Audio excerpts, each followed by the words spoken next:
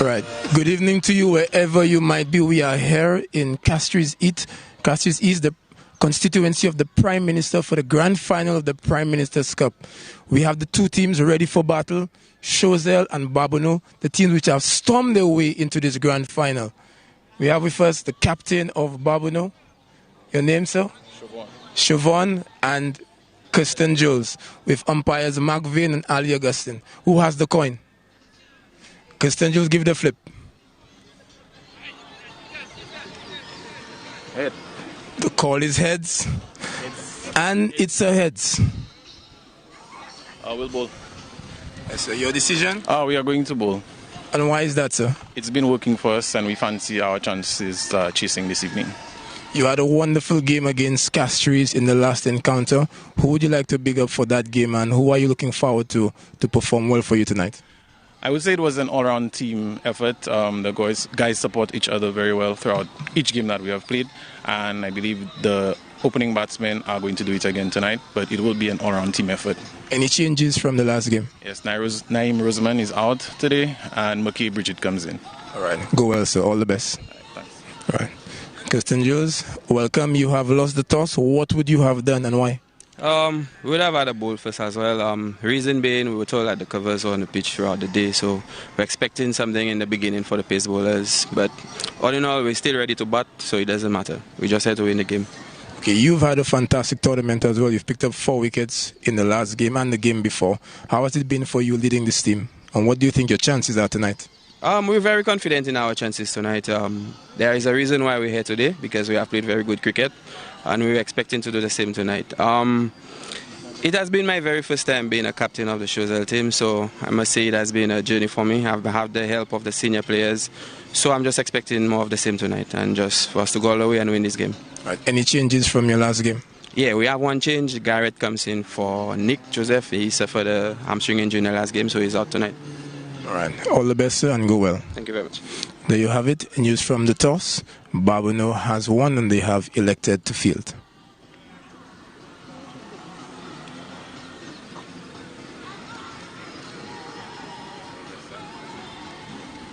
Gentlemen, let's get a team photo.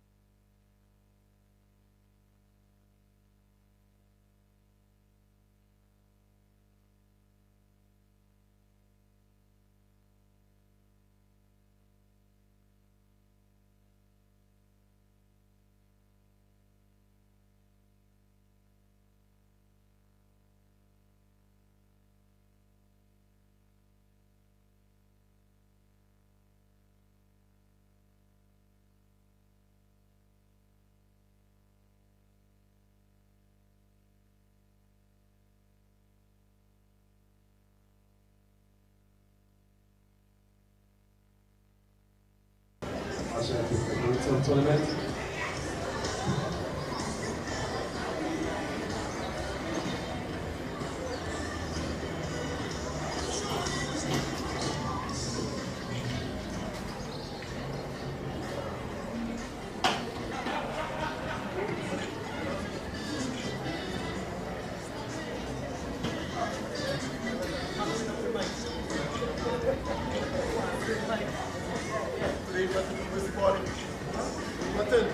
Yes, yeah.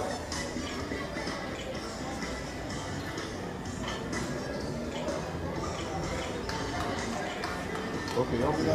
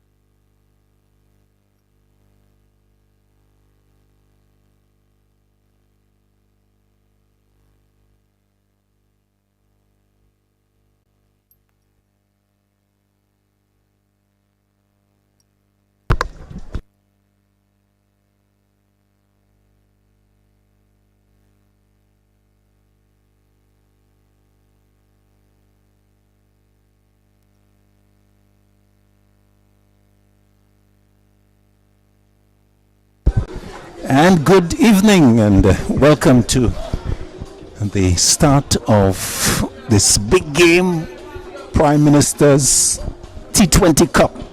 We're at the Mendo Phillip Park and we're getting ready to start. Umpires are out. Mr. Ali Augustin. We also have Cuthbert McVeigh and Babonneau in the field. Choiseul batting first. Information from the toss is that Babonneau won the toss. So Babonneau winning the toss and deciding to bat. Good evening to you. Yours truly, Claudius Emmanuel, is here with you. With me is Dwight Thomas, and we'll bring you the first few overs of action. We've got a team that includes Dexter Solomon and Jadel Cyril. You'll hear those voices later in the game, but a good time to get you started. So this is the Prime Minister's Cup. So we're at the Mendo Phillip Park. We'll do it under lights. And so it's going to be Babonneau, defending champions of this competition.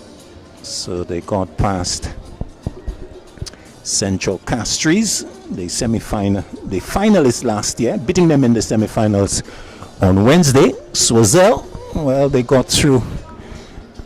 They got past their neighbors on Tuesday. We'll give you details of those games as we bring you up to date with the action. But let's start and say good evening to Dwight Thomas. Dwight, you played in the competition a few games, but you're in a different capacity tonight.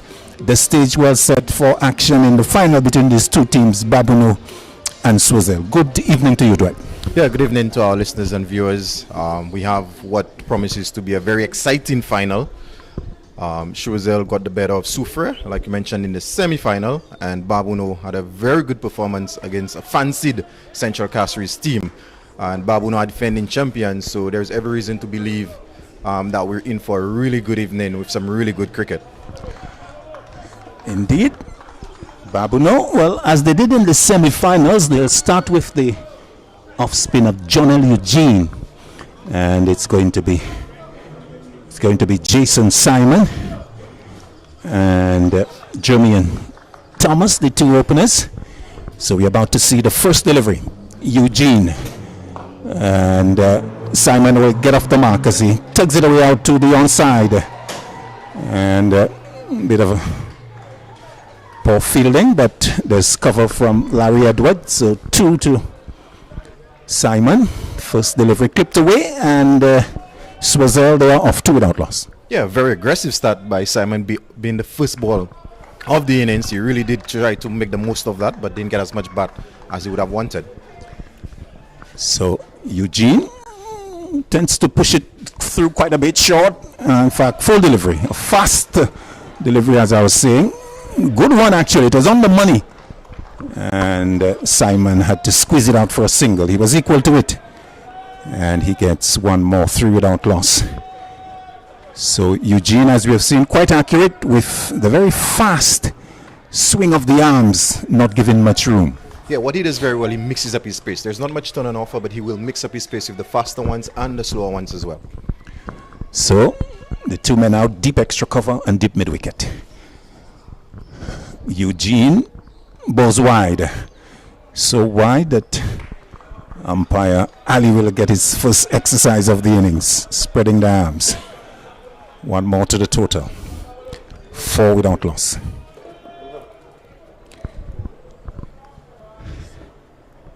Eugene that almost cotton ball there. Thomas looking to turn that leading edge, but not carrying up the track to Eugene. Eugene to Thomas. Thomas beaten outside the off stump.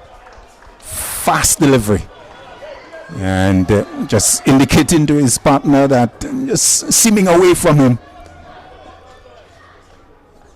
Eugene to Thomas. Thomas shot, cut away, finds the gap, 4 runs. Will it go to the boundary? Yes. So first boundary there.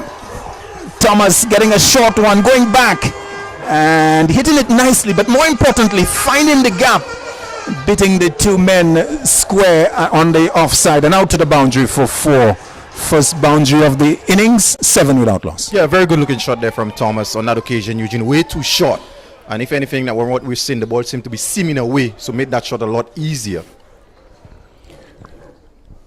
Sipal at the point area, in fact, being sent to his left a lot squarer. In fact, field change, the slip has been pulled away, and short third man in place. Eugene plays that down to this fielder. Gustav doing good work, getting the body in behind it and limiting it to a single. So good end to the over. Sort of even Stevens first over. 9 without loss. Choiseul with Simon 3 and Thomas 5. Yeah, very good start from the Choiseul perspective. Having actually lost the toss and been asked to bat, I think they would be pleased.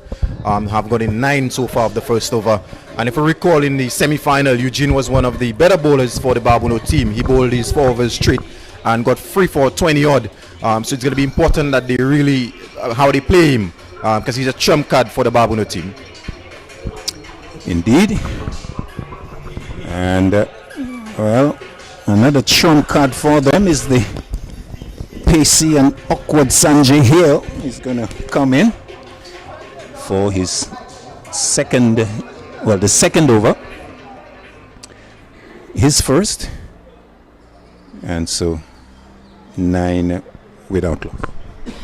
Yeah, so Sanjay Hill opening the bowling from the northern end. In the semi-final, it was Naeem Roseman. So they've actually made a change. It's going to be interesting to see how the big fast bowler goes about things this evening. And that's wide. That's down the leg side. That's going to be 5 wides. A bit of a wayward start there by Sanjay Hill. Not getting the delivery right, as we see on the replay. No real chance for Quinn Henry, the wicketkeeper. Tried his very best, but not the best of stats by Sanjay Hill. Yes, very wild one. And all the way to the boundary. So Hale will want to do a lot better.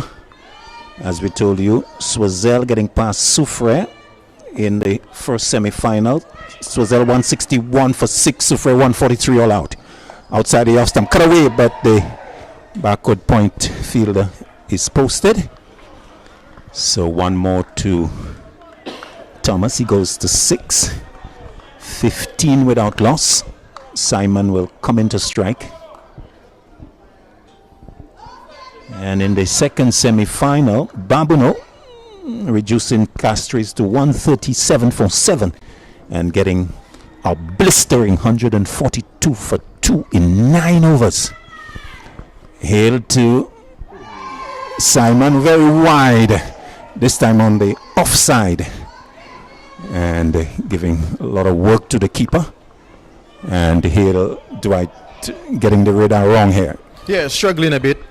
He's been both sides of the wicket. The first wide was way down the leg side. On this occasion, very wide outside the off stump. So he has to get it right, especially with the new ball. Usually it only swings for maybe 1 over, 2 overs maximum. So he has to capitalize. And it actually swings from the southern end from which he's bowling. As he comes in, bowls to Simon. Simon gets a good one. Bang on target. And plays it away for a single. Didn't swing on this occasion, but didn't really have to. It was good, tight on the off stump. And played away for a single. Simon turning the strike back to Thomas. Simon 4 from 3. Thomas 6 from 5. It's 17 without loss. This is the second over of exciting T20 action. Hale to Thomas. Thomas gets a good delivery. Simon wants a single and they will go for it. The throw! Ooh! The throw came in from the keeper and, well, it missed the non-striker's end. But it was not a foregone conclusion for Thomas as he was ball watching. Simon was halfway down on him. And luckily the keeper missed. That would have been out. Yeah, definitely out had he hit. Again, like you said, Jermaine Thomas just guilty of ball watching. Oh, good delivery, looking to make room. There was no room because that sort of came back and a bit of bounce as well. And into the gloves of the keeper. Yeah, much tighter line on that occasion from Hale. And if you're bowling to Jason Simon, who likes to play through the backward point area, I think this is a very good line. Almost cramping him for room on that occasion. Simon looking to make room. So knowing Simon's strength, he's got to bowl a lot straighter. Hale to Simon. Simon pulls out to square leg. One bounce into the boundary for 4. Good stroke. It was short and he was into it in a flash and hitting it away safely, handsomely, effectively to the boundary for 4. So taking the total into the 20s, 22 for without loss. A good stroke by Jason Simon. Yeah, very good looking shot there. Sanjay Hale way too short on that occasion. And if this ball is anything to go by, there's not much pace in the wicket. Simon full in control of that pull shot. One delivery left in the second. Here to Simon. Simon looking to cut, does so. Will get a single. The return is wild. Could be overthrows as the man overruns it. And it will go into the boundary for 4. I think it was Larry Edward who was looking to collect that. And misfortune there for Babonneau. Possibility of a run out on a tight single. But the backing up was not all that efficient. Eluding the man and going to the boundary. So the over finishing with 5. Those will go to the bat of Simon, who goes to 13 at the end of 2. 27 without loss. Choiseul. Yeah, very expensive over there from Sanjay Hale, going for 17 and being what I would say the spearhead of this attack as a former national pacer himself. I'm sure he expects better. And Choiseul having been asked to bat, they've got off to a really good start. Good start indeed. I think they would have settled for that if you had asked them at the toss, remembering that they were inserted. So Babonneau winning the toss, and this is a good start by Choiseul, and they've got their fans with them. Start over number 3. That's hit over mid-wicket. That will go for 6, I think. Yes. Just waiting for umpire Ali to confirm that. Just checking with the fielders, and his signal comes in. So 6 it is. Short from Eugene, and Simon quickly onto it, hitting it over the mid-wicket ropes for 6, moving him quickly to 19 from 7, and it's 33 without loss. Yeah, that's too short from Jonel Eugene. If he has to operate from that length, he has to be a lot straighter. Eugene to Simon. Simon inside, gets 4 runs to backward square leg. Wasn't in control, but he wouldn't mind. Neither would the very vocal contingent of supporters at the backward square leg region for Choiseul as they move merrily along to 37. And Jason Simon, well, pushing along, going to 23 from just 8 deliveries. Yeah, just the start that he would have wanted. I know he's not necessarily been among the runs so far, but maybe come of the hour, come of the man this evening. Eugene under a bit of pressure as he comes into Simon. Oh, loose delivery, beats the keeper. And will go for 4, in fact 5 wides. Oh, this is a costly over for Babonneau as Eugene faster down the leg side. And well, Quinn Henry just couldn't get that because, as we said, Eugene really fires them in. And that was off target and destined all the time to the fine leg boundary. 42 without loss. We are only in the 3rd over. Yep, no real chance for the keeper on that occasion. Just a bit too quick from Eugene. He has to slow it up. Eugene to Simon outside the off stump. Wide beats the keeper again. Oh my! The wheels are almost coming off for Babonneau in this over, as it has started with 2 poor deliveries that were hit away for 4, and then successive wides, 1 down the leg side, this time outside the off stump, and a pair of 5 wides being gifted to Choiseul as they go to within 3 of their half century. 47 without loss in the 3rd over. Eugene feeling the frustration as he has had to abort this one. So only 2 legitimate deliveries in the 3rd over. Choiseul pushing along. Eugene to Simon. Simon hits that into the vacant extra cover region. Wide long off for 4. Oh, that was meat and drink. Very juicy. And Jason Simon launched into that and hitting it away for 4. 50 coming up for Choiseul in the 3rd over. And Jason Simon has rattled along to 27 from 9 deliveries. Yeah, it's all going wrong for Jonel Eugene and Babonneau in this over. Only 3 legal deliveries bowled, and he's gone for 24 so far. So very, very expensive over, and just the momentum that Choiseul would have wanted, and Simon as well. My word, the 50 has come up in 2.3 overs. No field change. Still mid-wicket and deep point, the fielders out. Eugene to Simon. Simon hits that down to mid-on. Fielder will come across and keep it down to 1. It's a bit of respite there for Babonneau. I think Eugene would be happy to concede just a single. Jeremy and Thomas has been a bit of a spectator so far. He's 6 from as many deliveries. He faces Eugene. Wide of off stump. And called wide. Change of pace here from Eugene. A lot slower, but too wide of off stump. Yeah, just not being able to get the radar right in this over. Eugene to Thomas. Thomas launches that down the ground straight. 1, 2 bounces, maybe 3 into the boundary. And a very, very productive over.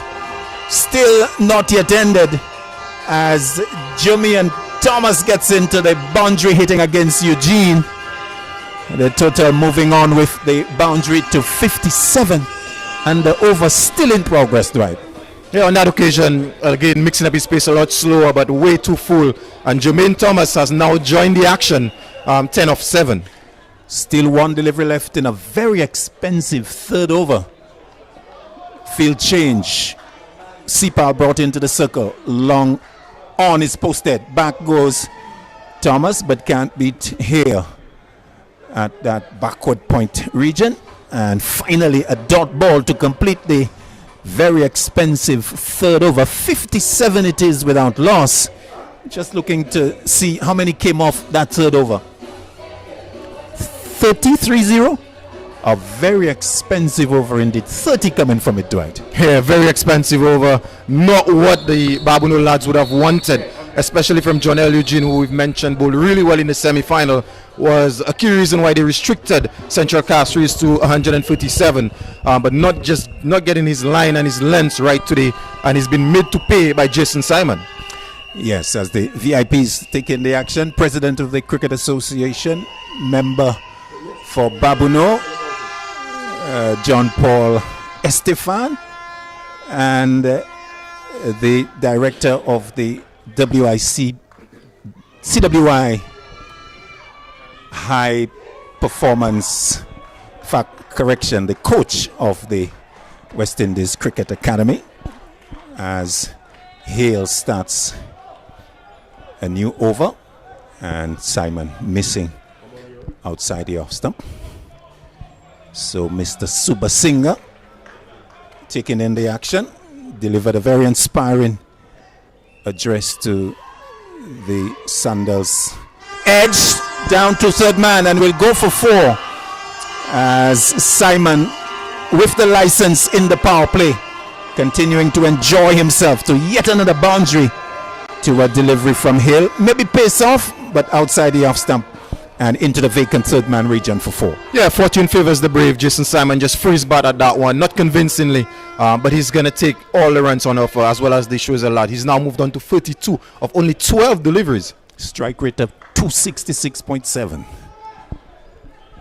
Hale moves into Simon. Simon looking to swing away. Didn't have the length there maybe to go for that pull stroke. And a bit of coaching advice for him coming from the crowd. Yeah, that one, as we see on the replay, I don't think it bounced as much as Simon was expecting. That was very close to the off stump. Yeah, very close to the top of off. So maybe, like we were saying, the instructions was play straight. Maybe it's better off playing straight. This is over number 4, reminding you that the power play 6 overs. Hale to Simon. Simon is a lot more accomplished. Beats the inner ring. Can possibly get a second, yes.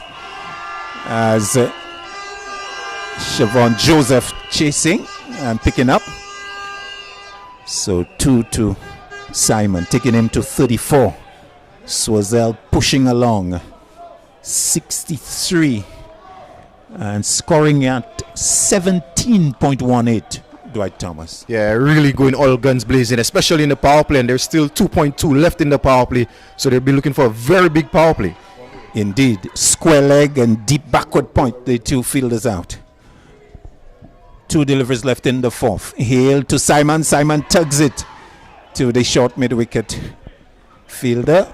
Dane Edward is there, and no run. A man that Babonneau will depend a lot on. He was in blistering form on Wednesday, striking 93 from 32 deliveries with some 10 sixes, pushing Babonneau into the final. Here's to complete the over, but that will go long. 6 over extra cover. Meat and drink outside the off stump, and Jason Simon in this form really launching into that and hitting it high and handsome, getting full value over the ropes for 6, completing over number 4 and pushing Choiseul to 69 without loss, scoring at 17.25. Yeah, the Babonneau would need to find maybe a bowler to actually break this partnership, because if this partnership continues for another few overs, it could be well take the game away from them.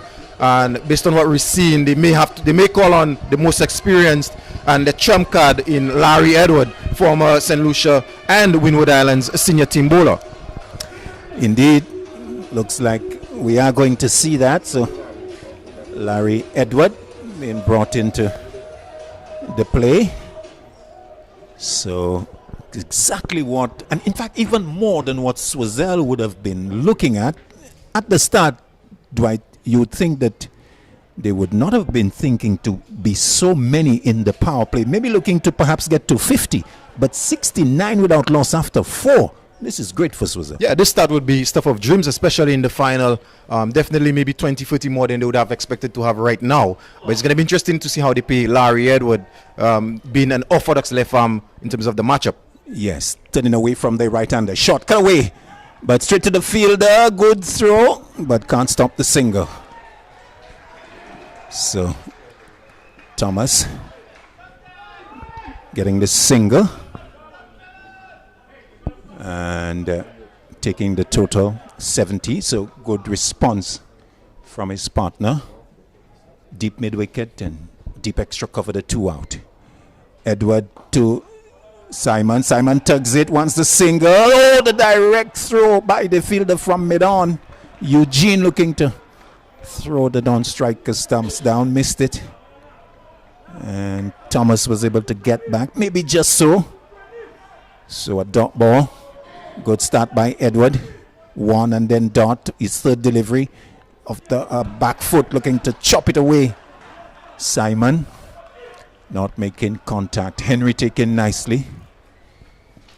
So respite now with the striking as Edward to inside edge. Simon looking to go big and not cueing properly at all. Inside edge will bring him a single, taking him to 41 from 19, and Choiseul 71 without loss in the 5th over. Yeah, very good start from Edward. I'm showing his experience so far. Just the sort of over that Babonneau would have wanted, and hopefully they may be looking for a wicket as well. Edward now to Thomas. Thomas is launching that high over the offside. The fielder going back. It will fall beyond him. And good work, I think. He has pulled it away from the long off boundary. And they'll settle for 2. But an opportunity there to go aerial. No man on the boundary. Didn't quite get hold of it. So the fielder was able to go and flick it back from the long off boundary. So 2 taken. Thomas going to 13, 73 without loss. Larry Edward to complete a good over. Pull things back a bit. He'll bowl to Simon. Simon gets a Yorker delivery. In fact, it's Thomas who digs it out to Joseph in the covers to complete a good over from Larry Edward, reducing the total from the over to just 4. And pulling things back. At the end of 5, Choiseul being inserted by Babonneau. They're 73 without loss. And this is the PM Cup final in St. Lucia. Yeah, excellent start from the lads from Choiseul. And you could hear, I'm not too sure whether you're hearing it, but it's almost like we're down in Lafargue in terms of the support that they're getting. And this is exactly what the fans would have wanted. This is exactly what they would have wanted. But we must commend Larry for pulling things back. A very good first over, only going for 4. Ideally, they would have maybe liked a wicket. But keeping things tight usually builds pressure. So really good start, and we're also going to have a bowling change from the southern end. Yes. In fact, it's going to be Sachin Sipal who's going to come in. And he will move into Jason Simon. So, best of 19 for 3, and he will bowl his first delivery. And so Sipa 73 without loss. Dwight Thomas takes a break and Dexter Solomon comes in. This is very exciting stuff. Sipal with his first delivery. Short, hit in the air, possibility of a catch, mid-wicket, taken. So successful, Sachin Sipal, first delivery. A short one to Jason Simon, looking to pull, got big on him. And finding the man Hale at mid-wicket, taking a comfortable catch to bring about the loss of the first wicket for Choiseul. Simon going. Caught Sanjay Hale, bowled Sipal for 41. They have come from 20 deliveries. A very good innings by Jason Simon coming to an end. Yes, a pleasant good evening to all our listeners and viewers. And this is the final. And Choiseul, having been asked to bat first, they have put on an incredible partnership. A partnership worth 73 between Jason Simon and Jermaine Thomas. Just what the doctor would have ordered for the Choiseul team. And Josh Sipal delivering for Captain Shervon Joseph. His first delivery, picking up that crucial wicket. Indeed, as the number 3 batsman Vin Smith comes in, and we'll take the opportunity to have a change of voice. More from you, Dexter, and then it's going to be Jamal James. The Choiseul team, they have done absolutely well so far in the 5.1 overs that have been bowled. As the new batter is Vince Smith, as I welcome Jamal James to the commentary box. Thank you so much, Dexter. This one getting big on Vince Smith and being able to really maneuver this one between the keeper and the short third man fielder. Josh Sachin Sipal really getting some purchase out of the wicket this evening. This one getting big on Vince Smith, causing some problems. But I think you must credit the batter for this sort of stroke. Good awareness of the field. It just seems like Choiseul has really come out with some aggression tonight. Vince Smith was fully aware of the field and played this one quite skillfully. Yes, a vital boundary for his team. The score moves on to 77 for 1. This one is another short delivery. Good defense there by Vince Smith, dropping that one into the offside. And a comfortable single in the end. The score moves on to 78 for 1. Having won the toss and Babonneau electing to bowl first, surely they would have hoped that the trick which worked for them in the semi-final would have continued to bear fruit, but that has not been the case this evening. And this is the wonderful thing about this beautiful game, the way that it ebbs and flows. It's really played on the day. You can't come into a game based on any previous notions. It's played on the night. So it will be Sipal to continue. A short delivery to Jermaine Thomas creates an opportunity, and it's a catch. It's Alex Joseph at short third man holding on to that one. So Joshua Sachin Sipal really coming into his own hair. A short delivery, rearing at the batsman Jermaine Thomas. Not in control of that one. And Choiseul, they have lost their second wicket in the final over of the power play. Yes, this one really spat off the pitch. What a wonderful delivery. He seems to be working up a lot of pace. I think this is the quickest spell that we've seen thus far in the tournament. Jermaine Thomas really looked uncomfortable with this one by his neck. Yes, a very good delivery there from Sachin Sipal, and there's some deliberation out in the middle. The batsman is asked to wait. And I can't see from my vantage point what is the hold-up. The decision was made out in the middle. And I think that is being clarified now. And Jermaine Thomas, he has to go for 13 of 12 deliveries. Caught Alex Joseph, bowled Sachin Sipal. Yes, again, you really need to admire the beauty of this game. The way that Choiseul started, everything was going their way. The brilliant and fantastic stroke play from Jason Simon really enlivened this game. But here comes Sachin Sipal really turning the match on his head with some fiery pace. And in his very first over, just 5 balls in, he's already dismissed both of the openers. Yes, if there were any questions being asked about who would be the man to pull this game back for the Babonneau team, Sachin Sipal, he has answered. He has raised his hand. 2 wickets in the over so far. Still 2 balls to go. Wicket for 1 dot wicket. And that one is a full delivery. A loud appeal. And he is given. He is given 3 wickets in over number 6 from Sachin Sipal. The new batsman for the Choiseul team stuck on the crease. That one swinging back into the right-handed batsman. A very good delivery there from Sachin Sipal. And umpire McVeigh raising that dreaded finger. Choiseul, they are now 78 for 3. This is beautiful bowling from Sachin Sipal. And just looking at this one based on the quality of the replay that we have, he really didn't understand much about that delivery. The pace was on.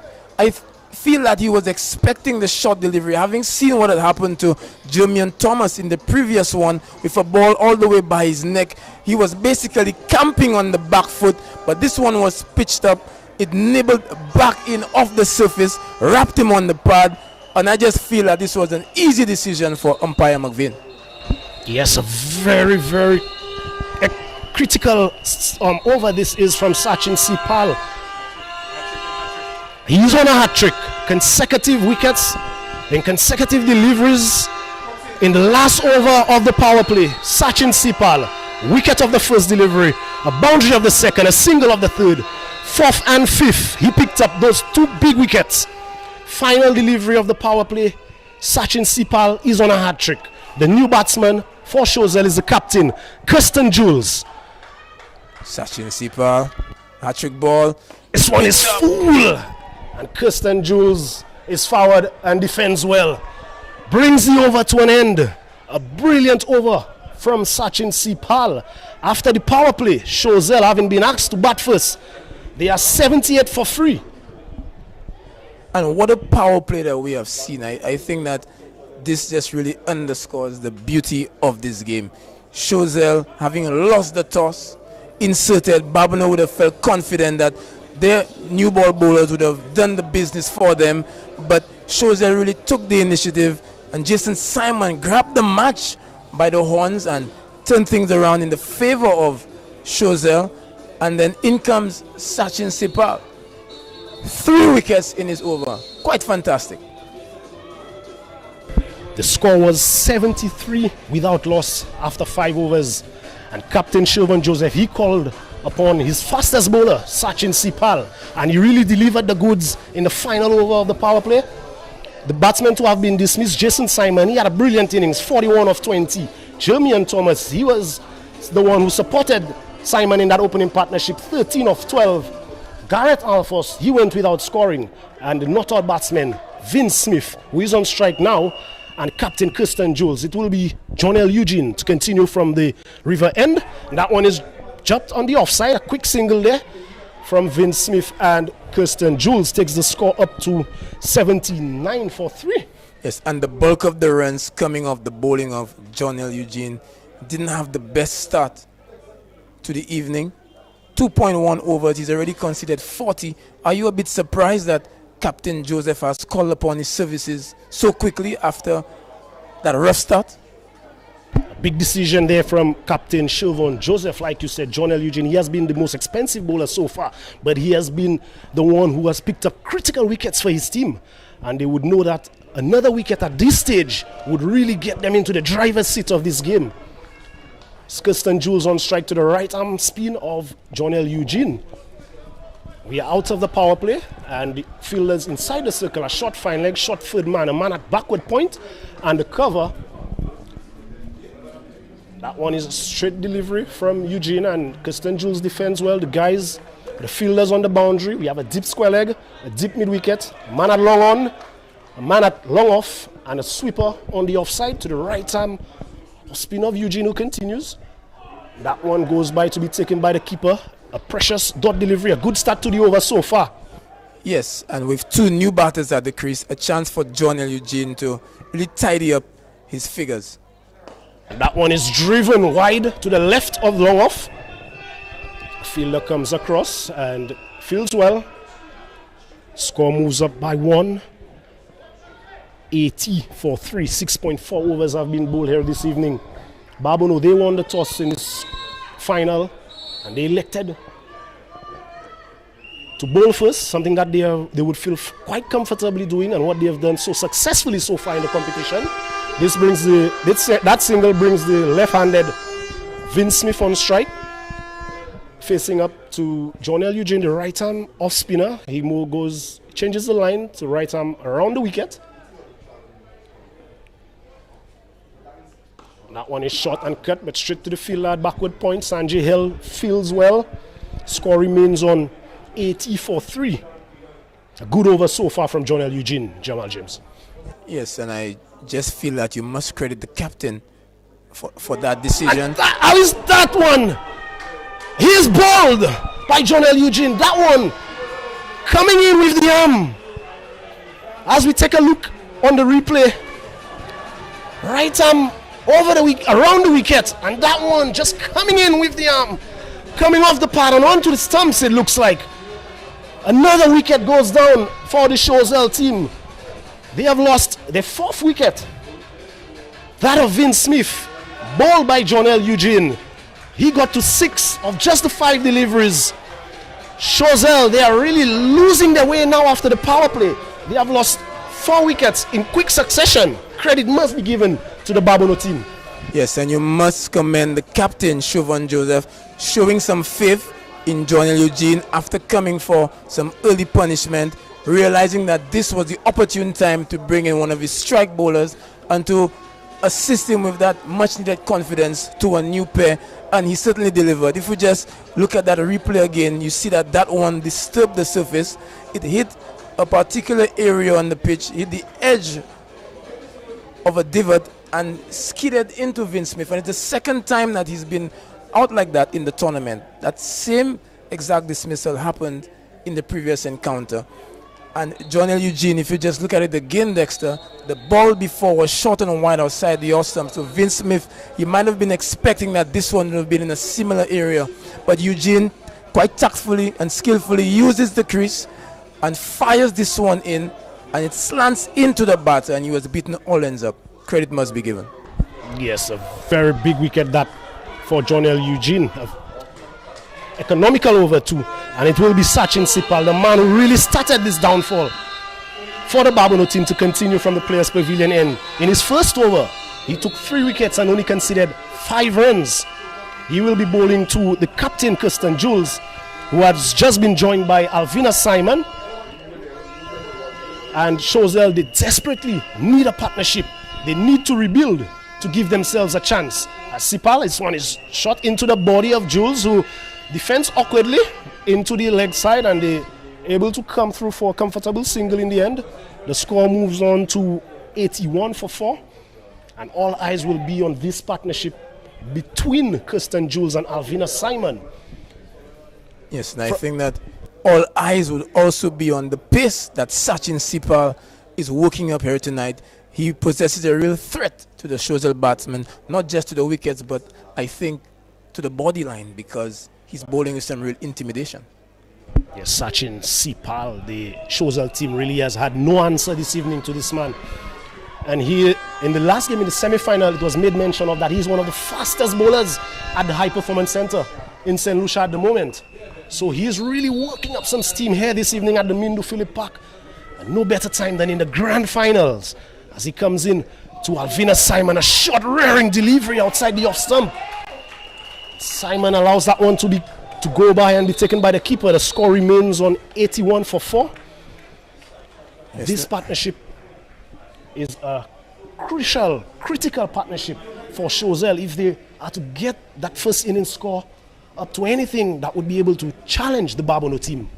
Yes, for sure, but I'm just loving what I'm seeing on our replay from Sachin Sipal. He's finishing all the way in the batsman's crease. So really sending a message that I am here in this grand final. This one is dug into the pitch again, and Simon just being squared up on this occasion, but manages to play with soft hands and gets the single out on the offside. Surprisingly, the fielders are still very deep on the circle. I felt that Babonneau would have been more attacking given the way that Sachin Sipal is delivering tonight. At this point in the game, 7.3 overs have been bowled. Captain Chauvin Joseph, he has opted. He may be tempted to even have a slip at this point with the pace and bounce that Sachin Sipal has been generating so far this evening. Halfway through over number 8, and he continues. Very well bowled delivery there to Captain Kirsten Jules. This one coming back at the right-handed Jules, who defends well. And there's no score. 82 for 4. 7.4 overs have been bowled. The current run rate still well above 10. Such is the good work that was done by Jason Simon and Jermaine Thomas in the power play. Yes, Jason Simon really stamped his authority on this match. From the Choiseul point of view, they would have certainly wanted for him to continue much longer than he did, but such was the fine work of Sachin Sipal. This one is pitched up and driven quite confidently down the ground by Kirsten Jules. Jules would certainly have a major role to play as the captain of this team if he is to navigate through some troubled waters. Yes, most definitely. Come of the hour, come of the man. The captain really needs to steady his ship. They were off to a flyer, 73 after 5 overs. And it's this man, Sachin Sipal, who really broke the back of the top order of the Choiseul team and really brought Babonneau back into this game. And Choiseul would know that this is a vital partnership in the middle phase of this first innings. And this one is a short delivery from Sachin Sipal, really rearing at Alvina Simon. Looks like that one may have wrapped him on the glove. A very fiery over so far comes to an end. Another fiery over comes to an end from Sachin Sipal, Jamal James. Yes, and having played with and against Sipal, he's one, if you just look at the replay, he's not going to be shy to have a word to the batters. Really wrapped him on the fingers. And folks, if you're seeing this, it's very painful, because Sachin Sipal is working up a good head of steam, and it will be vital as to how Captain Joseph uses his services tonight. We saw in the last encounter against Central Castries, when Jonelle Eugene was bowling well, the captain preferred to bowl him his full quarter straight through. Do you think we will see the same from Sipal, or would they use him more tactfully? That's a very good question there, Jamal James. And Captain Siobhan Joseph is being placed under pressure in this game as compared to what we saw in the semi-final. Credit must be given to the Choiseul team the way that they have done that so far, as it will be Jonelle Eugene to continue. This one comes off the outside edge and goes down to the fielder at short third man. The score moves up by 1, 84 for 4 Choiseul in 8.1 overs. This brings the left-handed Alvina Simon on strike, and we saw in the previous over Jonelle Eugene really bowled well to the left-handed Vin Smith. Can he do the same here? Yes, much of this game, the buzzword is about matchups with the ball perceptibly spinning away from the bat of the left-hander. You would tend to feel that things are in the bowler's favor, but Jonelle Eugene has shown the skill to come very close to the stumps and get that ball to move back into the left-hander against the perceived turn. That one is rumors offered on that occasion, and Alvina Simon would feel that he really missed out on that one. A short delivery outside the off stump. He had all the time in the world to get back and cut that one, but not making any contact. The score remains on 84 for 4. And the field that is being set right now is a short fine leg, man at short third, man at backward point, a man at cover. The boundary fielders, deep square leg, deep mid wicket, man at long on. It continues, and that one is a delivery coming back into the left-handed Simon. Gets a bottom edge. No damage is done. And to continue, the fielders on the boundary, man at long on, man at long off, and a sweep on the offside to the right arm off spin of Eugene, who's bowled 3 consecutive dot balls, and that one again coming in with the angle. Chance of a run, but there's no response from Kirsten Jules at the non-striker's end. A really tidy over so far from Jonelle Eugene. Yes, but from our vantage point, certainly there was a single there, and Kirsten Jules should have been eager to get his partner off strike, his partner Simon, who was under some pressure, unable to rotate the strike for the previous 3 deliveries. Nonetheless, Simon gets one that is pitched up and he squirts it out to the fielder at deep mid wicket and picks up the single. Simon 2 from 8 deliveries, Jules 4 from 8. So certainly they are in the rebuilding phase, and that really needs to happen given what has happened due to the services of Sachin Sipal tonight. Yes, and with the end of that over, the score on 85 for 4, some 9 overs have been bowled. Jonelle Eugene, he has bowled 4 overs. Went for 43 runs this evening and picked up the 1 wicket. But in his last 2 overs, he really brought things back. Well, I think in the last 2 overs, he would have conceded only 4 runs and picked up the wicket of Vin Smith. So a very tidy end to his spell. But like you did mention, the other bowlers, some 4 bowlers have been used by the Babonneau team. Jonelle Eugene, as I would have said, he has finished his allotment of 4 this evening. Sanjay Hill, he has bowled 2 overs, considered the 29 runs. Larry Edward has bowled a solitary over and only considered 4 runs. And Josh Sachin Sipal 2 overs, 8 runs, Yes. 3 wickets, and he will be continuing from the players' pavilion end. Yes, and we just see the captain, Chauvin Joseph, having a word with his young tearaway fast bowler. And a lot of this match will rest on how well the captains go tonight. You did mention to the viewers that Chauvin Joseph, his captaincy against Castries, it wasn't really a tested commodity because everything basically went his way. He's under some pressure tonight, and a victory for Babonneau would depend on how well he responds to that pressure from Choiseul. Yes, and a very aggressive start to the 10th over there by Sachin Sipal. As we see on the replay, running in full tilt. Really bending his back and getting some pitches. That one going past the chest of Alvina Simon. And we've seen 2 5-wicket hauls in the competition so far. Sachin Sipal, he's into his 3rd over and he's already picked up 3 wickets. Something to look out for as his spell continues. Yes, for sure. We're also looking out for the pace and what else he can bring. Can he show us some other skills, some other tricks? Here's Simon backing away and trying to access the offside. Jules eager to get on strike. Could have lost his wicket, but no harm done. But it is 2 dot deliveries. But are you surprised that Sipal was given this over right now, or would you have held back those 2 overs? No, not surprised at all. The way that he's bowled in the first 2 overs, it was very difficult to get the ball from his hands. With Larry Edwards still have 3 overs to bowl, we still have Sanjay Hale. So there are resources at Captain Chauvin Joseph's disposal this evening. So I think this is a good decision to give Sachin Sipal another over. As he continues that one, a shot outside the off stump, and Alvina Simon, he has shown in the last 2 deliveries that he's prepared to fight fire with fire, advancing and giving himself room in the previous delivery. And on that occasion, a ball that was short and wide, you really looked to throw the kitchen sink at that one, but not making any contact. Yes, but he's staying leg side of the ball. He's really benefiting from moving towards the line. That right leg of Simon is outside the line of leg stump, so Sipal, he has the right idea, getting that ball to move across Simon. Yes, halfway through over number 10. And that one again, Sipal is really hitting that length that is very difficult for a batter.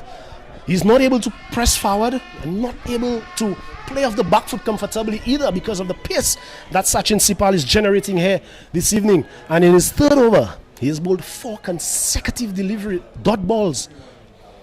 Pressure is really on the Choiseul pair of Kirsten Jules, who is 4 of 8. And Alvina Simon, he's really dug a hole for himself this evening, 2 of 12 so far. But he needs to fight and take this one deep for his team. He's flirting with danger on this occasion, but at the same time, we did see a few balls being left by Simon. So we cannot ignore that Alvina Simon, someone who has played for St. Lucia at every level of the game, we cannot ignore that possibly this is his tactical approach to things, possibly seeing out this over from Sachin Sipal and just trying to get him out of the way, because after he bowls this final delivery, Sachin Sipal will only have just 1 more over to impact this game. And 1 delivery left in over number 5. If that delivery is a dot ball, we would have a maiden, our first of the encounter for this evening. And that one is on the leg side. There's a loud appeal from the keeper, the bowler, and all the fielders from the Babonneau team. And not out, says umpire McVeigh. The most important man on the field, unmoved by that appeal. We have the benefit on the replay. A bit tight to call, but you just feel as if this one may have brushed the right pocket of Simon. But again, everything is going the bowler's way, so certainly he would have been appealing for that. A chance for another wicket. But 3 overs, 8 runs, and 3 wickets. A maiden over from Sipal. Yes, a brilliant 10th over being bowled here by the Babonneau team. So at the halfway mark, Babonneau, they won the toss and elected to field first. Choiseul batting first. They are 85 for 4. And just to remind our viewers that Choiseul, they were 73 after 5 overs. So credit must be given to Sachin Sipal, the way he has really led the Babonneau bowling effort and really pulled things back for his team. And we must say maybe now the game might be a little bit more even-steven than it was at the 5 over mark. Yes, certainly credit must be given to Babonneau. And as the players go in to have a drink, we just reflect on what has happened. What an innings it was from Jason Simon at the start of this game. In fact, from ball one, Jason Simon came in with that positivity of intent and tried to deposit one out the park. And we just saw that this would have been the modus operandi from Choiseul. Yes, and rightfully so. The Babonneau team, they had not been really placed under any sort of pressure in the power play in the previous encounters. And credit must be given to Jason Simon and Jeremy and Thomas. The way they came out all guns blazing, especially against Choiseul Eugene. And that pressure really paid off. Like I said, they got to 73 in 5 overs. So they really did well inside the power play, barring that 6 over from Sachin Sipal. And you mentioned Choiseul Eugene because he would have had a fantastic game against Central Castries, picking up 3 wickets, not even going for 20 runs in his full quarter of overs. And here he comes into the grand final, playing the same role, opening the bowling, and in 2 overs he conceded 49 runs. So what a game this is, a leveler of men. Yes, most definitely. An even contest, a brilliant contest so far, a fitting of a final. And the 2 teams who had picked at the right time in the competition, they've deservedly earned a spot in today's encounter, and they are going at it head to head at the moment.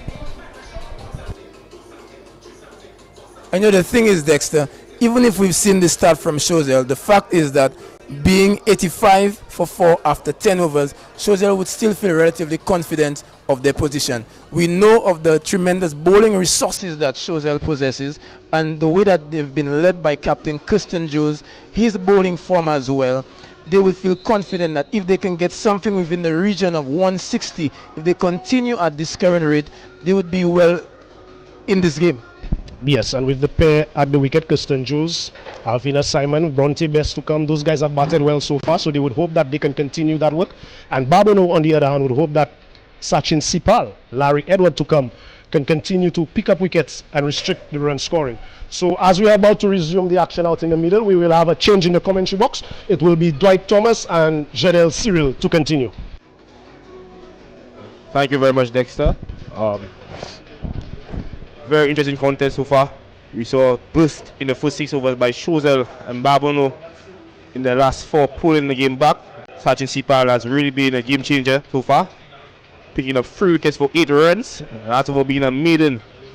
And we see the introduction of Unieski Gustav. Yeah, Mr. played for St. Lucia under 19 last year, was a senior reserve player. Earlier in the tournament, in the quarterfinal, he picked up 5 against Choiseul.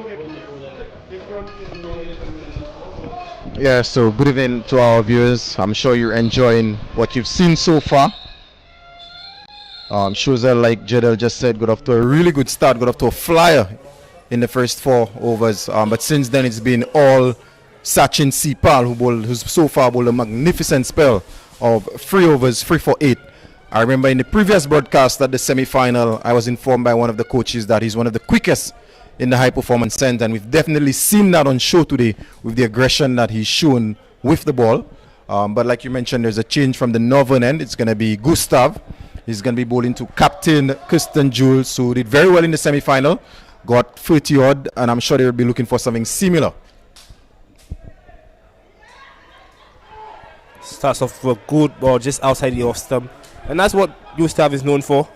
Usually he just sticks on that good limb, doesn't really turn the ball that much, but he just probes on that line and length, and it usually works for him. So that one down the leg side, just starting a bit too straight, but not signal wide, so that may have come off the pad by the umpire's estimation, and the score remains on 85 for 2. In terms, just to give you an idea of what the field placing, there's the sweeper out on the offside, a long off, long on, deep mid wicket, and Sanjay Hale at the deep square leg. Gustav only bowled the 1 over in the semi-final after coming off a 5-wicket haul against the Choiseul, Jadel. Yes, it was interesting to face him. I mean, he got majority of our guys out. As you say, he got a 5-wicket haul. Got Tyrek Chico, Lee John, Tarek Edward, all men who were on the high performance center. Lee John, who's played first class cricket. So he bowled very well. Yeah, very good spell in the quarter-final. I'm sure Babonneau will be looking for something similar here in the final. He's got to contend with Alvina Simon, who's been on 2 of 14 deliveries, so he's been in for a while. On the slower side, only going at 14 runs per 100 balls as of right now. That's fully goes big. There's a chance at the mid-wicket. Then dives, and Unfortunately, not able to get it, and it goes into the boundary for 4. So pressure release there from Alvina Simon. Yes, there was always going to come pressure shot. I mean, the matchup is in his favor. Left arm off spinner orthodox bowling to a left-handed batter. He'll always go after it. He's going to have a boundary, first boundary in I believe 4 or 5 overs. So really just looking to make a move here is Alvina Simon. Yeah, releasing the pressure somewhat. Like you said, it's been a while since we saw a boundary, and this is the first for Alvina Simon. So now he's moved on to 6 of 15 deliveries. And this time, much straighter from Gustav. There's a chance of a run out. There's a mix-up. Somebody's going to be run out. Yeah. And no one passes, no. And Gustav dropped it. He dropped it, and unfortunately, what should have been an easy run out is not, as we see on the replay. Throw came in by Sanjay Hale, and the bowler just dropped it, not able to make contact with the stump, and Alvina Simon survives. Yeah, a bit of a comedy of errors. Batsman not calling right. Sanjay Hill going to the wrong end. I mean, it would have been easier to just lob that to the keeper. Unfortunately for Babonneau, it has happened, and the batsman gets through safely. As we see the Choiseul crowd, so they've brought the energy from the Lafargue playing field to the Mindo Phillip Park this evening. That one is short and pushed out to the sweeper. It's going to be an easy single. So Jules rotating the strike nicely. And we've come to the end of the 11th over. Choiseul 92 for 4. So based on what we've seen so far, Jadel, what you think would be a good score given where Choiseul is at right now? Choiseul right now, they'll be looking to get anywhere between 160 and 170, especially at the Mindo Phillip Park. The pitch is usually batting friendly. We've seen a lot of high scores there. Early in the tournament, we got 383, I believe, by Central Castries here.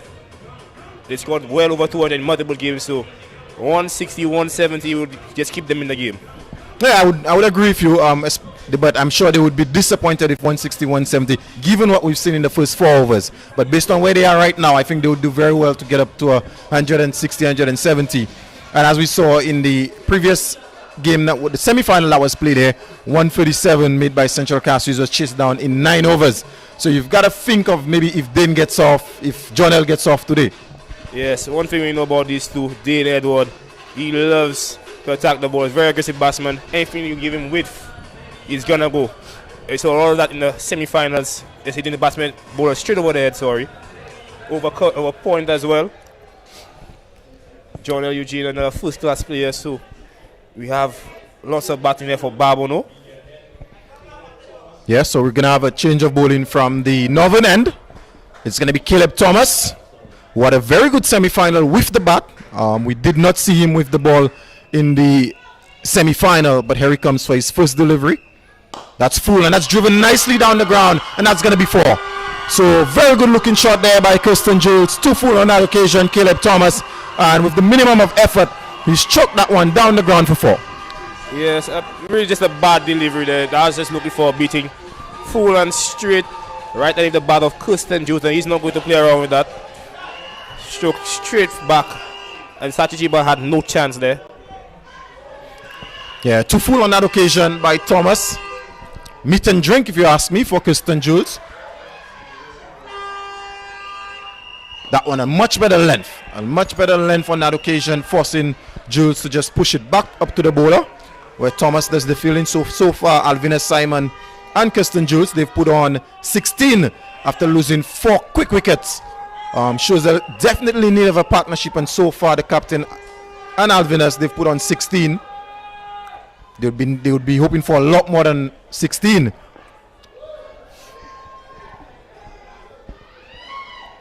That's short, an attempted pull, not making contact. So we've seen some good bounce, especially from this end. Yes, Sachin Sipal really used the bounce on this end. Really got behind Alvinas Mushi Simon. Ball that made him over to him. Showed a lot of aggression, and you can see a bit of it here from Caleb Thomas. He hasn't really bowled for the tournament. Wasn't used in the quarterfinals, wasn't used in the semi-finals, but due to the loss of 9 Roseman, he's got the opportunity today with the ball. Yeah, plenty of options for Captain Joseph. That one is a good delivery, good length, top of off, but very well played as well by Jules.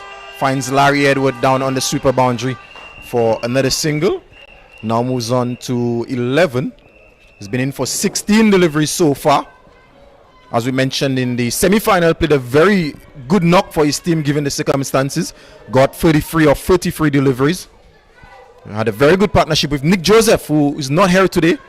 The man of the match in this game, in the semi-final, is unavailable. So Choiseul definitely missing a big part of the batting lineup in Nick Joseph.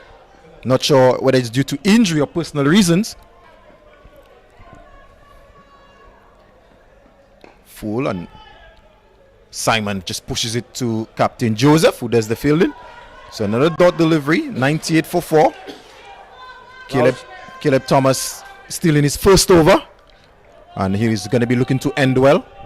I was just about to say, Choiseul were in such a similar position in that semi-final match against Sufer, but then the importance of Kirsten Jules and Nick Joseph at the back end helped them get up to 160 odd. Yeah, and a good delivery to end the first over. That is Caleb Thomas, only going for 6. So at the end of the 12th, the score is 98 for 4. With 8 overs left, just to give you an idea, so far we've seen John L. Eugene is bowled 4. His complement of 4. Sanjay Hale has only bowled 2. Larry Edward has only bowled 1. Josh Sepal has bowled 3. And Gustav has bowled 1. Caleb Thomas 1. So plenty of options for Captain Joseph. Are you surprised that Edward, the main orthodox spinner, senior experienced bowler, has only bowled 1 so far? Actually, I'm not surprised in that quarterfinal where he played against Grozile. And actually, majority of the matches, he hasn't bowled in the first 10 overs. Usually he comes off after 10 overs and he keeps the run scoring to a minimum in the back end. So it might be a clear plan to use Larry Edward towards the latter part of the inning. So plenty of options. So far he's used these 6 options so far, and we've still not seen himself, who is a very good medium pacer. Captain Joseph, who also bowled some medium pace. So it's going to be Gustav to continue. He's going to be bowling to Kirsten Jules. So far 6 of 12. Good delivery, and just pushes down the ground for a single, where Larry Edward does the fielding. So on this occasion, Gustav giving some generous flight. Yes, that's something he does very well actually.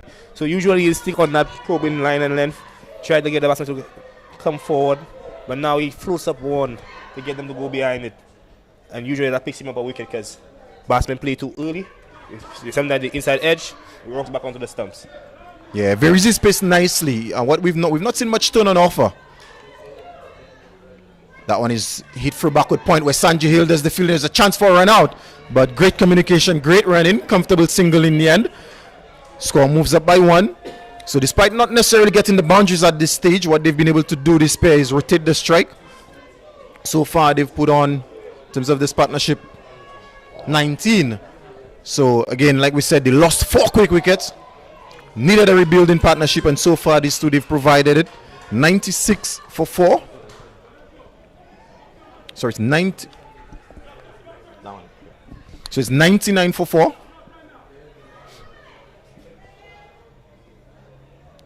Again, generous flight, just pushed into the on the offside, where Sepal does the fielding. So Gustav continues to mix up his space.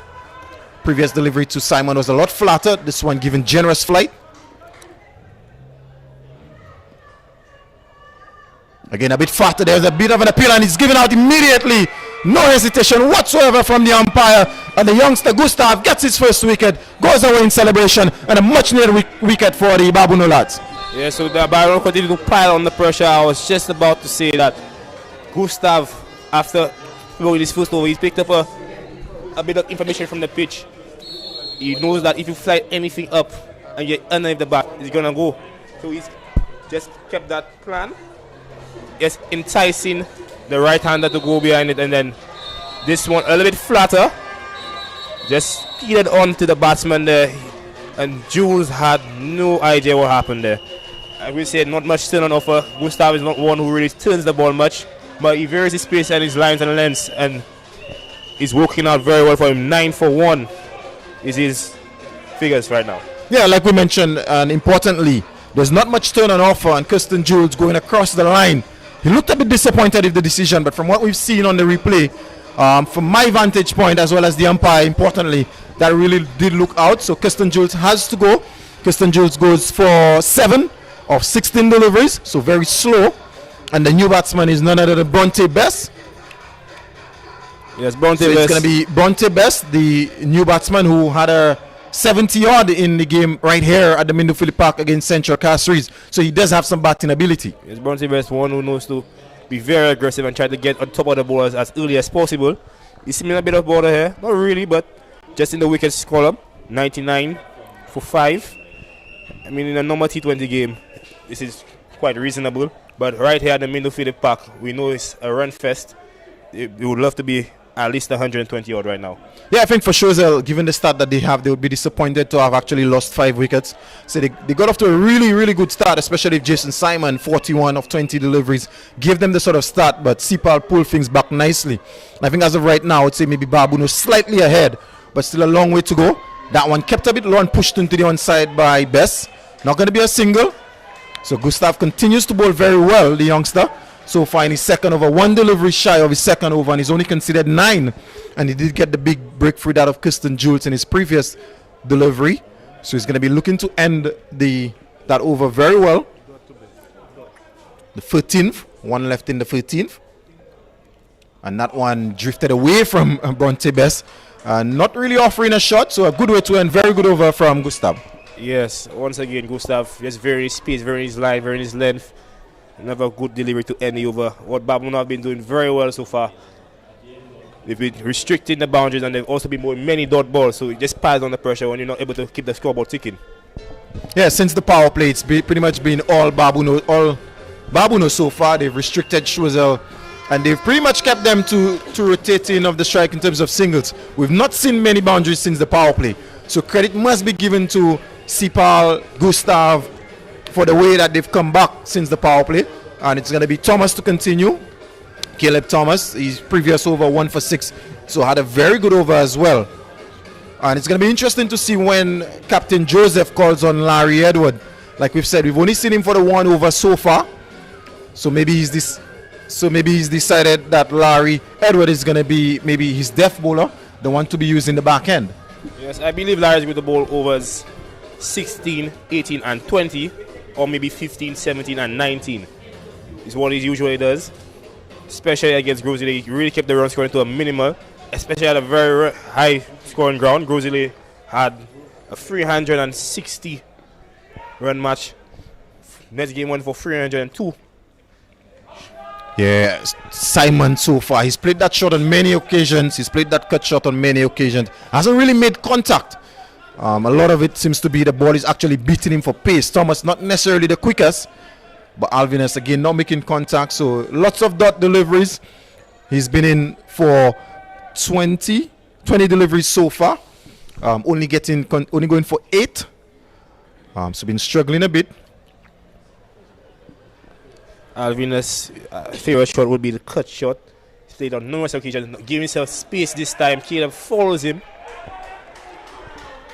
Yeah, we continue to see some very good bounce at that end.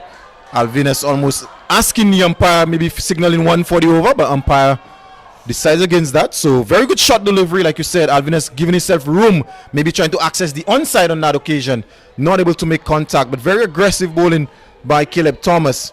And we've seen a number of short deliveries this evening, specifically from this northern end, from Sipal and Thomas. So it could be a clear plan, clear ploy to really go shot into the wicket against the Choiseul batsman. Yes, and so far it has been working. Not been able to get any runs off the short ball so far. Another short one wide outside the off stump, and no contact again from Alvina Simon. Yeah, given the length that he's bowling in the line, we do have a short third man in the circle. Ideally, I would love to see that short third man go back in and maybe have Larry Edward at square leg come in.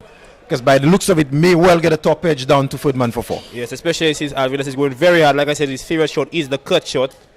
That's a very good idea there, Dwight. So Thomas continues. Again, short, aggressive. That one on the line of the body, but signal wide on this occasion by the umpire. Square leg umpire immediately signaling wide. Alvinus did well to get out of the way of this one, as we see on the replay. Yes, just ducked under that one. So good aggression, despite the fact that it's been called wide. Yeah, so it seems to be a clear plan there from Babonneau to go short to the batsman and be very aggressive. So far, it has been working very well. Caleb Thomas, he's gone for 6 innings, 1.3 overs. Let's consider another wide. 3 dot balls earlier in his over. Yeah, very good second over so far. And again, outside the off stump, Alvinas threw his bat at that one, not able to make contact. So Simon continues to struggle. Like we've said, he's been in for 23 deliveries with only 8 runs to his name so far. Just the one boundary. And it almost seems like every time the ball is outside the off stump, he's not getting contact, not getting bat on them. Yes, because I believe, although he loves to play that catch, he's actually not moving towards the ball. He's just planting back and just having a go. Yeah, almost seems to be backing away from deliveries very wide outside the off stump. It's better maybe he step into those deliveries as opposed to backing away, which is what he's been doing for the most part. Again, that one short outside the off stump. Again, he would feel like he missed out on that occasion. That's short, that's wide, that's almost begging to be put to the boundary. And Simon not making contact once again. And we could see here from the replay, his foot is going absolutely nowhere. It's actually moving towards the leg side, and he's just having a go. He really should get his ball momentum going towards the ball, get a lot better result there. But I love to see the plan and the bowling from Caleb Thomas and Babonneau. Yeah, the plan, it's all well and good to have a plan, but what he's been able to do so far is execute that plan recently really nicely, with the exception of the wide. It's pretty much been, and he got back on that one over the short third man, and that's going to go close to the boundary. Goes into the boundary now, and maybe 3 or 4 deliveries ago, Jadel, we spoke about that. The way Alvinas is backing away and throwing his bat, one would more often than not go over third man, and this is exactly what happened. Yes, and being a fast bowler myself, that field I would have actually had a field very similar to that. I would have had the man at third man, deep point. I would probably have a deep cover as well. I'll have my deep square and maybe a mid wicket. Yeah, I feel like the captain Joseph as well as Thomas missed the trick there. Given the line that he's bowling and the length, there's every opportunity that ball would have gone down to third man as opposed to square leg. Because Alvin Simon has been looking to access the offside, not necessarily the onside. So definitely missed the trick there. But we've come to the end of the 14th over, so the score 104 for 5. And it's been Gustav to continue. So far he's bowled his 2 overs, 1 for 8. So very good spell so far from the young left arm orthodox. And beats Bronte Bess outside the off stump. Bronte Bess is known to be a very aggressive batsman, especially against the spinners. And this matchup would actually favor the left-handed Bronte Bess. Yes, but like we know, Junior Gustav doesn't really turn the ball much. He's got to go straight back. Yeah, gone straight back down the ground where Larry Edward does the fielding. Restricts them to 1. So Bronte Bess off strike brings Alvinas Simon into strike. It's gonna be interesting to see how Alvinas Simon goes about playing Gustav, because like we said, the matchup favors the left-handed Alvinas Simon. He goes for the slog and he's bowled.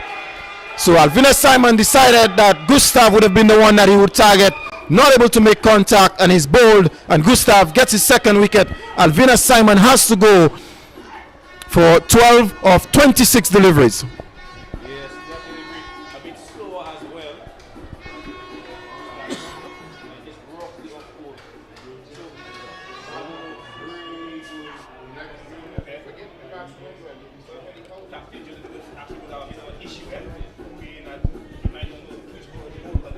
So well. Yeah, given the options that he still has, and given how well Gustav has bowled from this end, he may want to give him his, after this he has 1 left, he may want to give him this last over, which means we may not necessarily, does Larry get to bowl, Larry Edward, does he get to bowl his 4? Maybe Larry does not get to bowl his 4, but again, credit must be given to Joseph for backing the youngster who's now delivering the goods. Something we've seen over the past year and a half actually, especially on senior trials. He picked up a 5-wicket haul as well there with the reserves. Saw him in the T10 last year, bowled very well. Picked up a 5 earlier this tournament.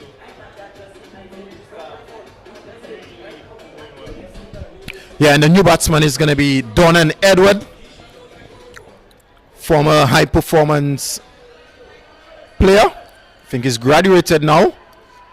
Also last year represented Central Castries in this competition. He's gone closer to home, being from Labrie, now represents Choiseul. known for his off spin, also big hitter of the cricket ball on his day as well. Straight down the leg side and worked into the onside where Alex Joseph does the fielding. Brilliant fielding there by Joseph. And it's going to be a dot delivery. Joseph, who usually is a wicket keeper by trade, but excellent fielding, diving away to his right. We saw some good fielding by him again in that quarterfinals. Fielded that long on. There was a mixed field from Caleb Charles. Drop catch actually. And Alex came out from nowhere to snatch that ball.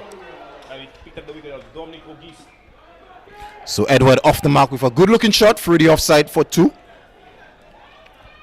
Not the best of running. Bronte Best is not necessarily known for his running. It's all power with Bronte Best. But Edward called him back for the second, and that was completed comfortably. Slower and driven straight back to the bowler. So mixing up his pace. So we've come to the end of the 15th. At the end of the 15th, the Choiseul team, they were 108 for 6.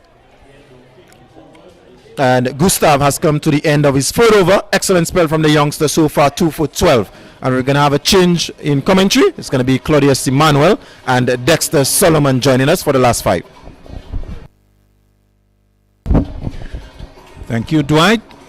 So Choiseul 108 for 6. 15 overs. 107 correction. 107 for 6. And Dwight, since that opening partnership, if we are to look at their worm, it's gone a little flat. Yes, Choiseul, they really have not been able to capitalize on the start that was afforded to them by the openers inside the first 5 overs. And credit must be given to Babonneau for the way they really came back into the contest. Indeed, it was a rapid opening stand. And they really got to a flyer with Simon and Thomas. But it all changed with that 3 wickets in the over from Sachin Sipal, and it's been rough going for Choiseul since then. And we have now come to over number 16. Larry Edward, conceding just a 4 in his first over, now being brought in. Of course, he's going to bring it all the way to the end, so he's got 3 left. Of course, 5 left in the innings. The question is, how many can Choiseul get? 107 for 6. So they have 30 deliveries to play with. Edward comes into Bess. And he allows it to go into the gloves of Henry. So Bess, with a knock of 70 odd, as you were told earlier, would need to push on. Short, hits hard into the ground, down to long off. Sipal is there. So just a single. So Bess goes to 2. 108 now for 6. Edward will come in to strike. So this is over number 16. Deep extra cover, long off, long on, deep mid wicket. Deep square leg. So that's the 5 out. 3 on the offside, only 1 man in the inner ring. Captain Joseph at mid wicket. There's backward point, short third, and extra cover. Edward doesn't bowl. So Edward to Edward. Larry to Donnan. Don't think they are related, but you never know. Perhaps they are in some distant way. Edward to Edward. Edward turns it straight to the mid wicket fielder, but he will not stop the single. So 1 to Edward, taking him to 3. 109 for 6. It's not going to be easy, Dexter, against Larry Edward. No, Larry Edward, one of the more experienced bowlers in the competition, and he has really shown his worth. Some 1.3 overs, only considered the 6 runs. He's going to bowl to the left-handed Bess. Edward to Bess. Bess drives in the air, but safely. It will go to the sweeper. They will come back for the second. As the return goes to the non-striker's end. I think Henry wanted it to come to him at the striker's end. But 2 taken. That was played in the air for a while, but it was safe. It was into the gap. So 2 to Bess. He goes to 4. 111 for 6. 2 deliveries left in the over. Bess is driving along the ground. Straight to Joseph. Getting the body in behind it. Long barrier there as well. And so a dot ball. 4 only from the over. So another tight one from Edward, bringing his experience to bear. He comes into Bess. Bess launches that along the ground. Long off fielder. Sepal getting the body in behind it. And completing another good over from Edward. 5 from it. The 16th. 112 for 6. Simon 41 from 20. Thomas 13 from 12. The leading performers for Choiseul. 3 wickets for Sepal and 2 for Gustav. 1 for John L. Eugene. Yes, and with 16 overs and the score reading 112 for 6, the Babonneau team would be very happy with the position of the game at this point in time. Choiseul, however, they would be hoping that Bronte Bess, who has really been scoring runs in that phase of the game for them, could, in the previous games, could really kick off against the 2 left-arm spinners operating from either end, as it's Gustav on one end and Larry Edward on the other end. So our graphic is showing a projection of 140. You think that would be enough, Dexter? By the look of things, the way that Babonneau have been batting, I don't think so. Gustav starts the 17 to Bess. Bess is swinging away. Doesn't quite get hold of it. The man at the square leg boundary. Sepal sends an awkward return, but did the fielding well. So 1 over to start the 17th. 113 for 6. And the right-handed Edward will come in to strike. Gustav round the wicket to Edward. Edward hits that over the head of Gustav, out towards the straight boundary. Can the man get across from long on? Yes, he does. Edward looking for the second. Best, not for the first time, not really keen to run, staying his ground. And I don't think Donan Edward is happy with him as the score goes by 1 to 114 for 6. Yes, Donan Edward, one of those who really likes to get going between the wickets. Gustav to Bess. Bess hits that down towards the long on fielder. 1 bounce. Straight to him, in fact. Dane Edward. And his bounce return comes in. Choiseul getting singles. They need boundaries. This is over number 17. We are midway through it.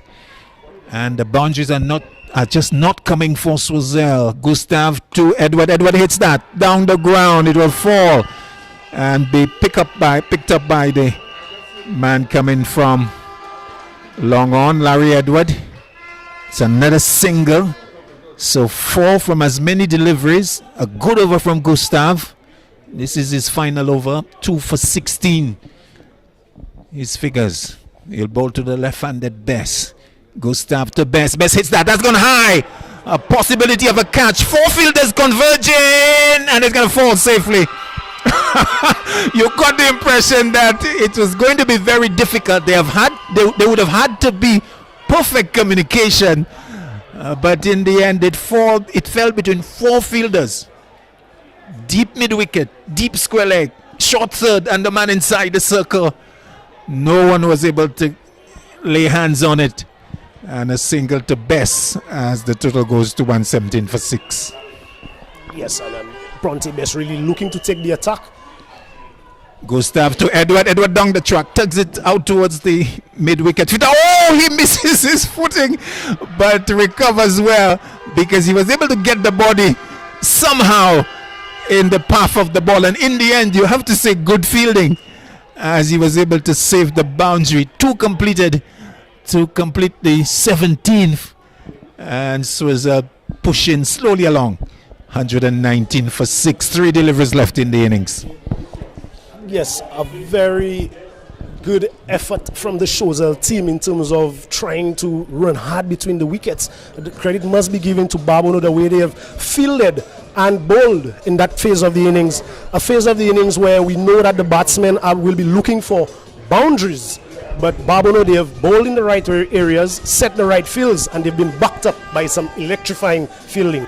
Indeed, and the crowd taking it all in. A nice, appreciable crowd at the Mender Phillip Park. Nice to see the support from the patrons. T20 cricket on the local scene, alive and well.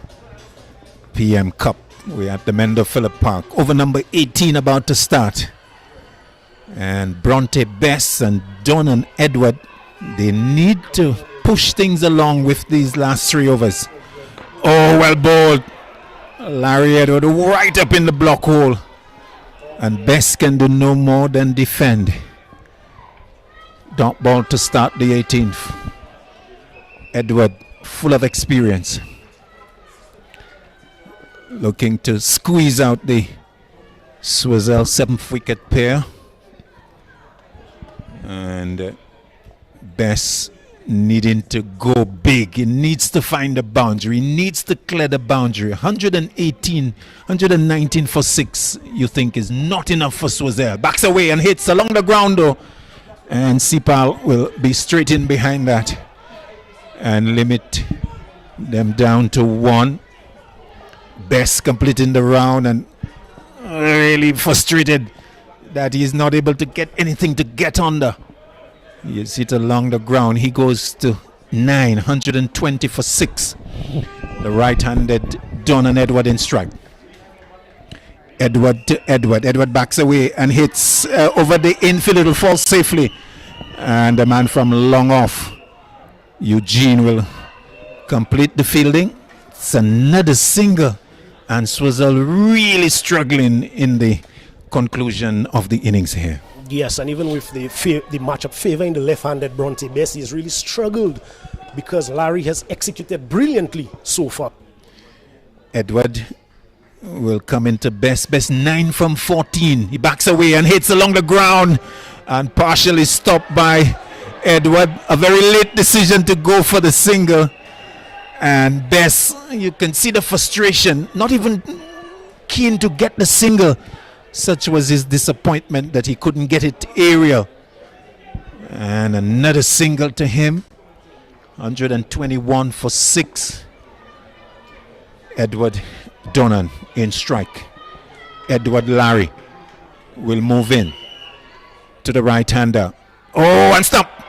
Yes, don't think he's gonna get that. Umpire McVeigh with the wide call.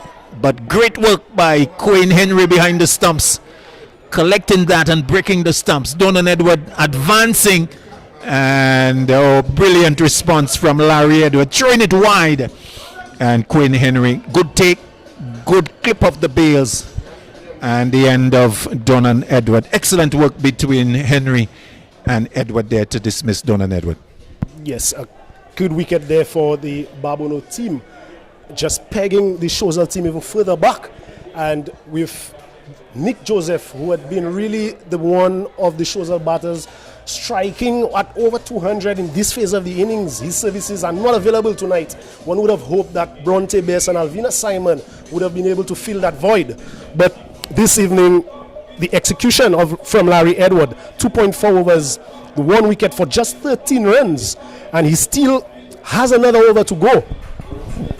Yes, Larry Edward has been excellent, and really it's been very frustrating for Bess and Edward looking to do something different and losing his wicket, stumped off the bowling of Edward. Sky Laffey, the new batter, 123 for 7, 2 deliveries left in the 18th. Edward to him, Laffey turns it straight to the mid-wicket fielder Joseph, and another dot ball. And what a contrast, Dexter, because at the beginning Simon and Thomas went at a rapid rate, but things have changed so much. President of the National Cricket Association taking in the action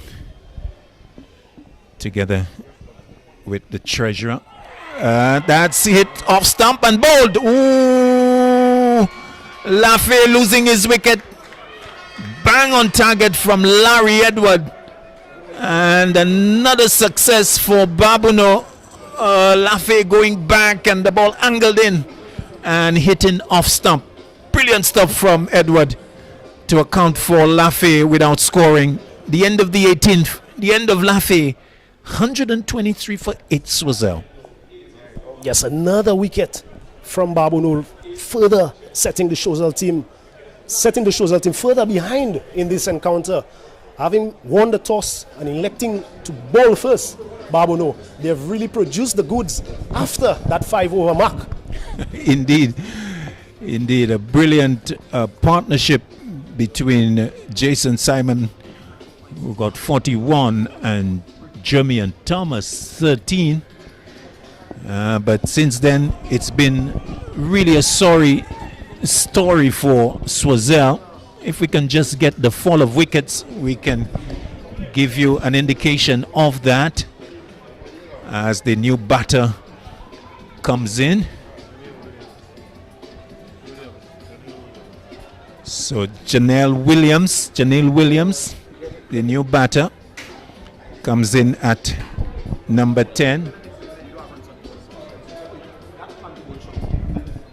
So Sipal is going to come back. It's not going to be easy for the remaining batters as Sipal comes back for his last over. No, it definitely won't be easy for the pair of Bronte Best, who's on strike now, and Janelle Williams, who has just joined him. Sachin Sipal, he has been devastating in his spell so far.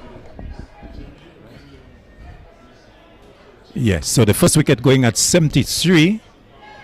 But since then, it's been quite a procession. 78, 78, 80, 99, 105, 123, and 123. So they have really not built on that 73 run first wicket partnership as Sipal comes back for his final over, the 19th of the innings.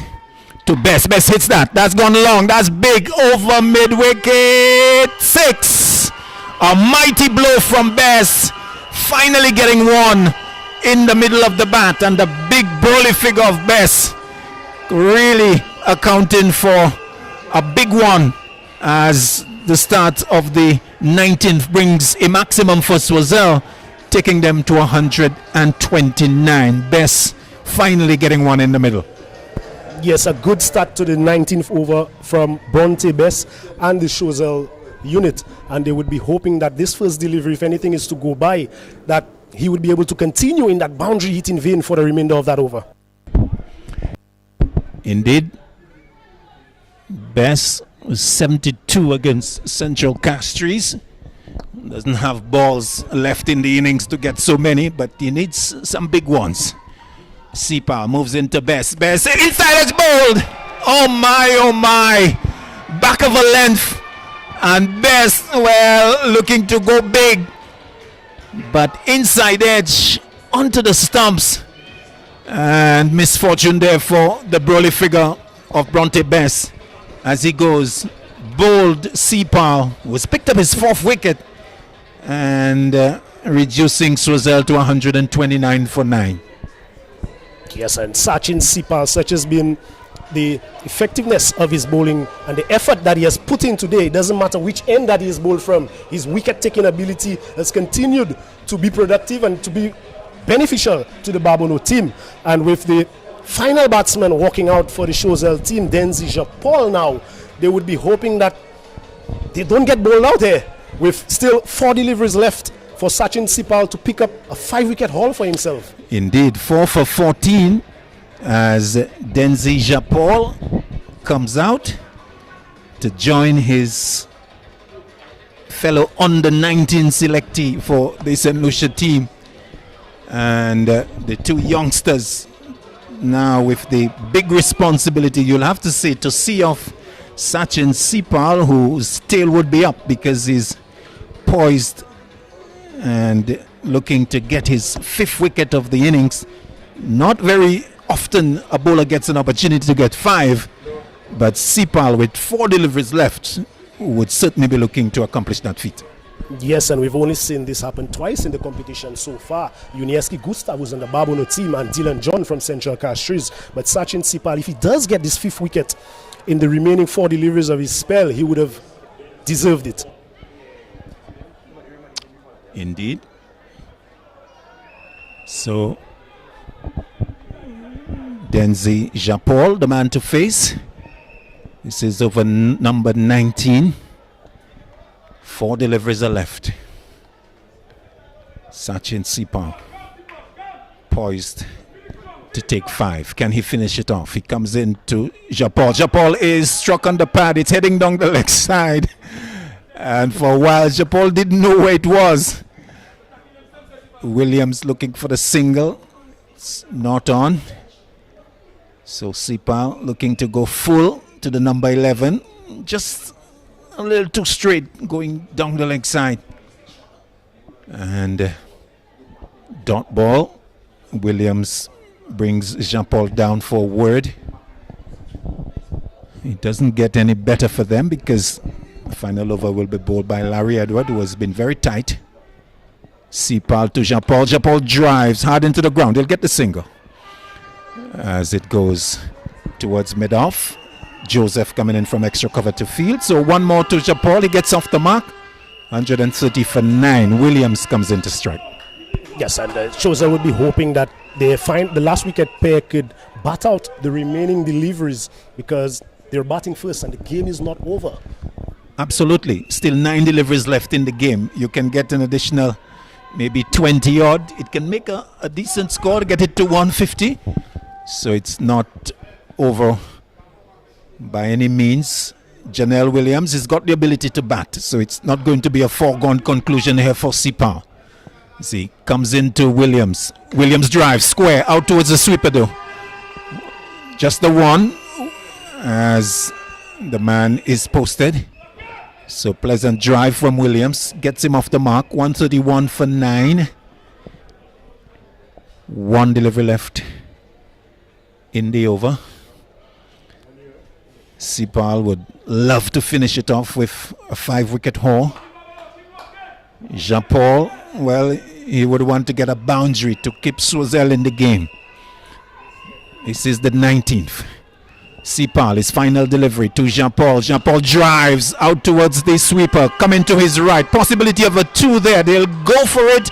The return comes in and they make it. So good work from Jean-Paul and Williams to complete the 19th and deny Sipal the 5-wicket haul. But it's been a wonderful spell from Sachin Sipal. He finishes with 4 and the 19th completed. 133 for 9. Sipal finishing with 4 overs, 1 maiden, 4 for 18. Lovely figures indeed. Yes, Sachin Sipal, credit must be given to him. A round of applause to the young man, a current member of the High Performance Center, and the work that has been put in there by the coaches. We're seeing that they're reaping the rewards, the youngsters from that academy. And he did take 4 wickets this evening, but he also delivered 15 dot deliveries. Yes, and you can see him really enjoying his work out there. Very nice run up briskly to the crease and really running at the batsman, ending the follow through in the batsman's face, and really maybe sharing a word or two. A young man really enjoying his bowling effort and quite pacey as well. So good returns for him, 4 for 18, and the one who really broke the back of the Choiseul batting. Final over, Larry Edward to Williams. Williams plays it. Oh, this is going to be a misunderstanding, but the throw went to the wrong end, you'd have to say. And in the end, what was a stuttering single turned out to be quite safe as they got the single. Williams playing it to backward point, a bit of misunderstanding between himself and Jean-Paul, but in the end they got the single. 144 for 9. Jean-Paul in strike.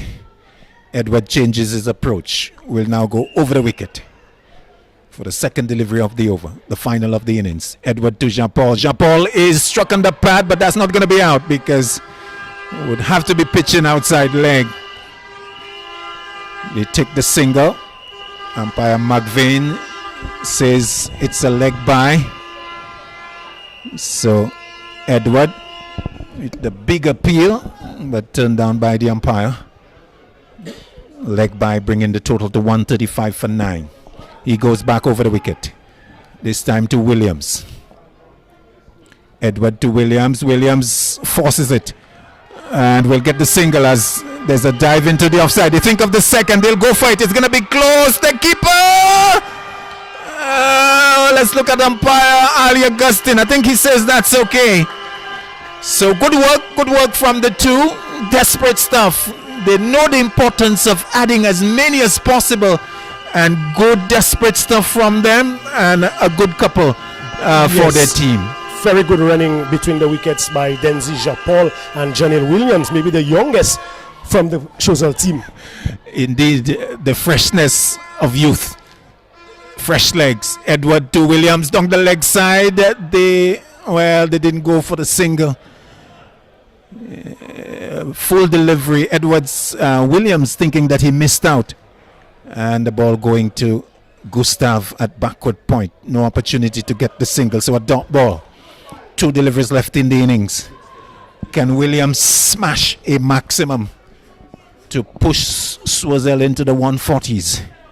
Edward to Williams. Williams plays and misses outside the off stump. Henry not taken cleanly, and so a dot ball. Edward has conceded just 16 from his 3 overs and 5 balls. Final ball of the innings. Can Williams find the boundary or even go over it? Edward with a bit of byplay goes through the crease, doesn't bowl, making it difficult for Williams. 137 for 9. Edward to Williams. Williams a swing and a miss outside the off stump, and a dot ball to complete. In fact, Larry Edward bowling a succession of 3 dot balls to bring the innings to an end and really punctuate what has been a really good spell of bowling for him, finishing with 2 for 16 from 4, and a good performance by the Babonneau lads, because with a partnership of 73 between Simon and Thomas, you got the impression that Choiseul would be pushing way into the 170s, 180s. But 41 from Simon, 13 from Thomas, and then just Jules, Simon and Bess getting 12 and 16. The rest of the batting, Dexter, they really didn't come to the party. Yes, and after a very explosive start in the power play, what would have been expected of the opening pair, they did absolutely well for their team. But then it was those middle overs, between overs number 6 and 12, where you really want to see some sort of consolidation from the batsmen. We saw Sachin Sipal coming and really breaking the backs of the Choiseul team, picking up 3 wickets in 1 over. Yes, in fact, at one point he was actually on a hat trick, and Jules playing out the hat trick delivery. And there you see it, Sipal, the pick of the bowlers, 4 overs, 1 maiden, 4 for 18. But there was also good stuff from Gustav. His 4 overs conceding 19. Edward, his 4 overs, 16. So those 3 in particular, they really pulled things back after Hale and Eugene were a bit expensive. Eugene's economy 10.8 and Hale 14.5. But Edward, Sipal, Thomas and Gustav, they squeezed the Choiseul batting. Yes, they really squeezed the life and the impetus out of the Choiseul batting effort this evening, having won the toss and electing to bowl first. Captain Siobhan Joseph would be very happy with his bowlers. And when you have from out of six bowlers, 3 of them with an economy rate of under 5, that really reads good stuff for the Babonneau team. Indeed. So 73 without loss. So the first wicket 73, and then wickets fell quite steadily, and so that early momentum, that foundation, that power play just not built upon by the Choiseul lads.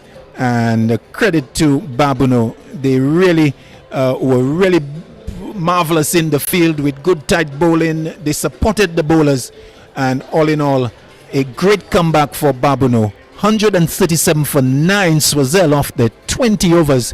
Extras were 22. So Babonneau defending champions. Dexter 138 the target. It doesn't look big, and based on what we saw in the semi-final with Eugene and particularly Dane Edward, it is going to be a tall order for Choiseul to defend 138. Yes, Claudius. And just to remind our viewers, Babonneau chased 138 in the semi-final encounter in 9 overs. So where confidence is being questioned here this evening, they would be a very confident batting bunch. So the Choiseul team runs on the board in a final. They would need to really come out all guns blazing with the ball. But mind you, Babonneau depends heavily on 2 men, Jonel Eugene and Dane Edward. So Choiseul perhaps would be thinking, we need to get to those 2 very early, and then that can really set the cat among the pigeons.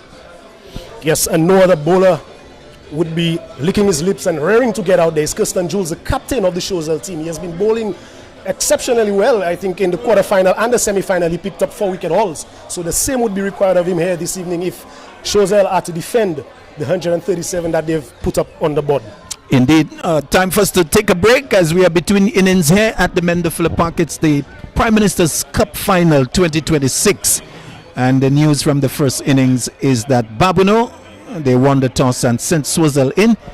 And after 20 overs, Choiseul 137 for 9.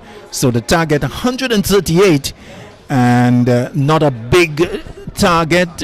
You would think just under 7 runs per over. I make it 6.9 the required rate. We will bring you that in a few minutes' time as Babonneau, they look to repeat their success that they had last year. So 6.8 the requirement, 138 the target. We'll be back in a few minutes for the second innings. Babonneau looking to get 138.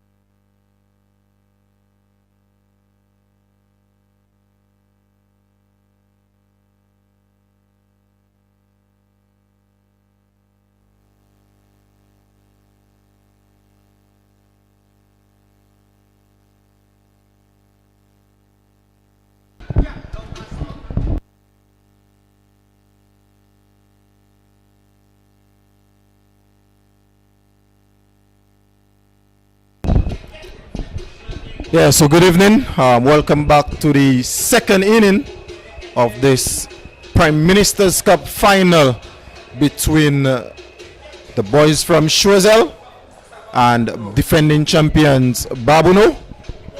So Choiseul having batted first, being inserted by Babonneau. They were only able to get 147 for 9, which means Babonneau require 140. What do you make of this first innings total, Jadel? I mean, it's well below par, especially here at the Mindofield Park, where we've seen a lot of runs scored. Like I said earlier, we saw 380 odd by Central Castries against Denry, I believe.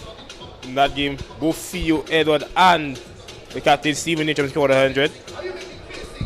We see Dane Edward and his compatriot John L. Eugene to take the first set of deliveries here in this final. So, like Jadel said, I think we all in the commentary box feel like Choiseul are a few short in terms of the conditions that we have here. This is usually a very, very good batting wicket. And in the semi-final, Babonneau has to pretty much get the same total, 138, and they knocked off that 138 in 9 overs. Yes, and we saw Dane Edward, the guy who really put the impetus into that innings. He scored 93, getting out in, well, the 9th over. But these two teams, very well experienced. Babonneau, like you said, defending champions. Choiseul would have won this competition a few years back. I believe about 3 years ago, Choiseul won this competition. Yeah, so both teams, the Babonneau and Choiseul, they have actually won the competition. And Babonneau is actually currently defending champions. And usually they save the best for last. I remember last year they beat a highly fancied Central Castries in a very good final. Yes, and we saw that last over there. That was a very interesting game.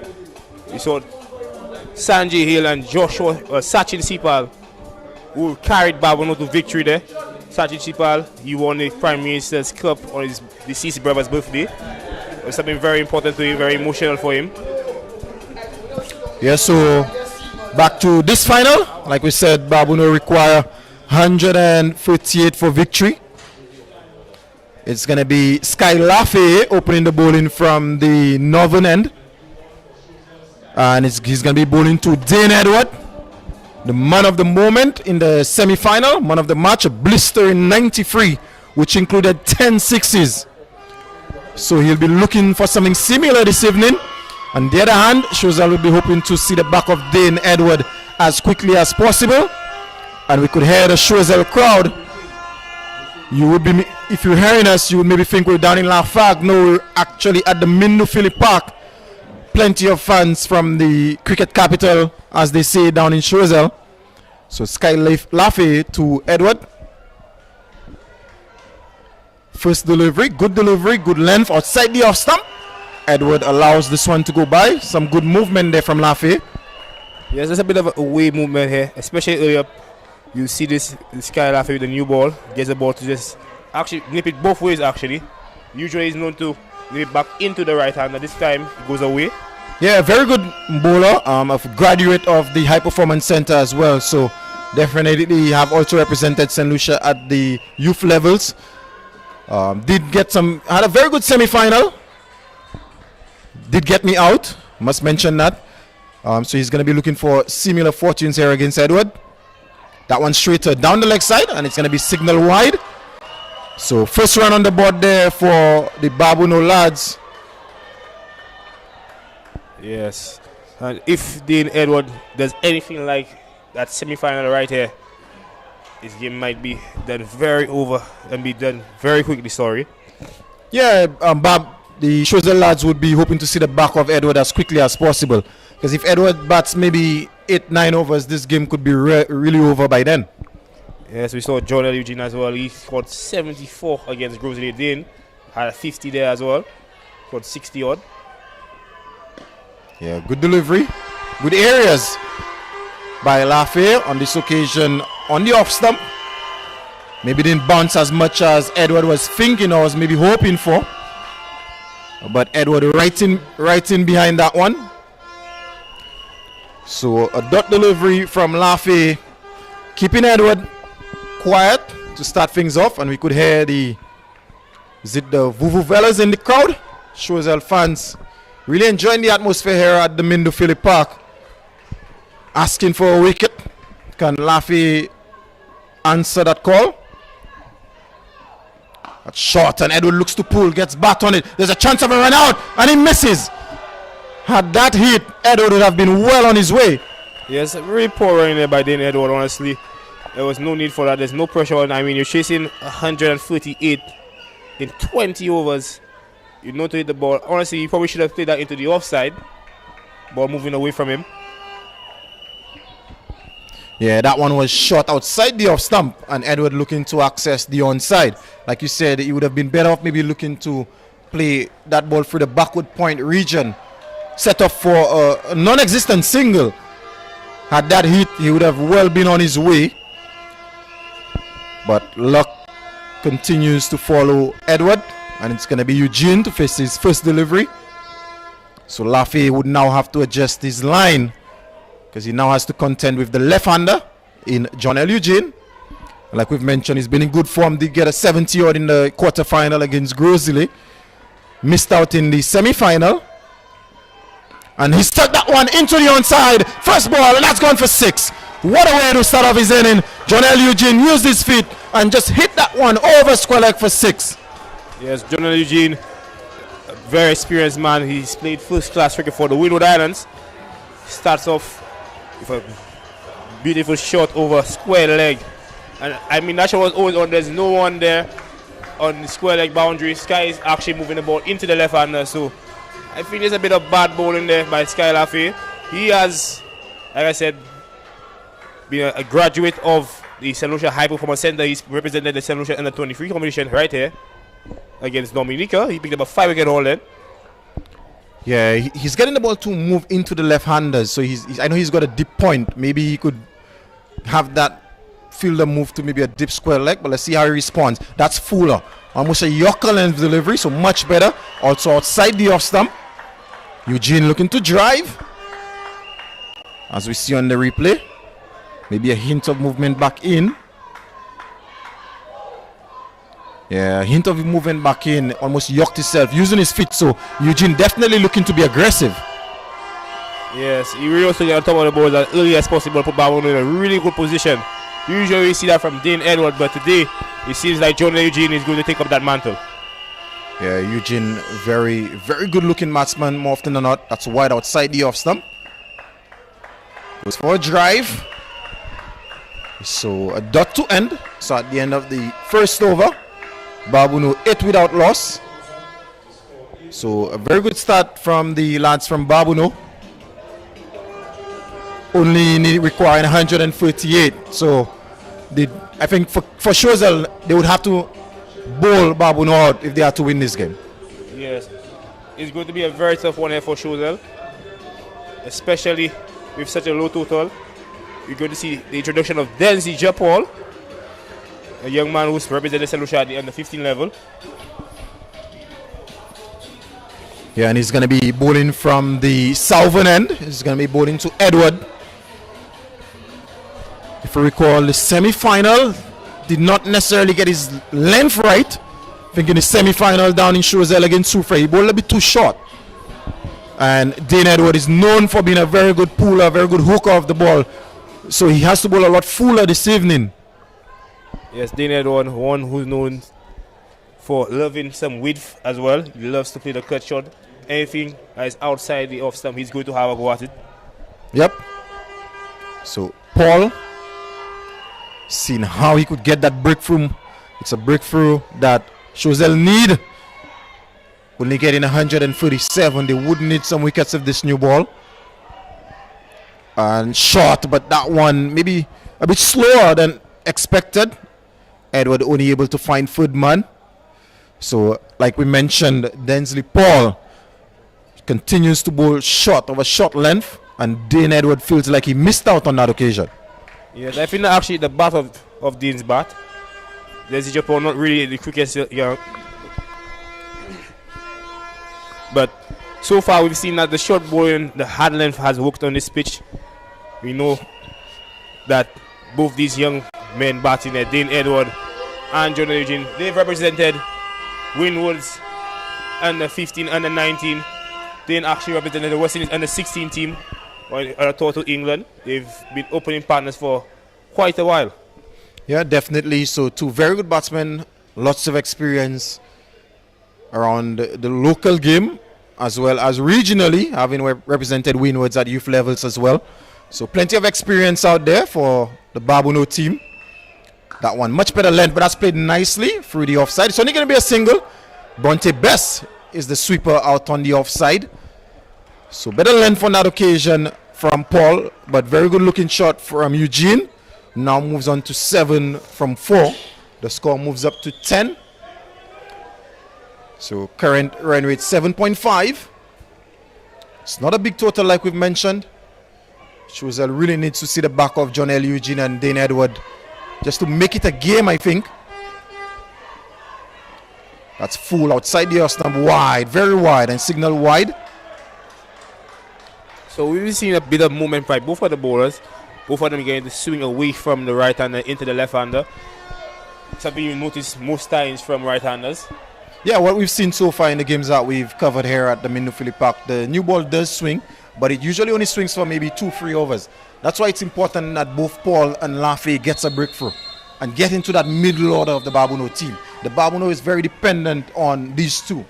Yes, and what has worked for them is that Dane Edward or John L. Eugene have started with a flyer. And that's a good shot there by Dane Edward. He's going to pick a 4 for that.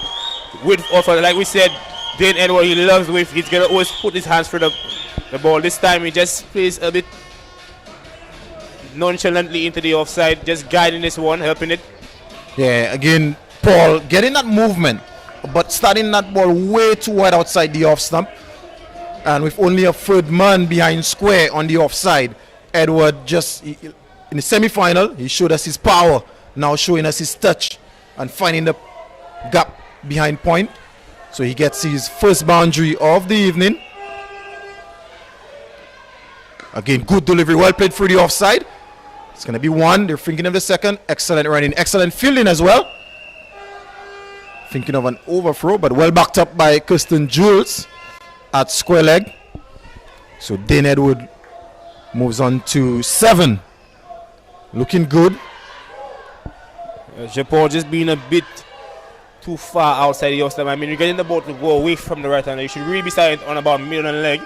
So just in case it doesn't swing, you still keep the subs into play. But swinging the ball and you're looking always by the outside edge of Dane Edward. Yeah, he's been giving Dane Edward a bit too much width. Starting, like you said, starting a bit too wide. Let's see if he adjusts to Eugene. A much better area, much better line on that occasion. That one maybe, and it's a misfield. What should have been a dot, poor misfield, giving away an easy single. And the lads from Choiseul, they could ill afford that. Yes, and it's something that always gets to you as a bowler. You bowl a good ball, especially after being hit for a boundary earlier in your over. You bowl a good ball, and to see something like that happen, it really gets to you. But you want to see Denzi Japol just get his mind back on track there and finish off the over well. And usually, after that a misfield and a single, usually a boundary. Hopefully, that's not the case for Japol. Excellent delivery. What a delivery to end his first over. And like we mentioned, that one started a lot closer on the stumps and just moved away from Edward, who just got his bat out in time. So we've come to the end of the second over, and Babonneau, there is 17 without loss. Yeah, so you can see Dane Edward actually not moving towards this one this time, actually backed away to try to get some width. Luckily for him, he got his bat out of the way in time. You see Sky Laffey to continue from the river end there. Lots of balls have gone into that river. I've personally seen a ball go over the river out to the houses at the back there. Yeah, in this competition we've seen lots of big hits, especially from the lads from Central who played quite a few games here, the likes of Stephen Natrum, Jidney Lybox, Dane Edward on the semi-final as well. So that tells us this wicket is a very, very good batting wicket. But just for the Choiseul guys, that last delivery Japol bowled, they would want to see a lot more of that to Dane Edward. This is the sort of area that you would need to bowl if you are to restrict him. Yes, and Dane Edward, he, like we say, loves the width. Anything that he can't freeze down with, this usually struggles. We saw that in the quarterfinal that they played against Grosjean. That's wide and driven straight. And he drops it. And we saw that again. That is where Choiseul paid for. He dropped Jonel Eugene twice. And he went on to score 74, I think, the game. That was the simplest of chances, straight to mid-off. And that is Jermaine Thomas putting on an absolute sitter. This could be very costly for Choiseul. Exactly what they wanted. They would have wanted to see the back of Eugene or Edward very early. Opportunity created there by Lafayette, but put down by Thomas, who's generally a very good fielder. Yes, Jermaine Thomas actually a wicketkeeper by trade. He's one of the wicketkeepers that will be on the under-19 team. He played last year. So usually very good with his hands. This one, a lot straighter. Umpire Ali Augustine determined that it's not out.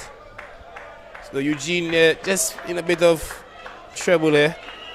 Just being dropped. I mean, I wonder what his mind frame is right now. For just being dropped. Yeah, Eugene has come out and been very aggressive. He's come out and been very aggressive. Usually in this partnership, Edward is the more aggressive of the pair.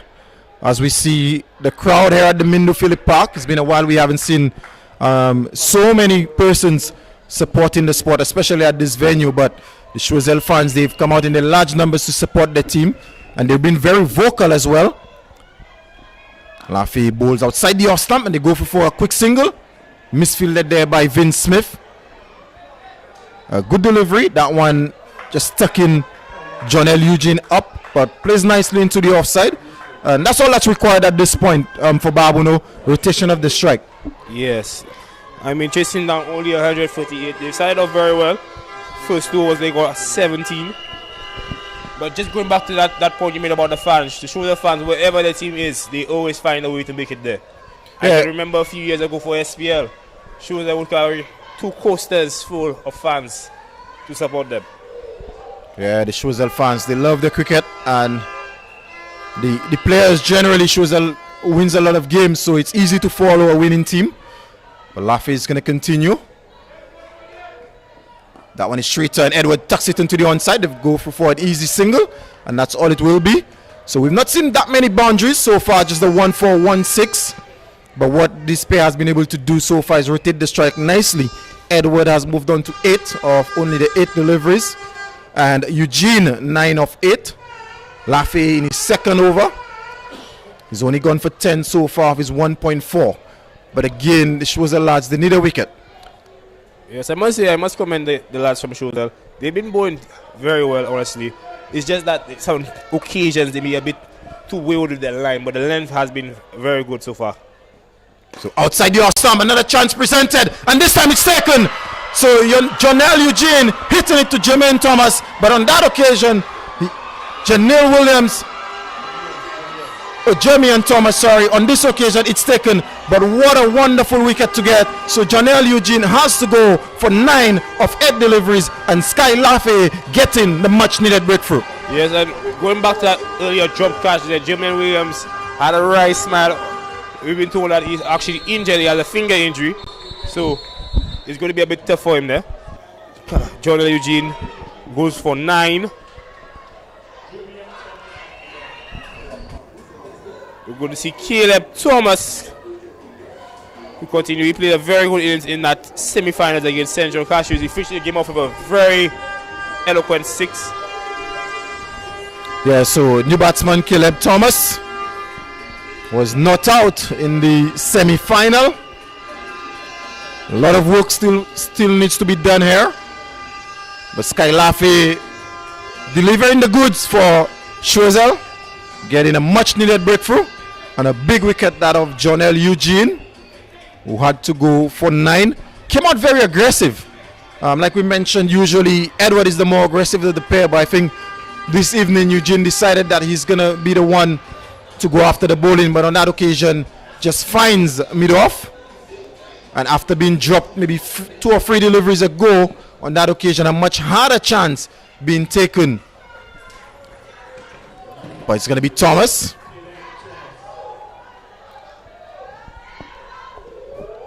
Interesting him here. Seems that Dame Edward may just now have to put a bit of impudence. And that's a very good delivery. Edge, the ball comes, not picks it up cleanly, but he just gives it to a single. So very good for Choiseul. Very good over by Sky Lafay, picking up the wicket and only conceding 3 runs in his over as well. Yeah, good second over there by Lafay, delivering the goods. They needed a wicket, and he produced the goods. So at the end of the third over, a bit of a slow start from the Babonneau team, but they don't require, the run rate required is only 6.94. So given what we've seen in T20s and the way this wicket has played, it's something that should be easy. What's going to be important is not losing wickets, and it's going to be Choiseul to continue his first over, going for 9. And what we saw in the first over, there was a bit of movement on offer for him. He got the ball to just shape away from the right-handers. Now he has 2 right-handers to bowl to.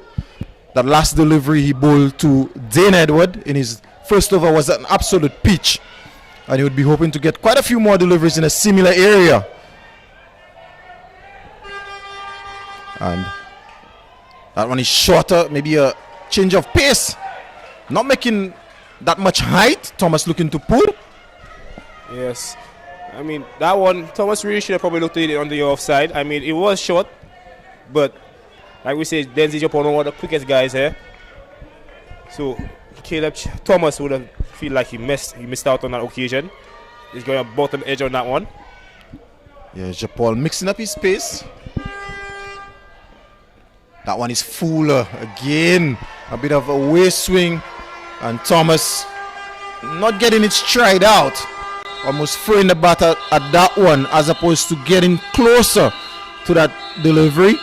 As we see on the replay, yes, his front foot is way outside the leg stump, looking to access the ball outside the off stump. So good areas. Choiseul continues to bowl in some very good areas, and 2 dot deliveries to start off the 4th over. Thomas 1 of 3 so far. Again, away movement, but much better on that occasion from Thomas. Gets a bat on it, but Don and Edward does the fielding at point. And the score remains at 20 for 1. Yes, Caleb Thomas, very good batsman. He has represented the St. Lucia under 15 and the win was under 17 at some point in his career. Yeah, so the Babonneau lads, Babonneau continues to produce a lot of national cricketers at youth level. That one is wide, very wide outside the off stump. Signal wide. So another extra to the total. On this occasion, Choiseul starting that one a bit too wide outside the off stump. Just continued to go away. Yeah, wide, and very good keeping there by Jason Simon, who's been around for a long time, former national wicket keeper, and still, in terms of his glove work, still one of the best around. Good areas there from Choiseul. Started that one a lot straighter. Yes. And a bit shorter on that occasion. Right in behind it, Thomas. So we see 2 different styles of bowling here, Dwight. Earlier in Choiseul's innings, Babonneau were a lot more aggressive, a lot more short balls, especially from this end. Choiseul just being one to try to hit that nice 6 or 7 meter mark. Try to just move it away. Yeah, I think the Babonneau bowlers have a bit more pace. That one is Fuller. Again, Thomas, a bit of a grunt there, maybe feels like he missed out. That was sort of a half volley. Again, not getting as close to it as he would want to. So barring his first over, he's been bowling very well. Still didn't have a bad first over, only went for 9 in his first over. This one has gone for only the solitary run so far. 1 delivery left. So Babonneau not really getting into a flyer like the last game against Central Castries, but you still believe that they're in the driver's seat. Yeah, credit to Choiseul, the way that he's bowled so far in his 1.5. 1 delivery left in his second. That one is a full toss, and that's excellent fielding there by Alvina Simon in the cover region, saving a certain boundary there, diving away to his left. And the lads from Choiseul, they continue to restrict Babonneau. So at the end of the 4th over, it's only 21 for 1. And like you said, Jadel, it's not been the sort of start we saw a couple nights ago from the lads from Babonneau. Yes, but I would say the bowling has been a lot better. The planning has been better. in that semi-final, we saw a lot of short ball to Dane Edward, and we know Dane Edward really capitalizes on everything that is short. Caleb Thomas not really getting his foot out to the deliveries that have been bowled to him. You see jump ball straight away, and Caleb just feeling the bat out there, especially on the last occasion. I mean, that ball was well outside the wide line. He could have just let that one go. Yeah, I would agree with you, and I think that is what that has been important. The lengths we've seen this evening from the Choiseul bowlers has been a lot better than what we saw from the lads from Central a couple nights ago. Dane Edward, we've known him, we've seen him around. He likes it short, he likes it wide outside the off stump as well. And we're also going to have a change of bowling from the northern end. It's going to be Bronte Bess. Again, a former national team bowler, has represented St. Lucia at every level, under 15, under 17, under 19. Similarly, has also represented the Windward Islands at under 15, under 17, and under 19. Usually known to be a very good outswinger, gets the ball to tail away from the right-handers. And good length, good area to start off. And just by the way Edward played that one, it's almost like again not bouncing as much as you would have expected. So maybe there is not as much bounce in the second innings as we saw in the first. Yes, I believe that after being rolled in the halfway mark, that the pitch is not really going to play as bouncy. All the moisture has been taken out of it. It's going to be a lot flatter, and the ball is just going to come onto the bat. But credit to the Choiseul bowlers, they've been bowling very well. They've been hitting that nice line and length. Dane Edward, we spoke about him being very much, he loves to cut and pull. He's also known for a flick shot. So Bronte should know that he can't go into his pads. That one is outside the off stump, width given, but Dane, misfielded there by Kirsten Jules. Allows Edward to get a single. Moves on to 9. 9 of 10. So pretty slow going in terms of what we saw compared to what we saw a few nights ago, where he got 93 or 30 odd deliveries. But maybe he's playing the occasion knowing that it's only a required rate of maybe just about 7. So he doesn't have to do anything out of the ordinary. Yes, different team as well, different opposition, different bowling. Like we said, bowling to him was a lot shorter, just fade into his strength. Bronte Bess coming into Caleb Thomas this time. Umpire says not out, going down the leg side. And every single one of the Choiseul players appealed for all money. They thought that was gone, as we see on the replay. And I think that's a great decision. I think that is a wonderful decision from the umpire. Based on what we saw on the replay, that one was definitely heading down the leg side. And when the guys from Choiseul see it on replay, maybe this evening, they would have to agree with the umpire. So great umpiring, but very good delivery from Bronte Bess as well. I did mention that he's known around the local circuit as an outswinger, but he got that one to shape back in, and that one definitely missing the leg stump. And that one, whoa, that almost took the middle stump, going right over the middle stump. Thomas looking to pull that one again, maybe not bouncing as much as he would have wanted, or maybe he's better off looking to play that one a lot straighter. Yes, Caleb Thomas, one who's known for his onside play as well. I mean, he finished the game off last on Wednesday, against Central Clashes with a slog sweep of a pacer, Kensley Paul. So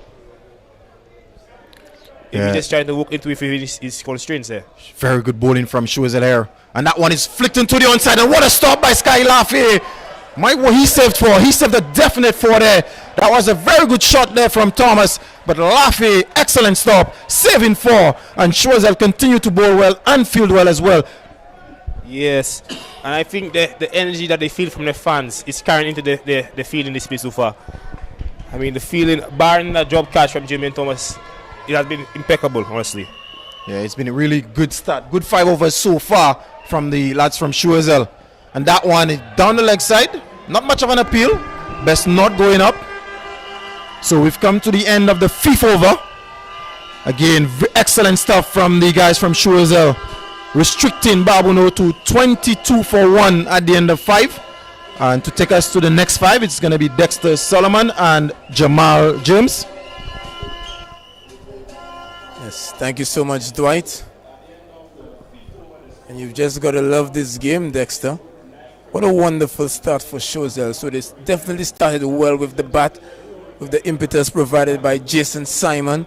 And now with the ball, the bowling partnerships thus far, it has been good. The fielding has been excellent. Welcome, Dexter. Yes, a pleasant good evening to those of you who are just joining us and those of you who have remained with us well into this second inning. And Choiseul, they would have amassed 137 in their first innings, and they would have known that with the batting might of the Babonneau team that they would be up against it. But they have responded well, restricting Babonneau so far to just 22 runs of the first three. And you must credit the fielding and the captaincy as well. And the captain has decided to bring himself on. Kirsten Jules, medium pacer, picked up 4 wickets in the last game and 4 wickets in the game before that. Jules. Dean is pulling this one away.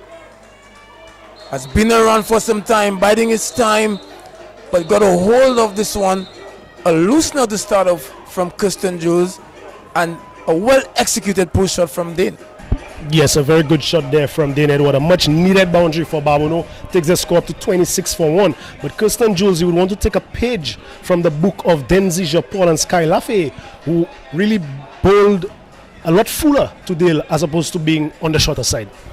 Yes, certainly Choiseul would have analyzed Dane Edwards' previous batting performance. They should have understood his strength is the short ball. Jules.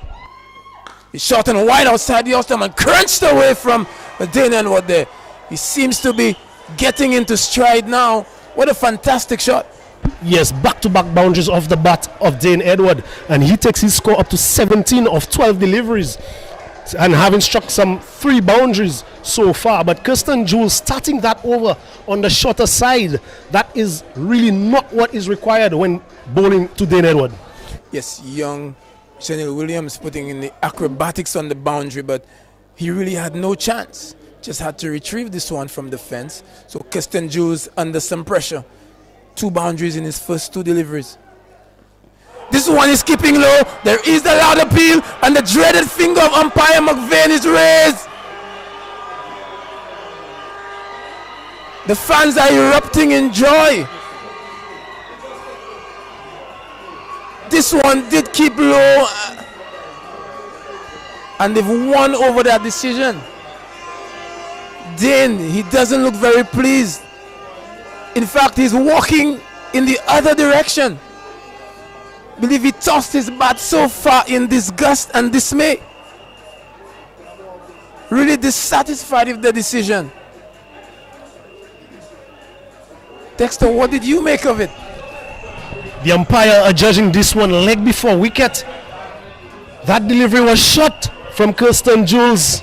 Seemed to have been heading down the leg side, but Dane was caught on the crease. Expecting that one to make a lot more height. Being struck well beneath the knee roll, and the umpire adjudging that one to be out. So Dane Edward, he has to go. LBW to Kirsten Jules, who continues to take crucial wickets for his team as a captain. He did not start the over off well. 2 short deliveries that were dispatched by Dane Edward, but he bounced back really nicely in the 3rd delivery. But to be quite honest with you, I felt that that first shot that Dane played in the over, that pull shot, the ball did not make the expected height. He did adjust quite well to pull it away to the backward square. He was camping on the back foot again, as this one did pitch short, but it did not make the height. And Quinn Henry has been sent in to salvage the situation for Babonneau. It's short outside the off stump, and Quinn Henry is rocking back and punishes Kirsten Jules. What a way to start the innings from Quinn Henry. Quinn Henry, has he been batting in the nets at the Mindo Phillip Park whilst he was out there? First delivery, some room on offer outside the off stump, and he really fled this one backward of point for a much needed boundary for his team. So this over has either gone boundary or wicket with 2 deliveries left. What an amazing over. 4 runs, then 4 runs, then wicket, then 4 runs. Dexter, if we go into some predictive business, I just wonder what's about to happen next. Kirsten Jules and Choiseul know that they need to continue taking wickets. This one is full and straight, and Quinn Henry manages to get the bat down just in time. It's all action here at the Minderfield Park. Brilliant dot ball there by Kirsten Jules. Almost creeping through under the bat of Quinn Henry, who did well to get the bat down in time. Score remains on 34-2. Action packed over so far. There's Jules, final delivery of the over. An exquisite drive, quite competently played by Quinn Henry. Pushed out to the sweep on the offside, picks up the single.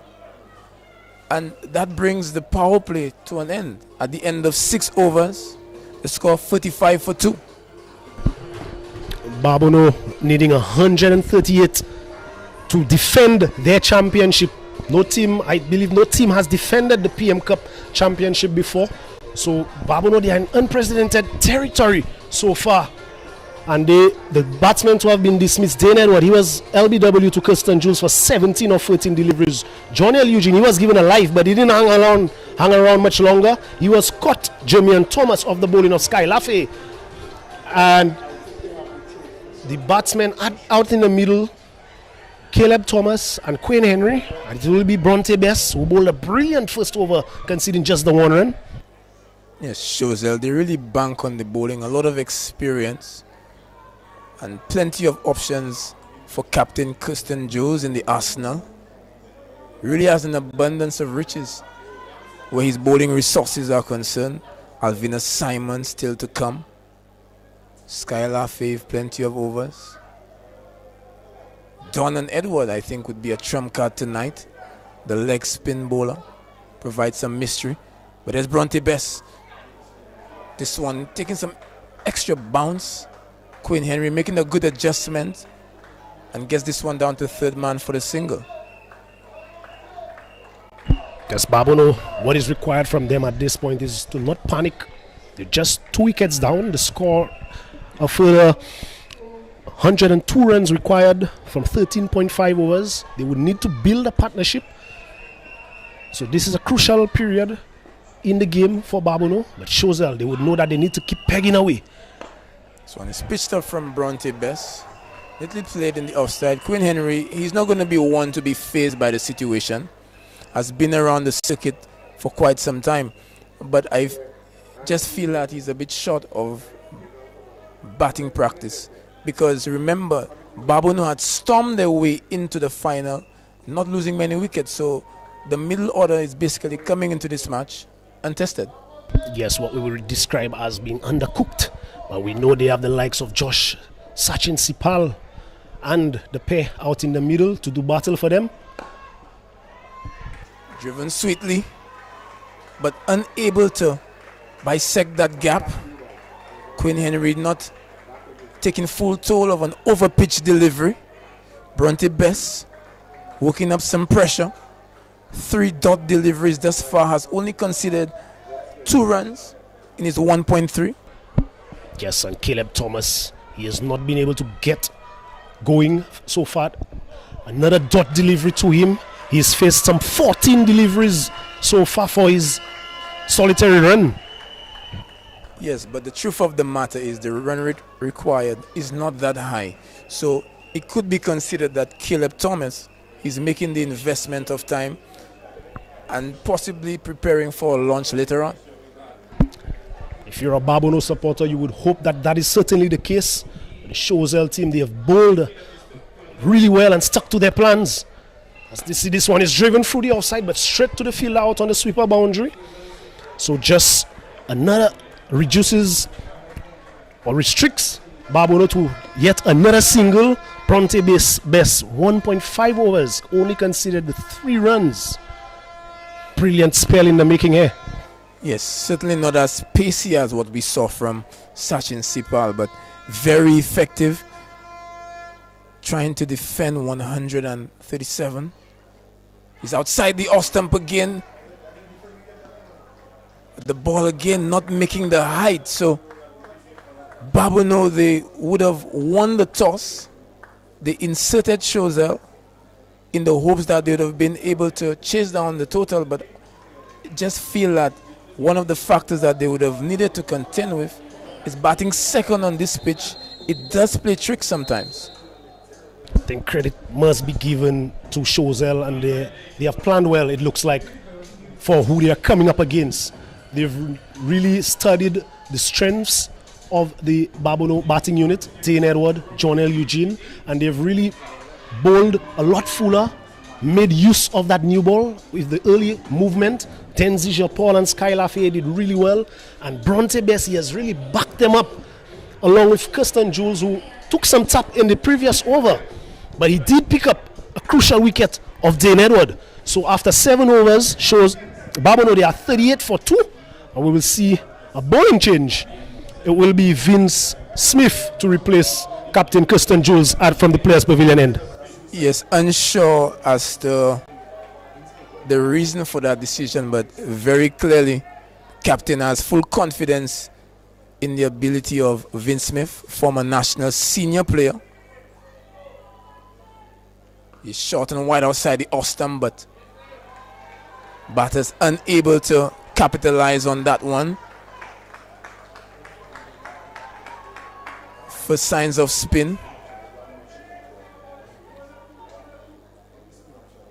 Who's beaten outside the off stump. So Vince Smith seems in the first 2 deliveries to have understood what is required on the surface, continuing from the good work that Bronte Bess had done. Short and wide outside the off stump again. He gave him so much room, and Quinn had ample time to bisect that gap, and he did so with clinical precision and picks up a boundary.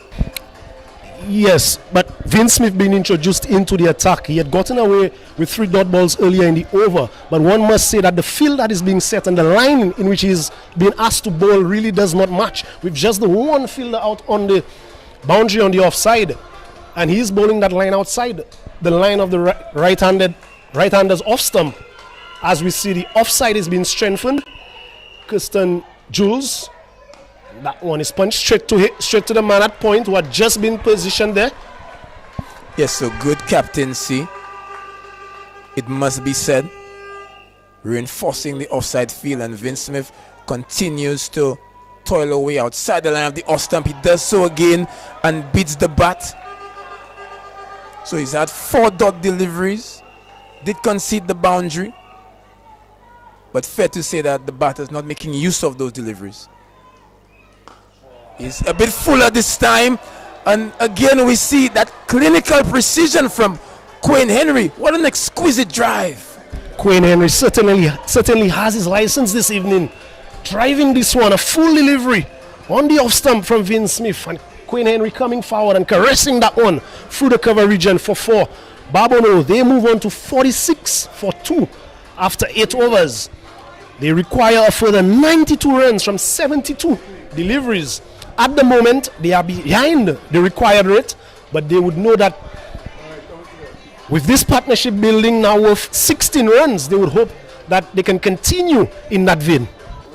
Yes, just acknowledging the presence of the president of St. Lucia National Cricket, Mr. Wayne Auguste, as well as the gentleman from the West Indies coaching staff. But again, we did mention that a lot of this game rests on the shoulders of the captains and the decisions that they make. Kirsten Jones, the captain himself, had just picked up crucial wicket of Dane Edward, and immediately he takes himself off the attack. With the likes of Don and Edward still to bowl, we have not seen him. They have opted to operate with the 2 right arm off spinners, as we see the introduction of Alvina Simon from the River End. Alvina Simon proved to be the man for the moment in the semi-final. Would want to stamp his authority on this final. Starts outside the line of the off stump. Back of a length. You just feel that he's quite a canny bowler. Alvina Simon, another one of the gentlemen who would have represented St. Lucia at every level. Short and wide, but way too wide. But again, Dexter, you mentioned that you saw that with Vince Smith. The field was not appropriately set for what was being delivered. Are you in agreement with what you're seeing? Currently, the fielder's out on the boundary. It looks like a deep. This one is a full delivery, and the batsman squirts this one down to the vacant fine leg region. This one will run close to the boundary. A good stop there by Sky Laffey. It looks like certainly saving one run for his team. The batsmen Caleb Thomas and Quinn Henry being able to cross for. Yes, but a good delivery from Simon. I think you would have to label that one an educated edge. A good start for the bowler, the moral victory, but 3 runs conceded. A good effort from Sky Laffey to have covered that ground and saved that single. Low totals tend to make the best scores where finals and excitement is concerned. Every run is important.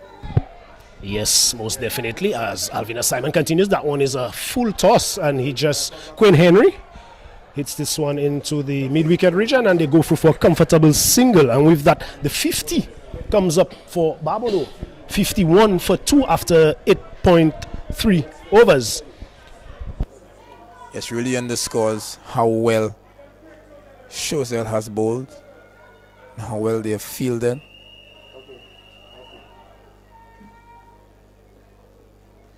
Simon is full and fast outside the line of the off stump, with 6 men posted on the offside. Unusual for an off spinner at this stage of the innings. And that is why the batter is coming across his stumps and looking to get this one away over the onside with the breeze. Yes, Caleb Thomas, he has been out in the middle for some 19 deliveries for his 6 runs, so he really has not been able, not one of his most fluent innings, and he's really trying to be a little bit innovative. This is Quinn Henry facing up, drives this one past the fielder, a diving fielder at cover. That one will go close to the boundary, and it gets there now. So Quinn Henry, he continues to motor on, picks up another boundary. His 4th of the innings, he moves on to 19 from 13 deliveries. Another over comes to an end in the 2nd innings. Babonneau needing 138 for victory. They are 56 for 2 after 9 overs. Yes, you don't question the effort, but you need to question the execution, because bowlers are often told that it's very important how you finish your over. We saw that mistake from Vince Smith in his first over, where the very final, the last delivery overpitched, gave Quinn the opportunity to drive. Here is Simon making that same mistake. So surely they should avoid pitching that delivery in the slot, especially to a batter of the caliber of a Quinn Henry. Yes, Quinn Henry has shown that once those deliveries are a lot fuller to him, he's able to come forward and drive those deliveries through the cover region, and he has picked up 2 boundaries in that region. This target, Babonneau, they need 82 runs from 66 balls at 7.45 runs per over. Currently, they are going at a rate of 6.22. A partnership with 26 at the moment between Caleb Thomas and Quinn Henry. Vince Smith to continue from the Players' Pavilion end. And this one is very full. Goodness gracious me. Look at the reaction of the fielders from Choiseul. Let's just take a look at this one on replay. It's full. It's straight. And wow. We do have the benefit of the replay, but the only man that matters is umpire McVeigh, and at first glance, he felt that this ball could have been missing leg stump. A big shot offered there by Caleb Thomas. He really looking to find the boundary, but not making any connection on that occasion. Very close appeal, and he gets away with that one. Vince Smith follows up with another dot ball. So a good start to the 10th over here from Vince Smith. 2 dot balls to start things off. Caleb Thomas, he has faced some 21 deliveries for only 6 runs. Pressure is on. As that one goes by to be taken by the keeper. 3 dot balls, 3 consecutive dot balls being delivered here to Caleb Thomas. He's definitely under pressure at the moment. Yes, he certainly is. It's short and wide. It finds the edge, but no man underneath it to catch. The throw is rifled in, but misses the keeper completely. So the obvious plan by Vince Smith and the Choiseul team, bowl wide outside the line of the off stump, and there are 3 fielders posted deep on the boundary, a deep point, man sweeping on the cover boundary and a long off, with 3 men in the inner ring on the offside as well. As Vince Smith continues to Caleb Thomas, that one is a lot straighter, but too full to be driven, and another resulting in another dot ball. The score remains on 58 for 2. A very good over from Vince Smith so far. Yes, this has been excellent. And he would need to close out the over well. It's full. Is he in the line? Umpire McVeigh decides that this one is a legal delivery. And Vince Smith making an immediate adjustment, not giving that drive. Closing out is over, but we just see that replay again. And my. This was a close one.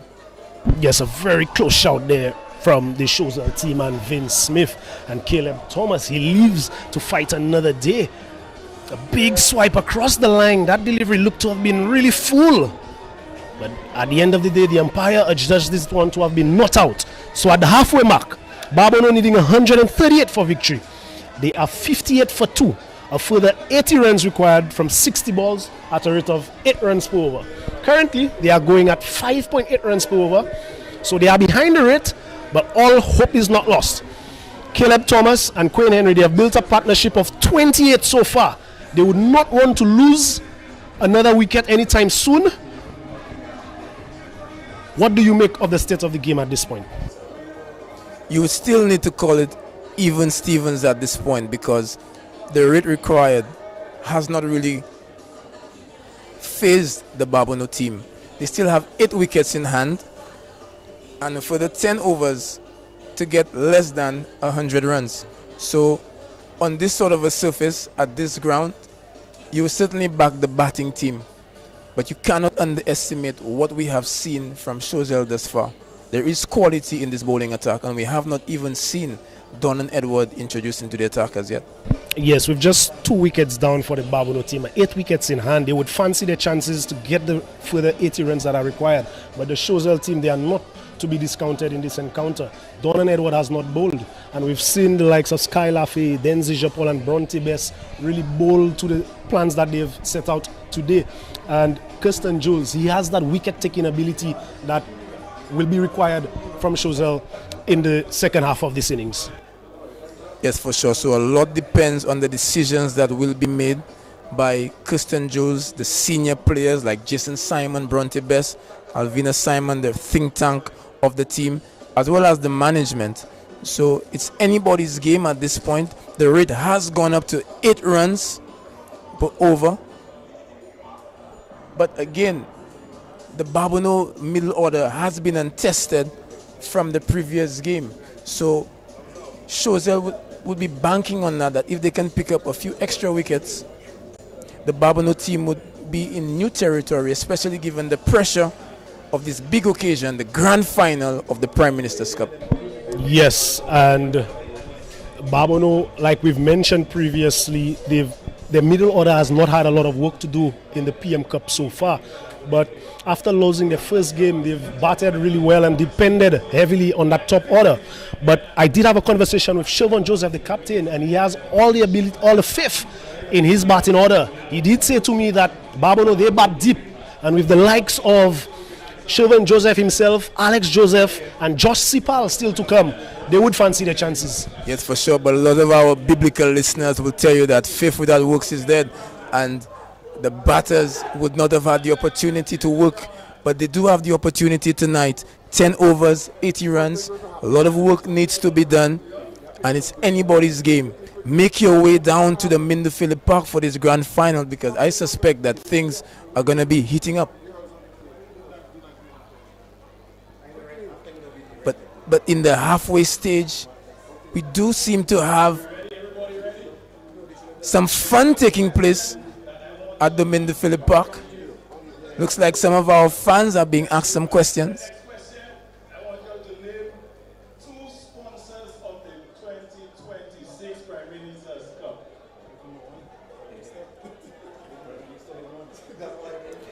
So get down to the Minder Phillip Park. Fans have an opportunity to win some prizes.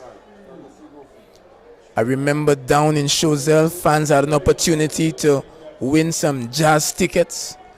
But tonight, some other prizes. As we wait for the action to resume out in the middle, just to give you a run through the scorecard, the batsmen who have been dismissed, Dane Edward, he was out LBW, bowled Kirsten Jules for 17 or 13 deliveries. John L. Eugene, he was caught Jermaine Thomas of the bowling of Skylar Fee. He got to 9, a runner ball 9.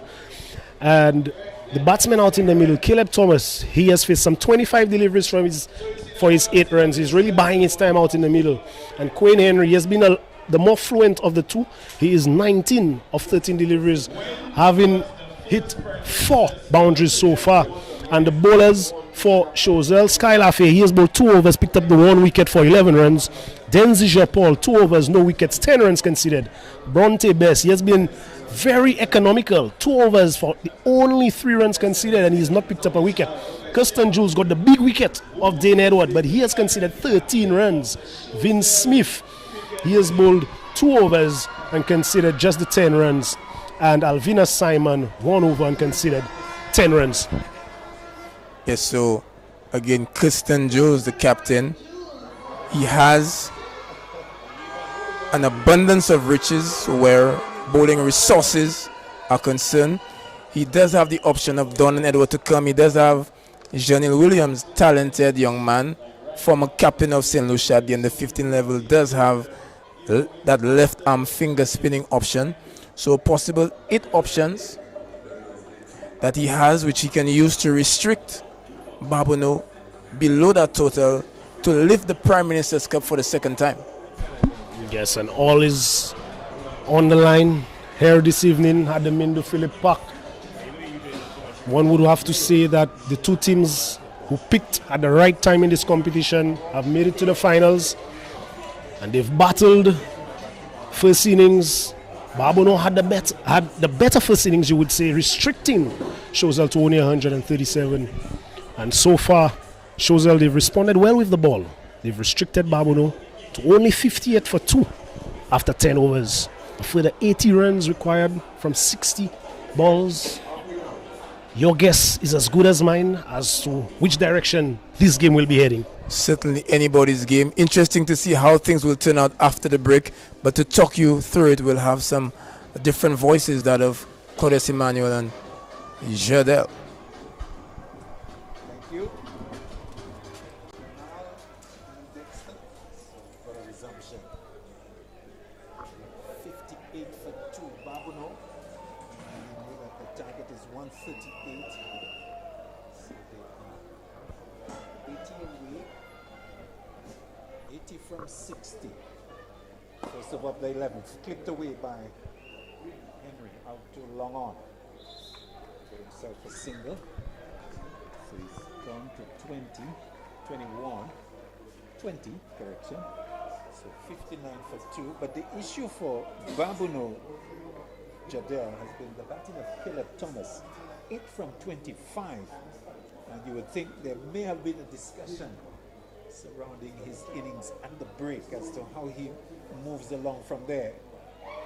Big drive outside the off stump, wide of off stump, into the gloves of Simon. His innings has been the issue so far for Babonneau. They have not really progressed, and he has faced a number of dot balls, 8 from 25.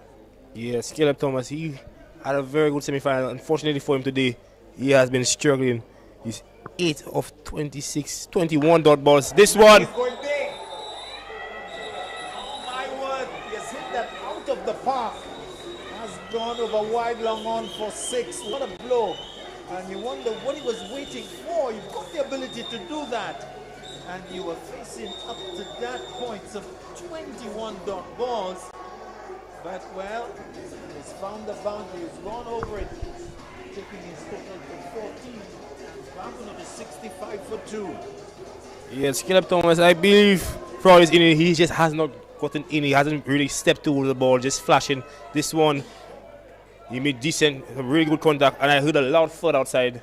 Someone car might just be in trouble there. Be careful careful, Jadel. I think I'm packed in that general area. But I think it didn't go in close. Just cleared the wall. As Simon again to him. He's gone. Looking to go big again, this time missing. Going for the slog sweep. And not making it. I feel that's what has been a flaw for him so far. I mean, majority of the deliveries in this phase has been outside of them. It has been very good bowling by Choiseul so far. Trying to go a bit too square with it, I should say. Yes, another wide one. Simon lucky to get away with that. No call of wide from umpire Ali Augustine. So another dot ball. 65 for 2. One delivery left in the 11th. Simon to him. A big drive again outside the off stump. Looking to go across the line towards cow corner and not making contact. So Simon gets away with 3 dot balls to complete the over. 11 gone, 65 for 2. 73 did it from 54. Yes, run rate not creeping up too high. I mean, still within a manageable position for Babonneau. But like we say, Caleb Thomas, he has really been struggling. And like we said earlier, it's just the fact that he's not playing the ball where he should be. He's trying to go across the line of deliveries, especially since they've been going very wide to him. I mean, the plan is to roll wide. He has the field set. The wind actually goes across the delivery as well. So, Caleb Thomas just playing into the bowler's hands there. Crowd rate has gone up 8.11. It started at 6.9, so it gives you an indication of how Choiseul has sort of applied pressure. Babonneau losing the key wickets.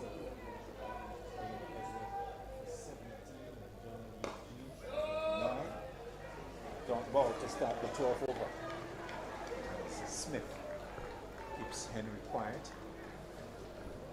So 65 for 2. Smith to Henry short. Pulled away out towards wide long on. Bess is there. First bounce. And just a single. Choiseul would not mind that. 66 for 2. Yes, Henry would have believed that he missed out on that delivery. That was short. It was flighted.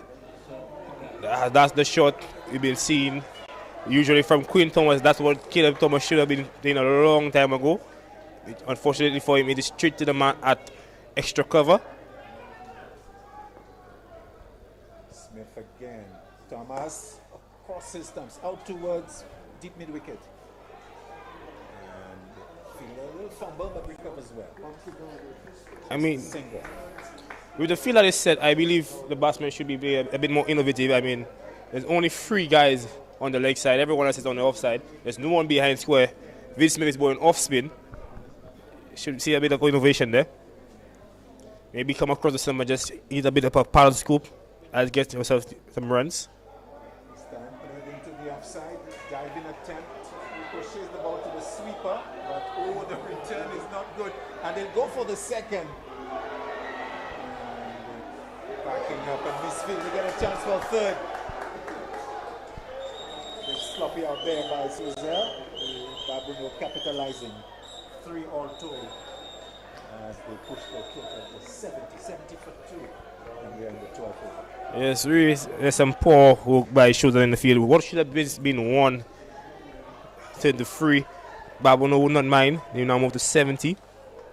Like we said, run is still within a manageable position. Smith over his head, driven out towards long off, comes off the boundary. They think of the second, but decided to look from the field, releasing it quickly. He's right to complete the 12, so 71 for 2 after 12, 67 required from 48.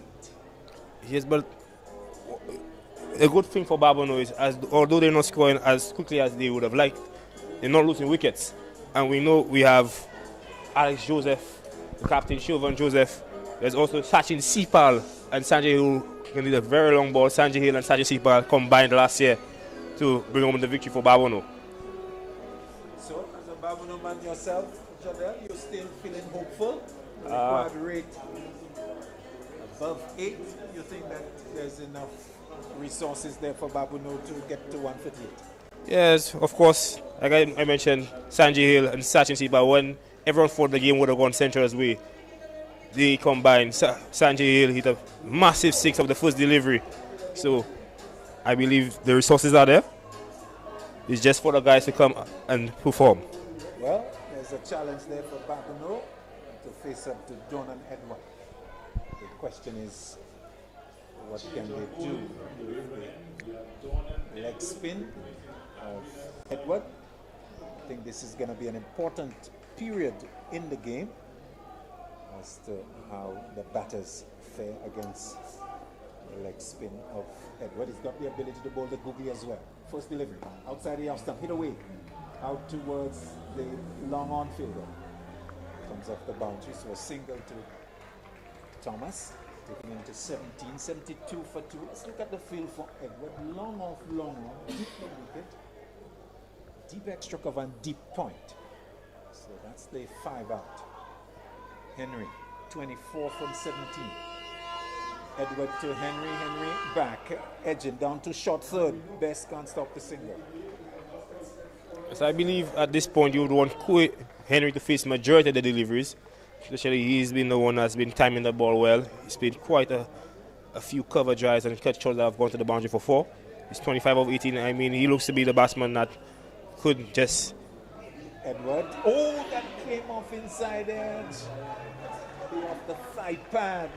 Simon, the keeper, looking to take the catch, but just eluding the outstretched right glove. So dot ball. 73 for 2. We are midway in the 13th over. 65 required. That's lofted out towards long on. Couple of bounces. The fielder looks like Thomas. And the bounce picking that up. One more to the total. Choiseul going to 74 for 2. 64 required from 44. That's the equation. As Queen Henry comes in to strike. Edward, the leg spinner, to Henry. Henry back. And plays it into the offside. Bit of an awkward bounce to Jules. So single taken. Good so far from Edward. 4 runs from 5 deliveries. 75 for 2. 1 delivery left in the 13th. As Don Edward said earlier, graduate of the St. Lucia High Performance Center. He represented St. Lucia seniors in that triumph they had last year. Edward using his feet inside edge, beats the keeper and will go down behind him for 4. Educated edge brings Babonneau an important boundary at the end of the 13th as the total goes to 79 for 2 as Thomas getting a boundary, well deserved control, but I think the Babonneau outfit will be happy with that. As the 13th over is completed. At the end of it, 59 required from 42. Yes, Thomas finally getting some runs for his shots. Not in control there. Picked up 4. So a good end to the over there for Babonneau. Finish with 8. Run rate hovering around the 8s now. So 8.43 right now. Babonneau believe that they'll be in a much better position right now. They probably believe that they'll probably won the game by now. Especially since in that semi-finals against Central, they scored that 138 in 9 overs. Indeed. So, Babonneau, well, you'll have to say that they are in a better position because, yes, the required rate is going towards 9, but they've got 8 wickets in hand. Smith starts over number 14. Off the back foot goes Henry. Can't beat the man on the edge of the circle. So, partnership of, 49 between these two? So they've done quite well. Hit down to long off. And another single. Well, a single. The first of the over. 80 for 2.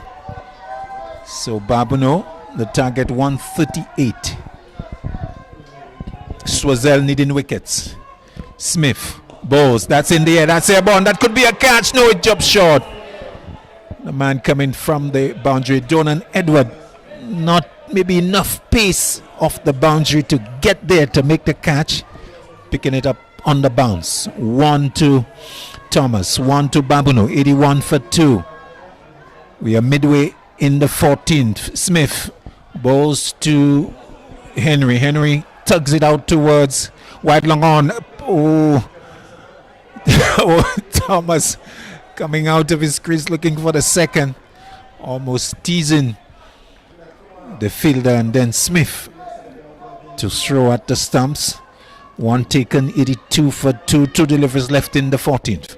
Thomas would really want Henry to face the majority of the deliveries. I mean, he's the one who looks to be more in control at the moment. See a bit of a man card attempt by Vince Smith.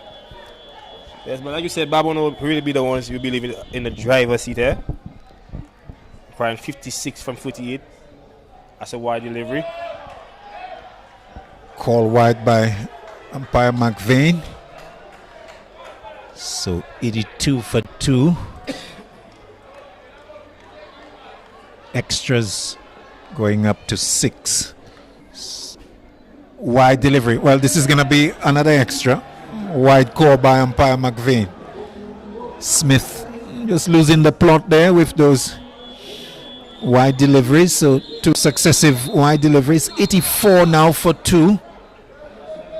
And Choiseul, well, you get the impression that it's beginning to slip away from them. They need wickets down the track, inside edge, past the keeper. They've gone for 1. They'll come back for the second. And, well, Thomas, it's been of a ragged sort of innings, but he's still there. He's gone to 25. A lot of inside edges. But I don't think Babonneau will mind. 86 for 2. Still 1 delivery left in the 14th. I mean, sometimes in cricket you have to score the ugly runs, and the Caleb Thomas is scoring some very ugly runs.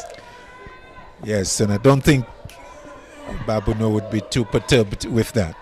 I think what they'll focus on is a partnership has gone beyond a half-century mark. 56 between these two. They came together when Dane Edward was LBW. That's it high, that's long, that has a lot on it. That will clear the boundary. A deep, wide mid-wicket.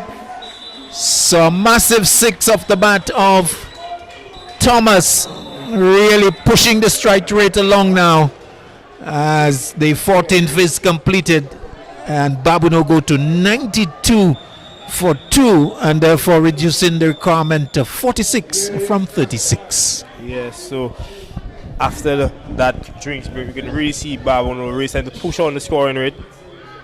Scored about 40 runs, close to 40 runs in these past 4 overs. So that's really good going from them.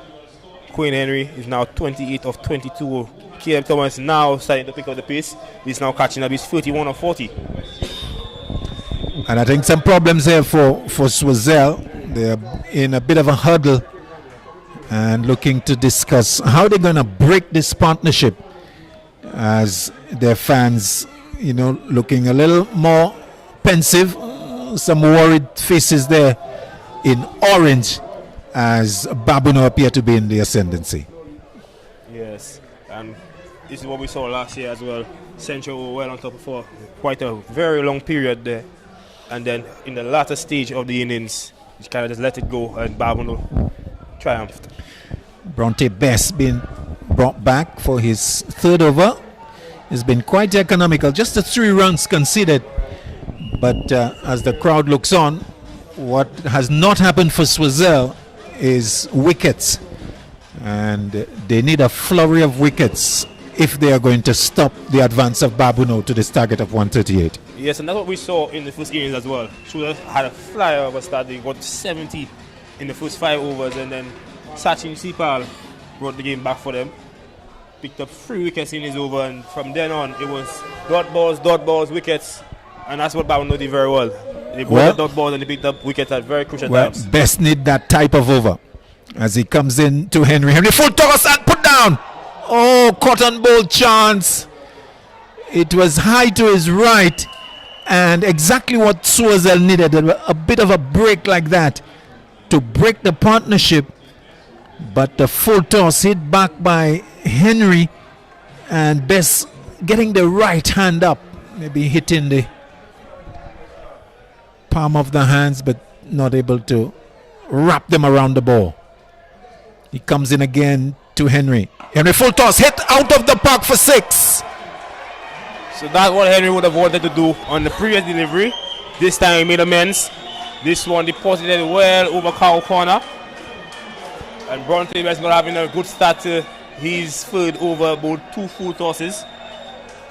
Babonneau move on to 98 for 2. So Babonneau look like they were going to run away with this one at the rate it's going. Indeed, Babonneau getting closer. 2 away from the 100. They have reduced the requirement to 40 from 34. So Freeman Conference at the top of the bowling mark. Best in conversation with 2 of his teammates. I think we've lost the ball, so umpire Ali Augustine looking to get a replacement ball. So 98 for 2. We are in the 15th over. And as the umpires look to get a replacement ball, we can tell you that Edward was gone for 17, LBW Jules, and then before him John L. Eugene was Scott Thomas, Bo Laffey for 9.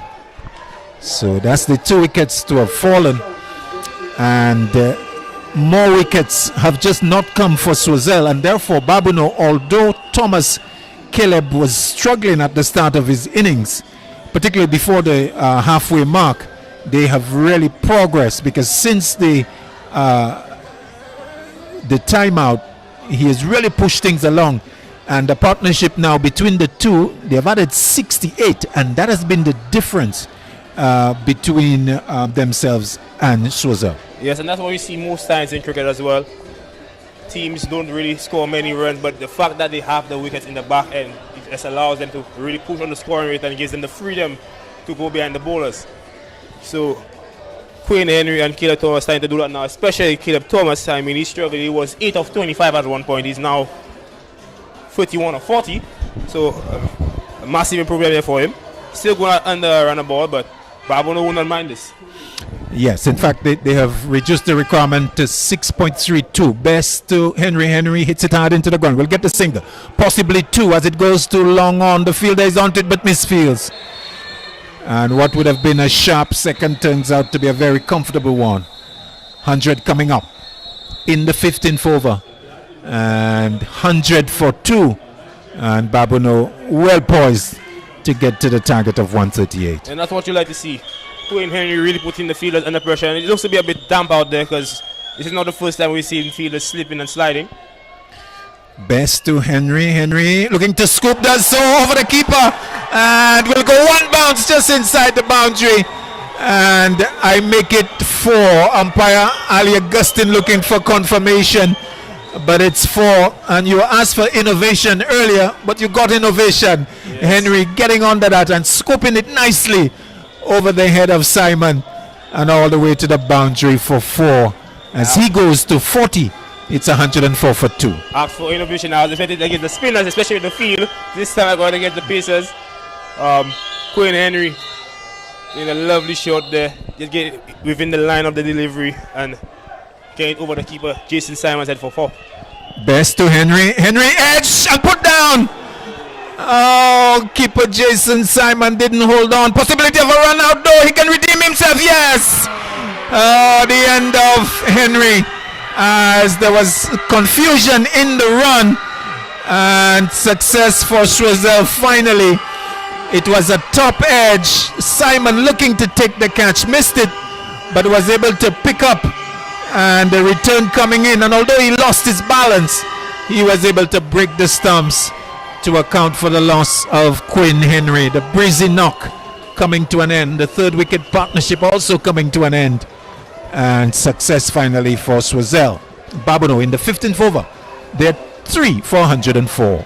Yes, what you call suicidal there by Caleb Thomas and Quinn Henry. I mean, there was no need for that extra run. They were well on top there, and they just gave away a wicket.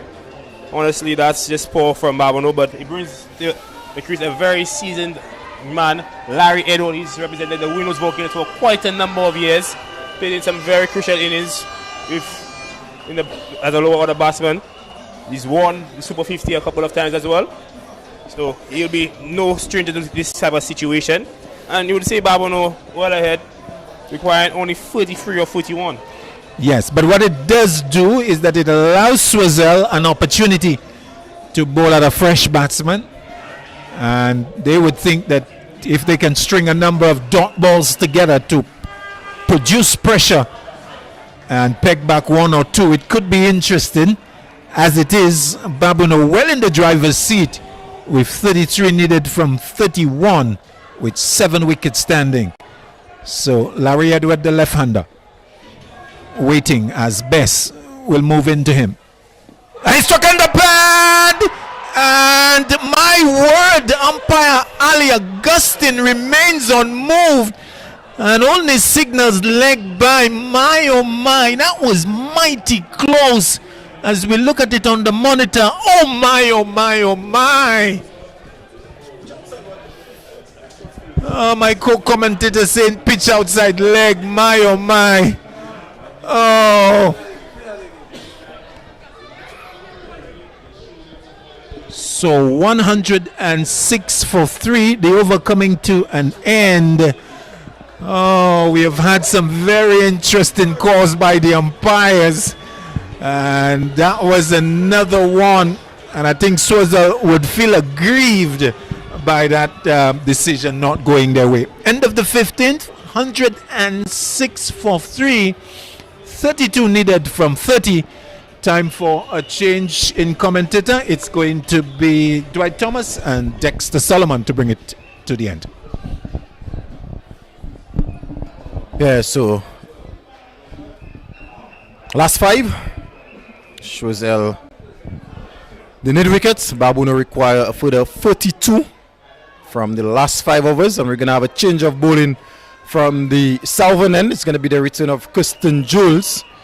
So far has 1 for 13 from his lone over. Did get the wicket of Dane Edward, LBW for 17. He's going to be bowling to Larry Edward. And just to give you an idea of the field in terms of, there's a fielder, third man, sweeper, long on, long off, and a dip mid wicket. These are the 5 outside the inner circle. And Larry hits it over the players' pavilion for 6. What a way to get off the mark. Larry Edward not wasting any time getting into his business, coming into his own. That one from Kirsten Jules was pitched up outside the off stump, giving Larry room to free his hands. And that one was a huge hit, straight back over the bowler's head for 6. Yeah, we were just having discussions about who should come in next for the Babonneau lads. I think slated was Siobhan Joseph. But I think it was a very good decision to send Larry Edward a bit of left and right hand. So some adjustment needed from Jules. That one is full and that's in the air. Will that be a chance? Fielder circling. But oh, great attempt. It's definitely saved 5. Valiant effort there from Alphonse. Saving 5 for his team, but he's not able to take the catch. And it's only going to be a single. A flying save there from the fielder out on the long on boundary, springing himself high to his right and certainly saving 5 runs for his team.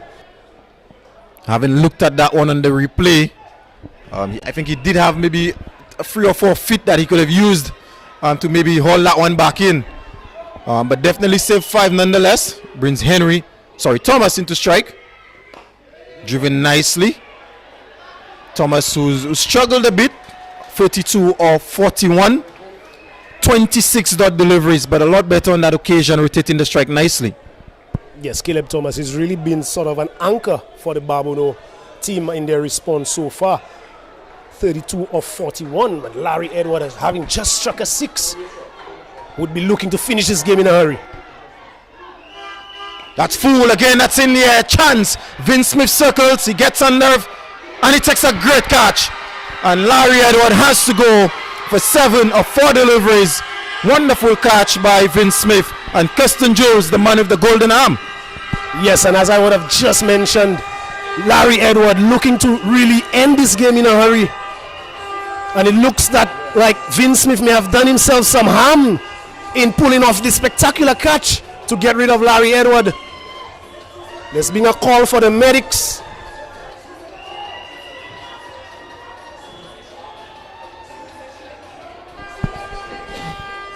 Looks like he has done some damage to his right arm.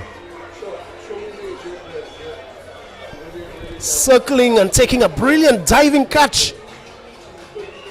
May have landed awkwardly.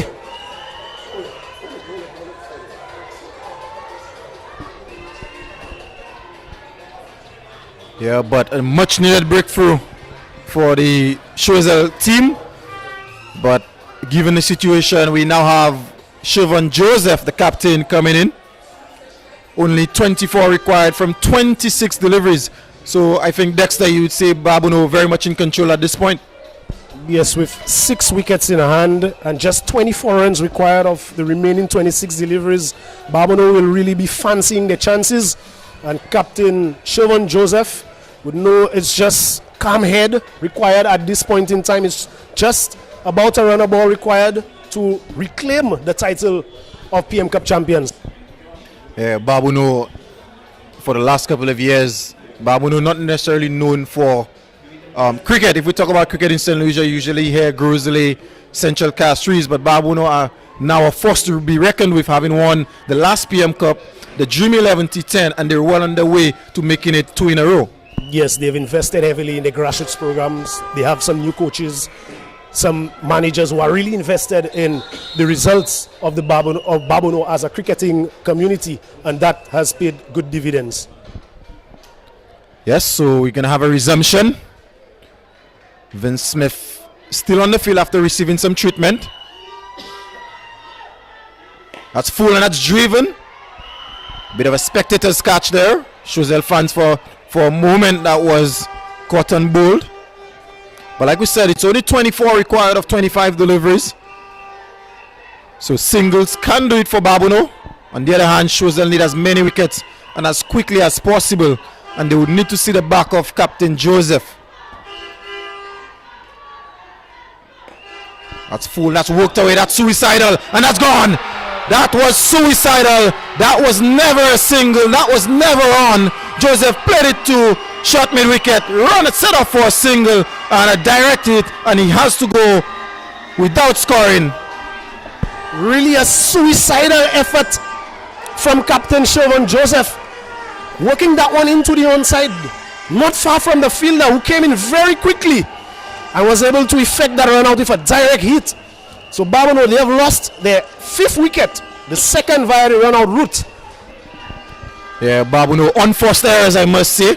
Quinn Henry being run out, who's been the best batsman on show this evening, 41 of 27, and now Captain Joseph. So I'm not necessarily saying giving the game away, but making things a bit more interesting right now.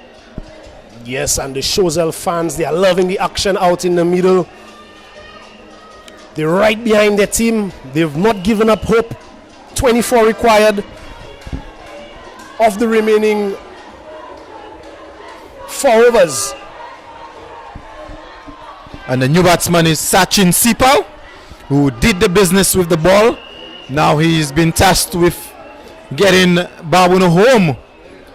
And if we recall the final last year here, right here at the Mindufili Park against Central Castries, he was very instrumental with his batting in terms of getting them home. So similar situation here. 24 required of 24. And it's going to be Bronte Bess bowling from the northern end in his 4th and final over. Has bowled really well so far, only going for 16, but he's remained wicketless. And Sipal looking to heave that one, very first delivery, and not able to make contact, so showing his aggression and his intention immediately. Yes, and with the field that is being set, a fielder at wide-ish, tip mid-wicket, long on, long off, and a sweep on the offside. Sachin Sipal really looking to target that big gap, that big mid-wicket gap, and not being able to capitalize on that occasion. Yeah, sensible batting is all that is required. But there seems to be panic being set into the Babonneau team. That was not called for. Again, it's only 24 runner ball, and Babonneau seems to be just gifting the Choiseul team some wickets. Bronte Bess, come have the hour, come have the man. When a wicket was required, he delivered the goods. Sachin Sipal looked to have been advancing towards the bowler, only succeeding in getting an inside edge onto his stumps. And Bronte Bess has gone down. Looks like He has pulled his left hamstring.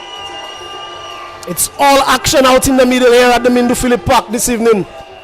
Yeah, if Bontebes is injured, that could be a game-changing moment. He's been really good with the ball, like I mentioned, in his 4th over, 1 for 16 now. Definitely been bowling well for his team, and shows that they're fighting despite Babonneau only needing 24 in 22. Yes, and a few overs ago, we would have mentioned that Babonneau had 8 wickets in hand. And a few overs have been bowled, 2 wickets went via the run-out route, and they only remain 4 wickets in hand. Still 24 runs required.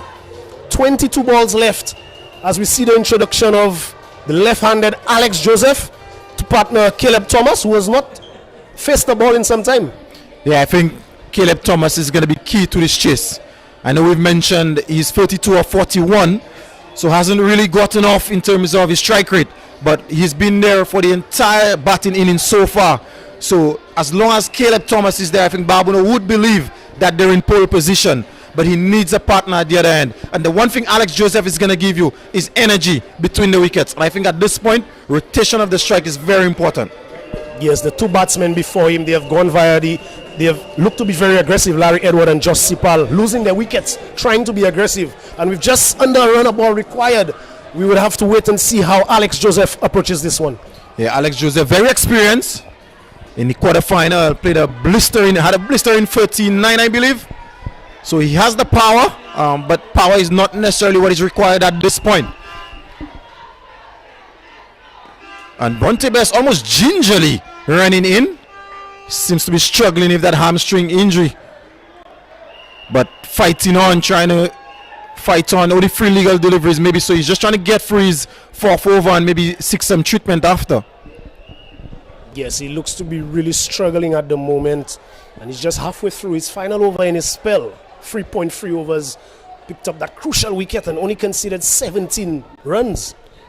A lot of responsibility on Caleb Thomas now. Can't afford to get out. That's full. That's an outside edge down to the vacant backward point area. They've gone for 1. They're going to come for a comfortable second. So the score moves up by 2. That's all that is required at this point. Still only 21 required of 20 deliveries. So lots of the deliveries left to get the remaining runs. Thomas now moves on to 34 of 42. Bontebes, 2 legal deliveries left in his final over. Gingerly running in. That's a full delivery, and that's walked into the onside for 4. So that is a much needed boundary, and Caleb Thomas releasing the pressure. Full toss by Bontebes, and Caleb Thomas making the most of it. Boundary to Thomas, and the score moves up by 4. Yes, Babonneau now 121 for 6, and the required run rate, and they only require 17 more runs for victory here this evening. And Caleb Thomas, he's coming into his own. He's faced some 43 deliveries. Do we see a change in the field? Yes, we do. The fielder who was at I think they're deciding on the field change now as Best continues for his final delivery. And is this an opportunity? Kirsten Jules is running around and not able to get there in time to effect the catch. And the batsmen, they cross through for 1 more run to bring the 17th over to an end. Yeah, so at the end of the 17th, Babonneau 122 for 6, which means they need 16 from the final 18 deliveries, with only 4 wickets left in hand. So it's important for Choiseul to get a breakthrough or 2. This is the way back into this game. In terms of options for Captain Jules, Lafay only has bowled 2. Jean-Paul has only bowled 2. Himself, he's only bowled 2. And Alvina Simon has only bowled 2. Donan Edward has only bowled 1. So plenty of options. But it looks like he's entrusted himself with that 18th over. Yes, and rightly so. Kirsten Jules has picked up crucial wickets for Choiseul throughout this competition so far. And with Babonneau well set on 122 for 6. Caleb Thomas, who's been batting for some time, and Alex Joseph was just joined him. Kirsten Jules would know that if he can get a wicket here for his team, he could set some panic into the Babonneau dressing room and really get them doing something out of the ordinary of what is required here. Yeah, and when we look at the remaining batsmen, they've not had much of a chance in this competition.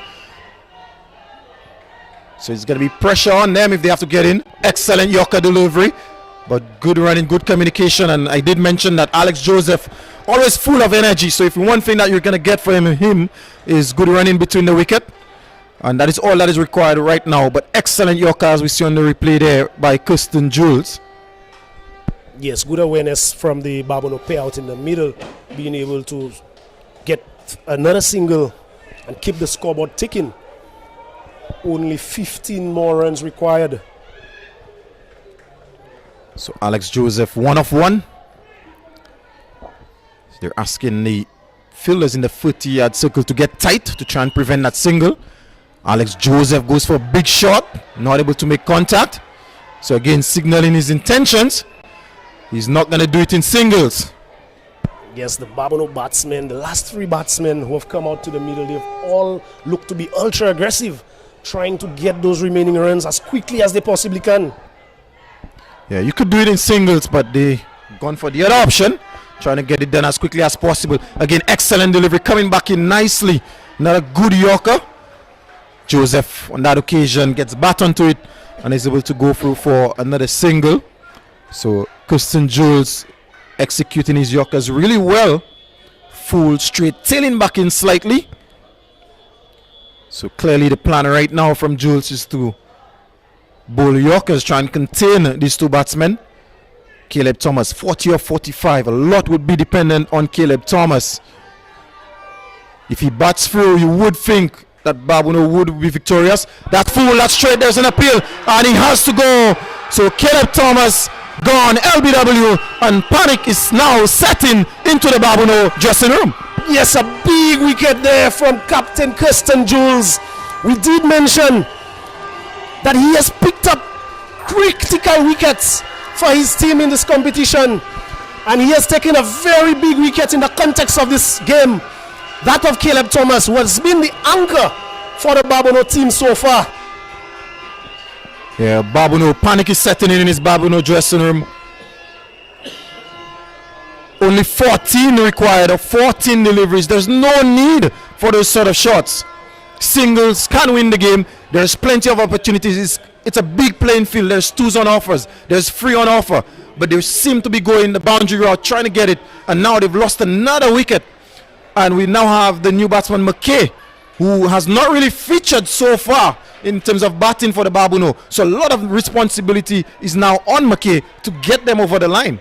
Yes, and just 14 runs required from 14 deliveries. And Kirsten Jules, he's picked up 3 for 23 in his 2.4 overs so far. In the previous 2 games, he has picked up 4 wicket hauls. Yeah, Kirsten Jules, the captain, delivering the goods for Choiseul. And he entrusted himself and he got that big wicket, that of Caleb Thomas. That's full, and again a big drive being attempted.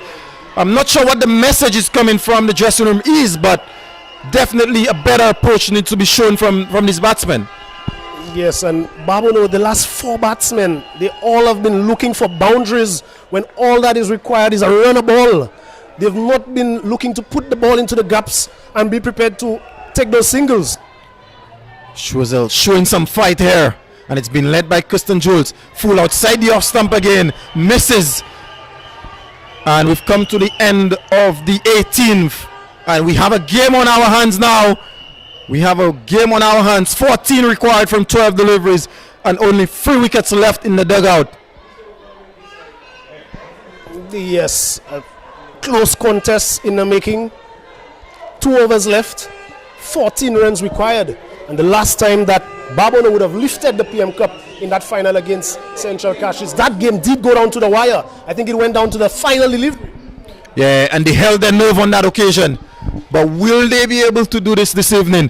And they still have the hero from last year's final, Sanjay Hale, who came in and hit an important 6. We've not seen him as yet, but maybe they're keeping Sanjay Hale for that final over. And it's going to be interesting to see who Kirsten Jules calls upon. There seems to be a team discussion. I could see 9, maybe 8 players being part of that discussion. So it's a team meeting being held as to who's going to bowl that 19th over, that pivotal 19th over. Yes, and it's only 2 of the fielders that are not part of that conference that's happening at the non-strikers end at the moment, with the captain in the center and discussing with the senior troops in the camp, deciding who is going to get to bowl that important over, but also what will be the field placing to the 2 left-handed batsmen out in the middle. I think in a situation like this, it's not necessarily who the captain wants, but who wants it. I think as a bowler right now, you have to want it. You have to believe you can deliver the goods. And it looks like it's going to be Sky Laffey who's bowled his 2 overs, 1 for 11. So bowled quite well with the new ball. But it's a different challenge now. With all the pressure that is on, he has to hold his nerve. He was able to do so in the semi-final against Bradley Tiso, who hit him for a couple boundaries, but came back nicely to finish the over. And he's in a similar position right now. And we could hear the Choiseul fan saying, let's go Choiseul, let's go Sky. We could only, the Babonneau's fans, they've been silenced. We could only hear the fans from Choiseul who've made the trip. In terms of field placing, there's no one deep out on the onside. There's absolutely no one deep on the onside with the exception of the long on. So they're still missing 1. Well, they have 5 in the circle as of right now. Discussions, still discussing it. Vince Smith is discussing if Laffey. They now put the deep mid wicket out. Paul has gone out to deep mid wicket. So they've got a 3rd man. Sweeper, long off, long on, and a deep mid wicket. That's wide outside the off stump, and Alex gets bat onto that one. Fielded nicely by Jules, so it's only going to be a single. Saved free. Had that gone past, that could have easily been a boundary. I have not seen much of McKay in this competition so far with the bat and with the likes of Sanjay Hale, who is still in the dugout. It's interesting to see how he really goes here, because like you said, the game is on knife's edge at the moment with just 13 runs required from 11 deliveries. What a time for the man to be batting at this point in time. Yeah, a bit surprised Hale, who's known for his hitting ability, did not come in. That's a wide outside the off stump, and McKay looking to go down the wicket, asking for a wide, but that's not a wide. So Sky Laffey bowling wide outside the off stump. So an interesting decision by the Babonneau camp to send McKay in, and 2 left-handers, whereas we could have a left and right-hand combination. So an interesting decision, but let's see if that pays off. Yes, and so far McKay, he has faced 3 deliveries. He's tried to hit all 3 deliveries out of the park, but he's not succeeded in making contact with any of them. Yeah, if I'm Sky Laffey, I'm going to continue to bowl wide outside the off stump. So far, McKay, 3 deliveries, 3 dot deliveries. He's not had contact on any. That one is definitely a wide, and signal wide by the umpire on that occasion. So the plan from Laffey seems to be bowl wide. And he's got a point in the 30-yard circle. The cover field is close, very close as a matter of fact, saving the single. So the clear plan is to bowl wide outside the off stump. They require another 12 runs to win of 10 legal deliveries. So game on here at the Minno Phillip Park. A change in field. So the deep point is now going out, and the deep mid wicket has now come into the 30-yard circle. So that reinforces the offside, which means he's going to continue to bowl that wide line and maybe challenge the wide line, but he has to execute. That one is wide outside the off stump and signal wide. Rightly so, a bit disappointed in terms of Sky Laffey and Jason Simon asking the question, but as we see on the replay, good decision by the umpire. That is very wide. So this plan is very risk reward. Yeah, wide, very wide outside the off stump. Choiseul, they have conceded 10 extras in this inning so far. 11 runs required from 10 deliveries. 10 legal deliveries left. I would like to see the fielder who had just been brought into the circle on the leg side be moved into a short point region, but it stays the same for now. That's wide, and this time much better delivery on that occasion, much closer. And McKay not able to make contact. So far McKay, 4 legal deliveries He's pretty much swung at every single one of them, hasn't gotten bat on ball yet. So an interesting decision to send him ahead of Hale, and so far, it looks like the wrong decision, but still a long way to go. 11 now required of 10. Of 9, correction. Sky Laffey, the plan is set. Wide outside the off stump to the left-handed McKay.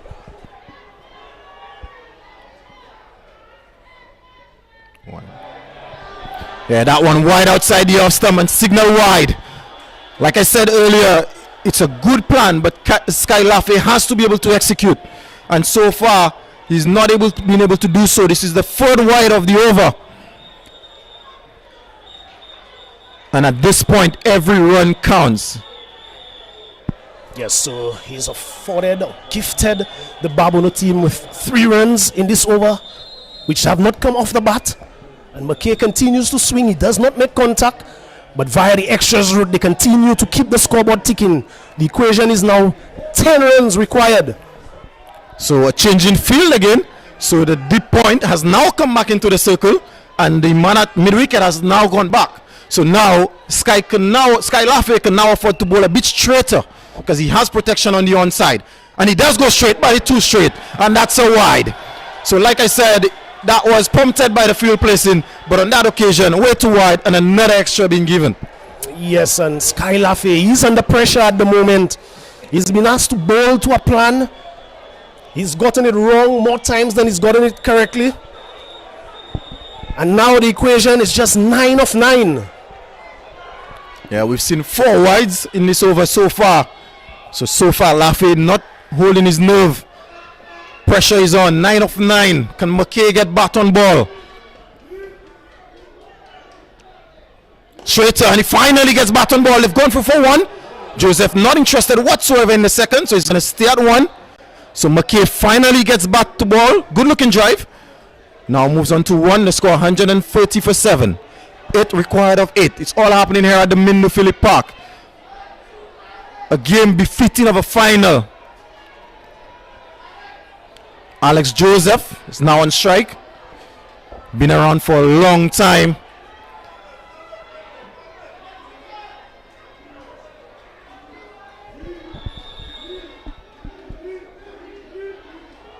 That's a full toss. Outside edge down to backward point. It's only going to be a single. Joseph feels like he missed out. That was a full toss. That could have easily gone somewhere over cover for a boundary. But only a single, so 7 required of 7. Yes, Alex Joseph would really feel that he missed out on that delivery. A full toss. He could have hit that ball anywhere that he would have liked, but only succeeding in finding the field at point and getting a single. The 9th delivery has been bowled in that over from Sky Laffey. A very long one. 7 required from 7 deliveries. A big ball in the context of this match. And that's down the leg side and wide. So the over continues, a very long over, like Dexter just said. And this is now his 5th over score, 5th wide, sorry, in this over. This is his 5th wide in a very important over. So the pressure getting to Laffey. Yes, definitely. Sky Laffey has not been able to hold his nerve. And he bowled the majority of those deliveries at McKay, who really wasn't getting bat on ball, so he could have afforded to bowl a lot straighter to him. Yeah, a bit of a mixed bag so far from Laffey, outside off, down the leg side. And much better delivery, much better area. And McKay nowhere near getting back on to that delivery. So it's gonna go down to the final over. Babonneau requires 6. And it's going to be Captain Kirsten Jules, who's so far 3 for 23. He's going to be the one to try and defend 6 runs for his team. So Dexter, I'm going to pose that question. Who do you think has this game? With 6 runs required from 6 legal deliveries, Kirsten Jules with the ball in his hand, and Alex Joseph, more importantly, on strike for Babonneau. This game could go either way, either direction. We would have to wait and see how the first delivery of that over goes. That could tell us a lot. I think if you're in the Babonneau camp, you would feel maybe you're slightly ahead. And given that it's 6 of 6, I think if Babonneau were to lose from here, they would be very disappointed. Whereas if Choiseul had to win from here, they would feel like they pulled one out from the bag.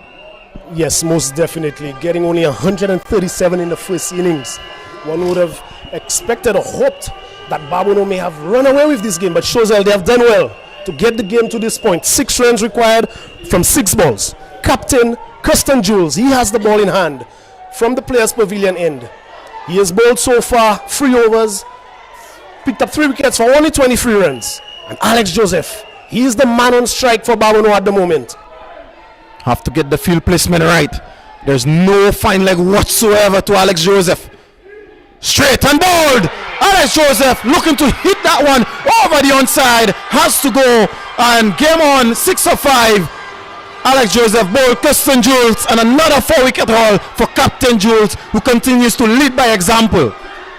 Yes, Kirsten Jules has delivered again on the big stage for the Choiseul team. Jamal James, you did mention earlier that Kirsten Jules will be the man for Choiseul, and he has delivered with another 4-wicket haul. 4 for 23, 3.1 overs. The new batsman for Babonneau will be Sanjay Hale. He was in this position last year in the grand final against Central Castries.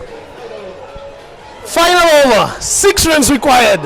Sanjay Hale walks out to the middle for Babonneau. Sanjay Hale would be very confident, having pulled it off last year on a similar situation like we've just said. It's 1 hit away, but they've only got 2 wickets to play with. And Kirsten Jules, who now has 4 for 23, is 1 wicket away from getting a 5 in a final. What an achievement, what a performance that would be from the captain of the Choiseul team, and ensuring that his fielders are in the right position. There's no one behind square on the leg side. So the plan has to be to bowl wide outside the off stump. Can't get too straight to Hale. Hale strikes a long ball. And he goes for the scoop that sits in front, and that's gone. He has to go, and Sanjay Hale is gone without scoring, and Kirsten Jules has now taken his 5th wicket, 5 for 23, and Sanjay Hale has to go. What a bowling performance from the captain of the Choiseul team, Kirsten Jules. Anybody who had written off the Choiseul team in this defense of 137, you are being proved wrong here this evening at the Mindo Philip Park. Kirsten Jules, he has picked up 5 wickets for 23 runs. Still 4 deliveries to go in his 4th over. Babonneau, they still only need 1 hit. 6 runs required. But now only 1 wicket left. Can they pull it out? I think Babonneau would be very disappointed with some of the shots that we've seen played. Sanjay Hale, like I mentioned, very powerful batter. There's no need to really play a scoop shot. Just you could stand up and hit it, but unfortunately, he went with the scoop, had to go, and it's down to the youngster, Gustav, to bring it home for the Babonneau team. But like you said, it's only 1 hit away, so it could still go either way. And Choiseul actually now, they've got 5 players in the circle, in the inner yard, in the 30-yard circle. Well, now the sweeper has actually gone back.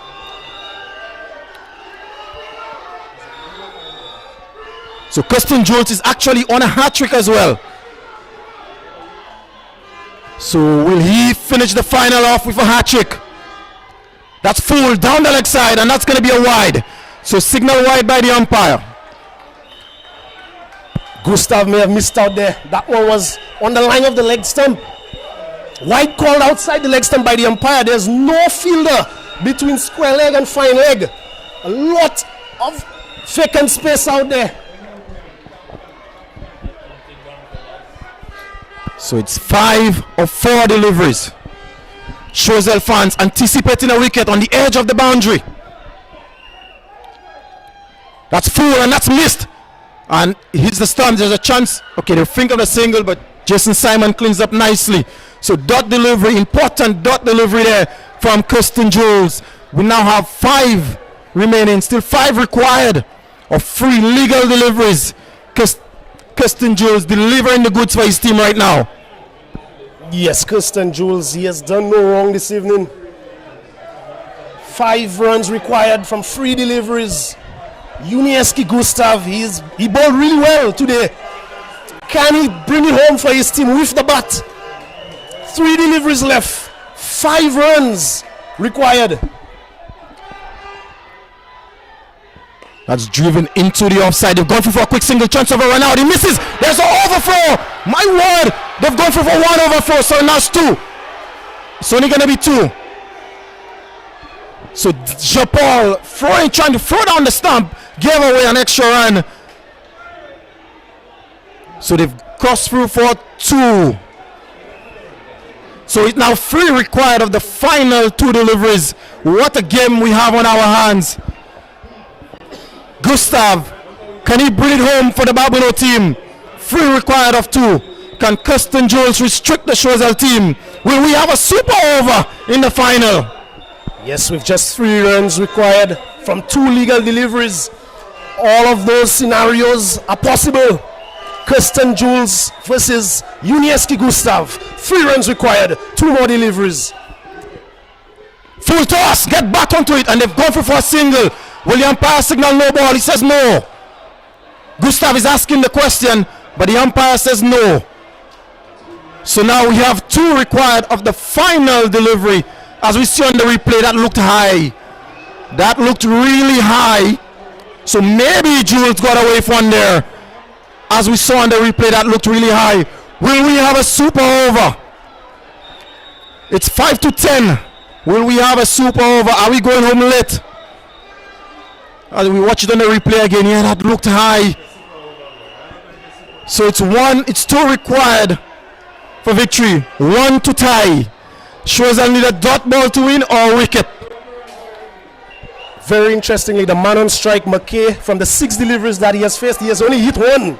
But he needs to get bat on ball here if Babonneau are to win or tie this game. If he gets bat on ball, there's every chance that Babonneau may become victorious or at least tight. But like you said, Dexter, he has to get bat on ball. 2 of 1. And he gets back on it. He has on to the 3rd man. They've gone for 1. Definitely coming back for the 2nd. They've gone for the 2nd. Is there a run out on offer? And the umpire says, not out. So Babonneau has won. Misfielded by Skylafe at 3rd man. And Babonneau has pulled it off. 2 required of 1. An outside edge. And the defending champions has done it again. Yes, Babonneau, they have defended their crown here this evening at the Mindo Philip Park in the finals of the PM T20 Cup. McKay, only the 2nd delivery that he had laid bat on, got the outside edge down to the 3rd man fielder, who fumbled and allowed the pair of McKay and Unieski Gustav to come back for a 2nd. A close shot at the striker's end, but keeper Jason Simon had to get that ball and try to effect that run out. He was not successful. Babonneau, they have made it a habit of winning close games, and they've done it again here this evening. Yeah, McCabe, a very important shot. Did not come off the middle of the bat, but it is the 2 runs that gets Babonneau across the line. Skylafe misfielded what should have been an easy single, turned to be 2, a comfortable 2 in the end. And with that, Babonneau, they've defended the championship. 2-time Prime Minister's Cup champion, Babonneau, as we see on the replay. But that was the no ball question being asked previously. But that's gone now.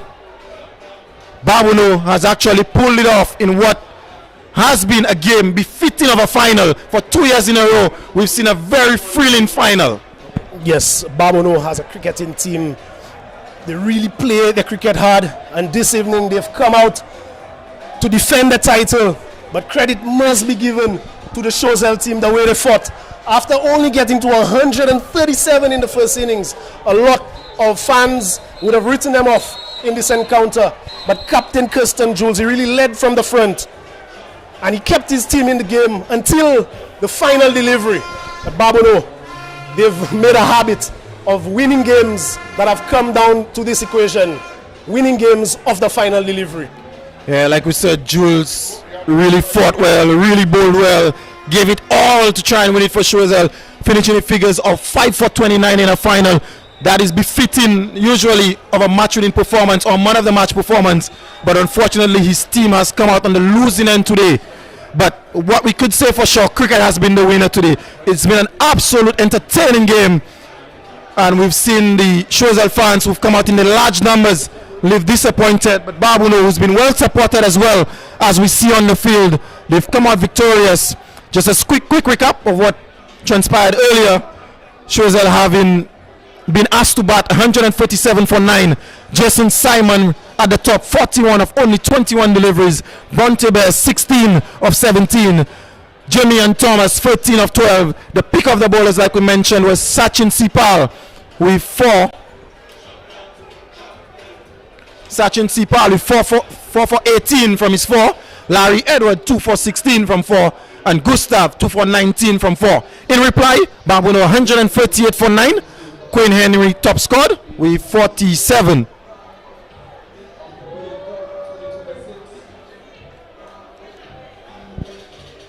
So as we see the celebrations continue to DJ Bravo champion.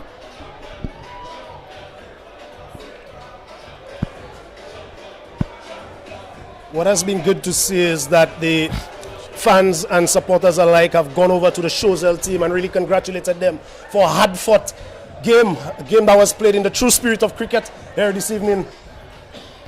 Yeah, and just to continue, Caleb Thomas 40 of 46, Dane Edwards 17 of 18, and the pick of the bowlers, Kirsten Jules 6 for 29 of his 4. Excellent figures. Skylar Faye 3 overs 1 for 19, and Bontebes 4 overs 1 for 24. So we've come to the end of this final. Hopefully you guys join us for the upcoming SPL competition.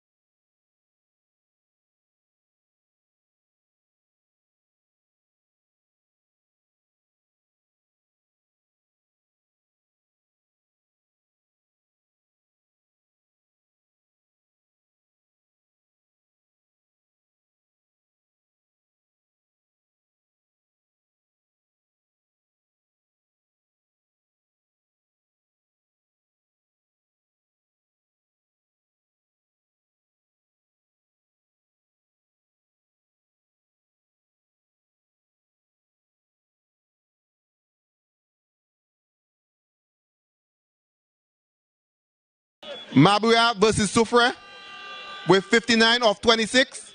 The man of the match was Ecstasy Manuel. He's not here right now, so he'll collect later. Quarterfinals. That's match 23, 24, 25, 26. Okay. 23, 24, 25, 26. Yeah. Match quarterfinal 2. Choiseul versus Monrepo with 114. The MVP, the man of the match was Jermaine Thomas. Can I get Miss Eugenia Gregg to present this, please?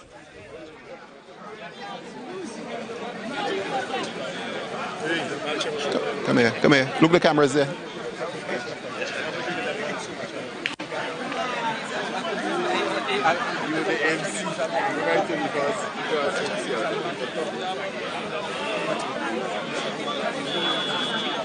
Thank you very much. Stay. Miss Gregg, stay. Central Castries versus South Castries with 71 not out and 2 for 15. Jaden Eli box.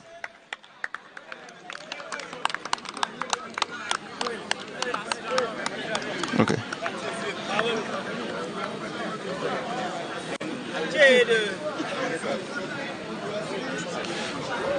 All right. Quarterfinal number 4. Choiseul versus Babonneau with 72 and 1 for 24. The man of the match is Jonel Eugene.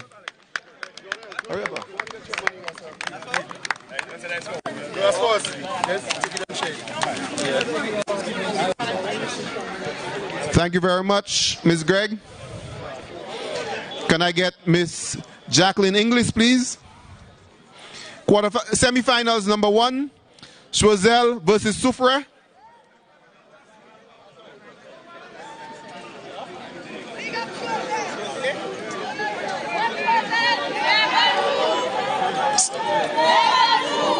With 33 not out and 4 for 10, the man of the match, Custon Jules.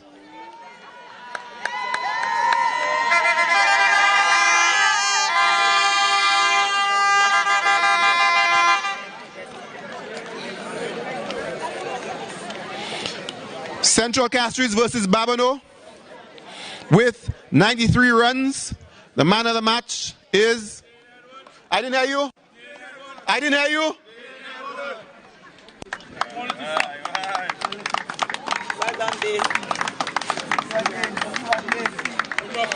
Thank you, Dean.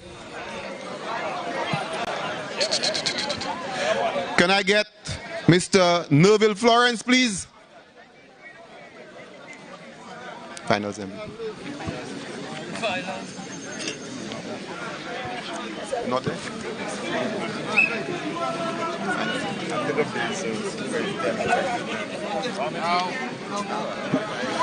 With 4 for 18, the finals MVP is none other than Sachin Sipal.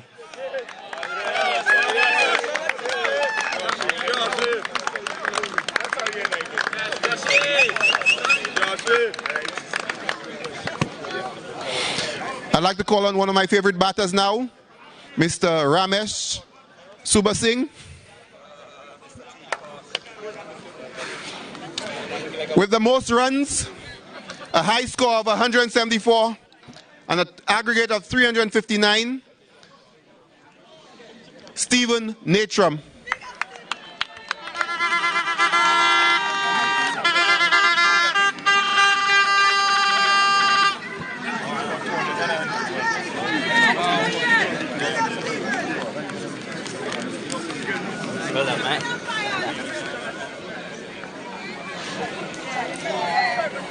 Can I get Chris Peters, please?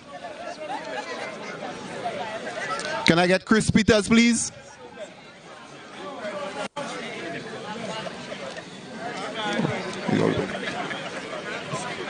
Chris 5.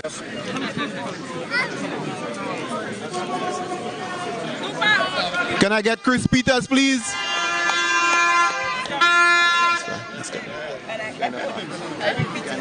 Remember that.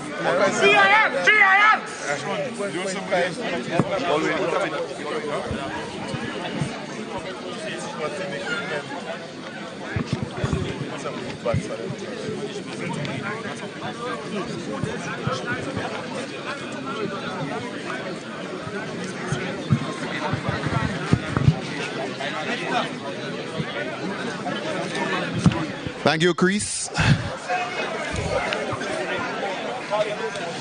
Most wickets with best bowling figures of 7 for 9.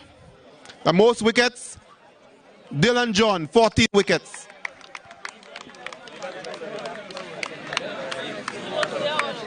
Big bet! Big bet! Big bet!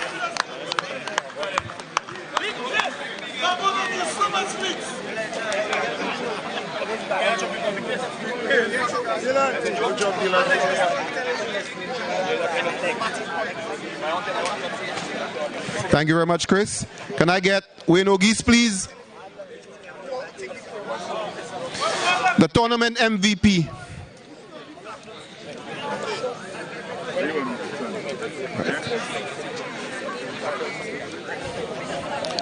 With 2 half centuries, leading his team, helping his team get over 2 giants in the game. First off, a half century against Choiseul and another half century against Central Castries, 2 undefeated teams. The tournament MVP is none other than Dane Edward.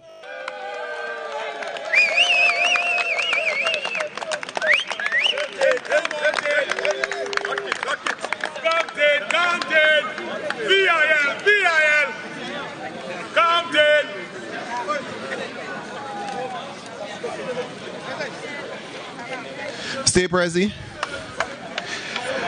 Time for the medals. We'll start with the silver medals. So we call in on, just give the captain. Calling on the captain for Choiseul to receive your silver medals. And if I can get Jackie to give them their check.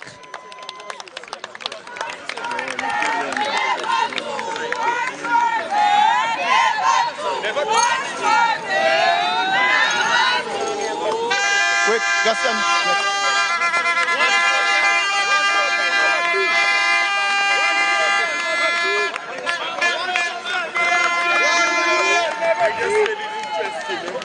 And now, although he's wearing the wrong sport shirt, we need to give him, Prezi, we need to get a St. Lucia cricket shirt to the minister, please. We need to get a shirt for the minister that says St. Lucia cricket on it. The minister will present the medals first off to Babonneau. All come in. Everybody come.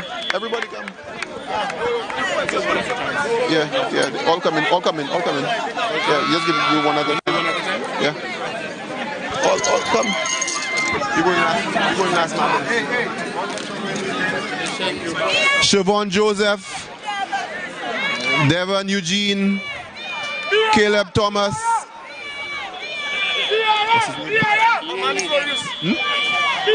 Ed, Amani Florius, Unieski Gustav, Uliesti Gustav, McKay Bridget, Sanjay Binga Hale, Quayne Henry, Sachin Sipal,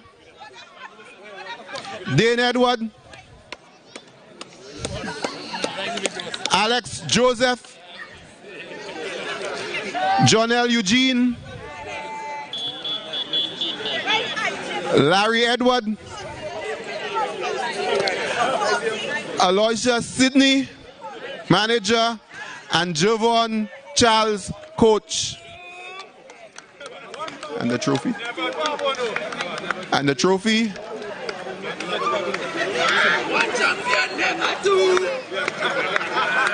Okay.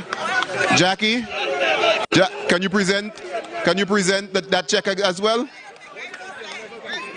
He left. Okay.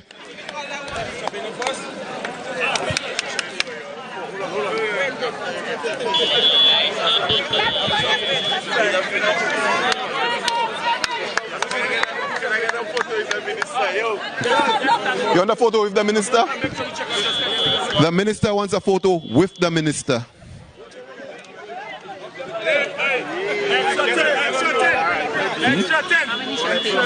All. That's all for them, yeah? Hold on. You gotta get a check first.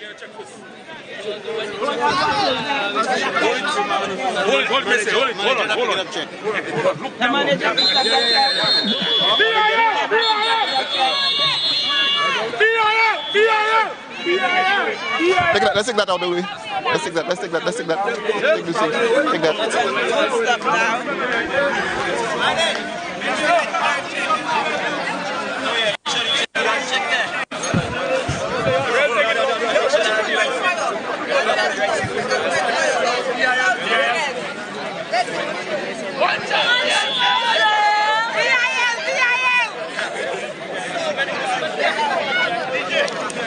And presenting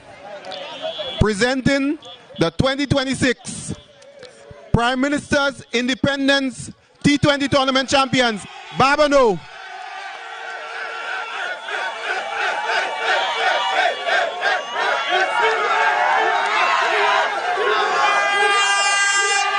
Thank you everybody for coming out to the Mindo Philip Park to witness the PM's Cup 2026.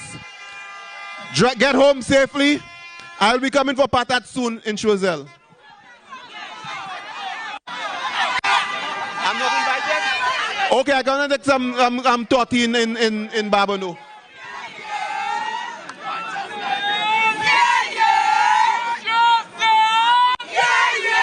I can come for plum.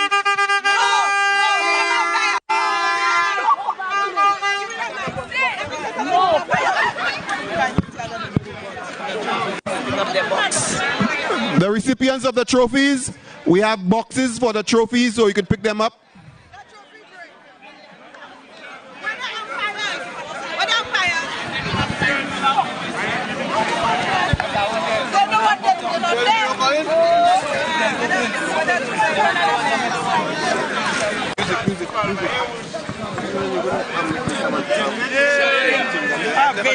You never get to. So you want us to say losing semi-final? No, semi-finalists. Semi-finalists. We have any Which one the list?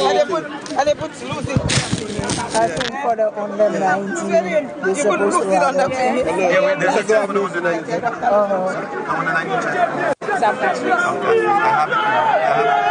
But you went to the ceremony. Tomorrow. And I think we want